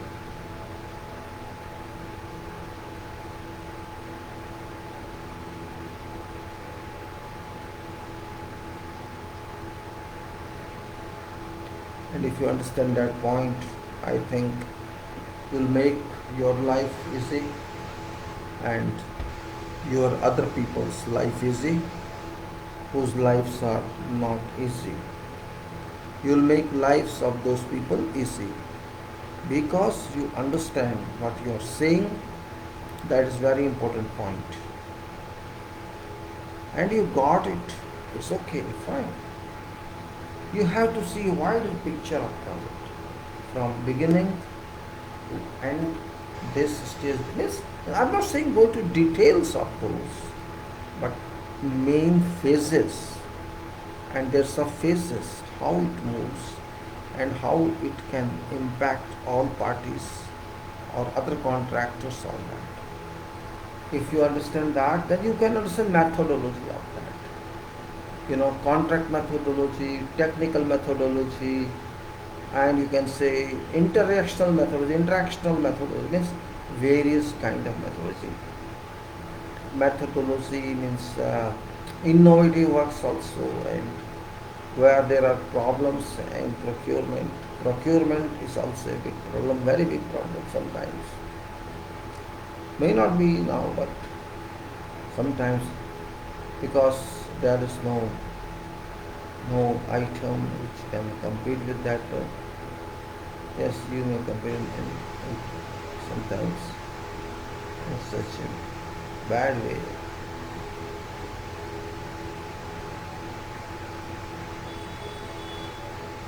In such a bad way that there is no way out of that. And you have to understand that point very well. I'm just trying to explain something from my internal and external collection. Okay, we are going to discuss FIDIC, that is another point of view. But contracts is something, illusion as well as reality. It's illusion come reality. Illusion means nothing is seen. It's bare desert or forest. Nothing is seen. You are imagining everything. But you are going to produce that. Means you are writing something for something you do not know what's that. But you think that should be like that. You are innovating something in terms of designs and contracts. That nothing is seen now. But what you think is right or not, that only you know. I don't know. Or you explain to me, I'll try to conceive according to my perception what you're doing. This is me. What I'm saying is, it's very, complicated, but not that much that professional cannot resolve it. Because professional knows what shall be done. Like you say, okay, you decided that you are going to do 300,000 or 400,000 cubic meter concrete on that project.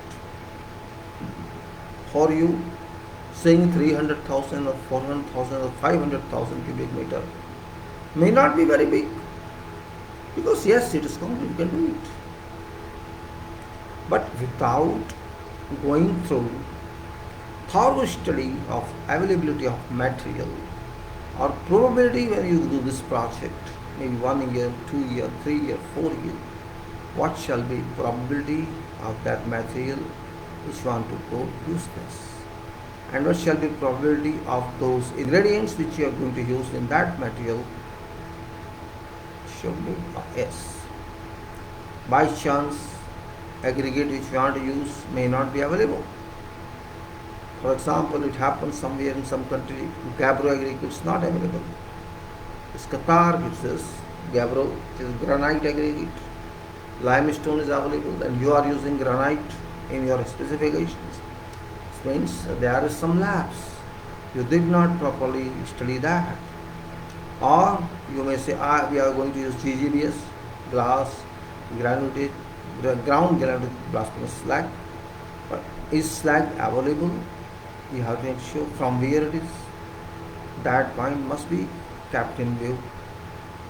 Similarly, just like I said, machines, equipment, various other components of project. Means you have to relate that one to contract. Now, if you know at this stage that you won't get that item, why do you then take that into design? No need. This example is ductile iron pipe is not available sometimes. Ductile iron pipe may be not available. You are I want this water to transfer using ductile iron pipe. The point remains here. If something is not available, you take another one which is available. This means you have to keep in touch with the industry. You have to keep in touch with manufacturers. What's available, they don't mind because they know you are industrial people. And you are a government company, so you can ask them or give this definition to this person. What I'm saying, that level of knowledge we should work on, we should do on. We should not sleep that way. You can think on, you can take your time, because you are putting in something. Okay, in buildings project, there's not that much problem. You can find alternative. But here, you can take, for example, ductile iron is not available. This probability is not available because of so many reasons. Then you can take GRE pipe, epoxy pipe. And that also because that's manufactured, that's not available. There's a different approach which is not available all the time. They manufacture, and you have to make sure how much does it take, how much time does it take for its manufacture. Or maybe it converts to long lead item, means this engineer has to make sure Don't think Java business is all so easy. Just do nothing and paperwork and no, it's not paperwork. If really engineer wants to say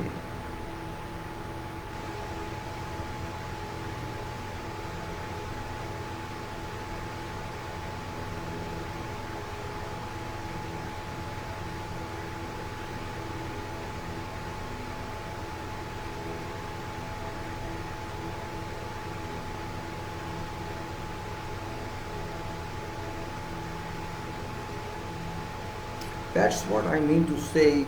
We have to engage in each and every activity. No, you don't have that much capacity of concrete. So you have to change your specification. Uh, Maybe sand is a problem, dust is a problem. Maybe, though it's not a problem, you have to import from other countries, certainly. Or then, if you want to raise level of hole, means you have to backfill material, means as it happened in one project. 2 meters the backfill, 3 meters the backfill.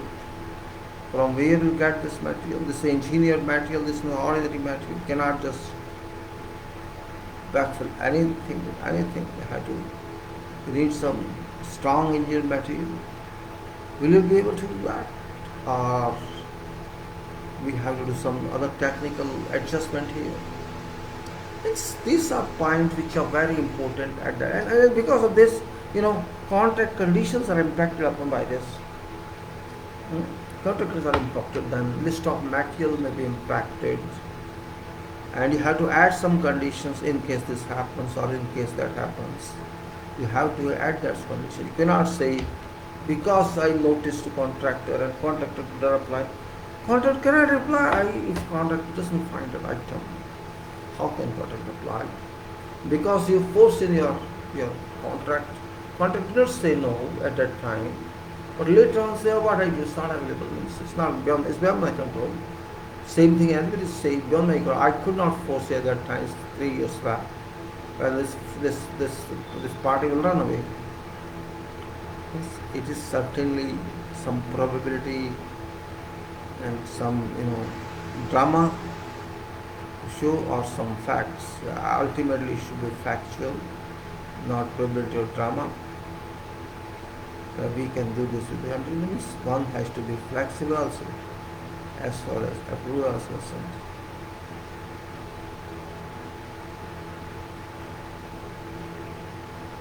And if that point we can understand. Yes, there are so many points in contract. We are writing conditions, say we need nationally proposition in our employees, nationality representation, so many percent from USA, so many percent from UK, so many percent from Asia, so many percent from here and there. Sometimes we do because of making contract international status. If they want to present the world as this international standard contract, these conditions they do, and they give different contracts to this condition, on this condition, different contracts to this condition. I have to show that.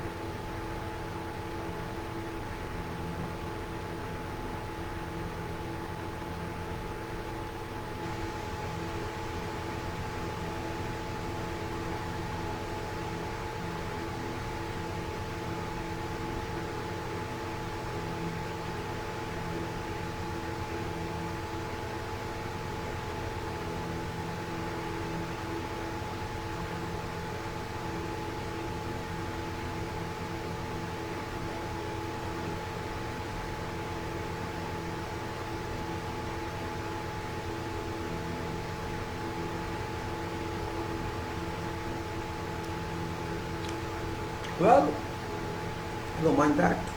Do you have to produce your international status? Produce it. You also have to see about accommodation of these thousands of workers, staff, officers, professionals. Where shall they stay? You must have land for them, because it's not contract's responsibility. You have to provide. From where shall contract land? Means this is temporary accommodation. Of course, contractor will pay for that, no problem for that. But availability is yours, it's your operator. These are all these areas for this purpose. These points are very important at time of structuring contract.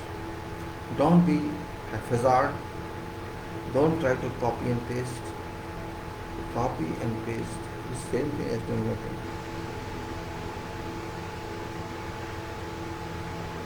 Or just that thing that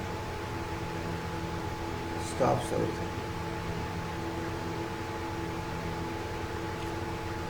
So my point is, it's very, very important that everybody should be smart enough in this case. I just wanted to explain to you very important points other than technicalities, other than the designs of engineering. That is different matter. Nobody can interpret in that. Nobody can say intervention in that. No, you should not intervene in that. But that is all theory based, technical based. And important point is where we can hold, and those conditions should be deleted which are not required, or amend them accordingly. This is not to be considered in this project. We don't consider this. Even if you have to take out 20% out, 30% out, which are not going to be, or you can replace them which are better, or you think this is what you think, this doesn't operate, this is operating, this operates in place. That's called professionalization of contracts. Means in beginning, or as a visionary we can say, is why unnecessary employ, DAP, why unnecessary employ, you can say unnecessary pay to DAB and pay to arbitration, 3% in DAB, then 3%, 6% you have to pay unnecessarily. Of course there is one person representative of employer that's there, that will be permanent there. We are going to say 3% in DAB, then 3% further, their expenses and their information. We have to avoid that. It's not necessary we should have all that. If we can manage ourselves, if both parties agree, okay. Maybe you have to pay them maybe we have to pay them 2, 3, 4, 5% of total cost. And why not to save that money? Why not that money go to stakeholders? Why should we be happy to pay them when it's not required? But what I mean to say is, this is very important point, that we can do something for them, something for project. Money should go to project rather than these people. That's my point of view I'm saying. And well, I think that you people may get my point. And that's why I say contracts and arbitration are not low profile, it's very high profile subjects for engineers, because these relate to project. These do not relate to divorce case or some criminal case or some property case. These are even your advocates and so-called your luminaries in legal profession. They cannot reach to the required line. We are not counting clauses, we are counting implication of clauses, and our activities, our jobs that we are going to do really being linked, or just we are throwing on something out there.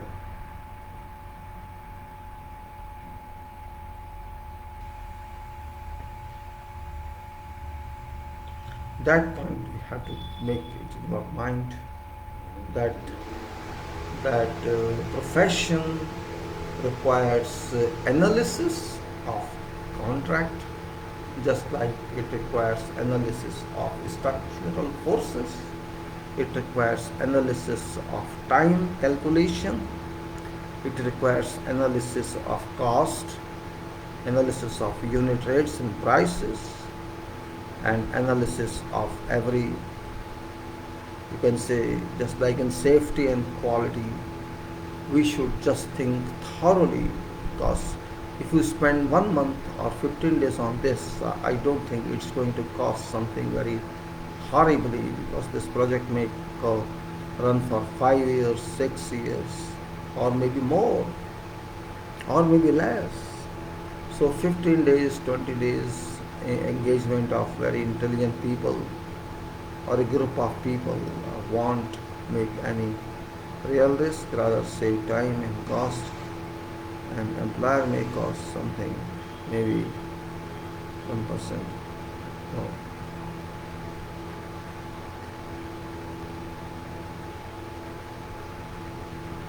I'd like to again tell you, be professional, don't run away from profession. Contract is your life, because without contract you cannot do any project. There is no stamina in anyone who can say I can do everything. Yes, in building something is possible, but in oil field, in onshore, it's not. Offshore I'm not talking. I'm not very well experienced offshore, but onshore it's a multi-discipline, multi-layers as well, and it's very controlled one, tough one, restricted one, prohibited one. It should be taken good care by people, by parties, all parties. That is, we can say, basic requirement of such projects. And if you could do that, I think it will be fine. Otherwise, it's nowhere, you can say. You're not going anywhere. Otherwise, it's all useless, and you can say you cannot make anything out of that. That's only possibility in that. And I would like to take now, I think I should move, right? We'll close it now. It's enough time. After, I hope I am clear. I wanted to submit such talk today of some high status maturity, because life moves on like that. With this I say, we should keep moving, keep moving always. Intelligence with brilliance and honesty are parameters with dynamism as well, that makes integrity of professionals. Professionals work for serving whole society, not selected society, and we should not create salty relations, or you can say chilly relations, between two different professionals. One is employer and one is contractor. Both are professionals as far as I understand. They should have harmonious relations, trustworthy relations. If trust is not created, in that case, it's very difficult to continue and put in. That's what I can say. Thank you very much. My closing is, all right.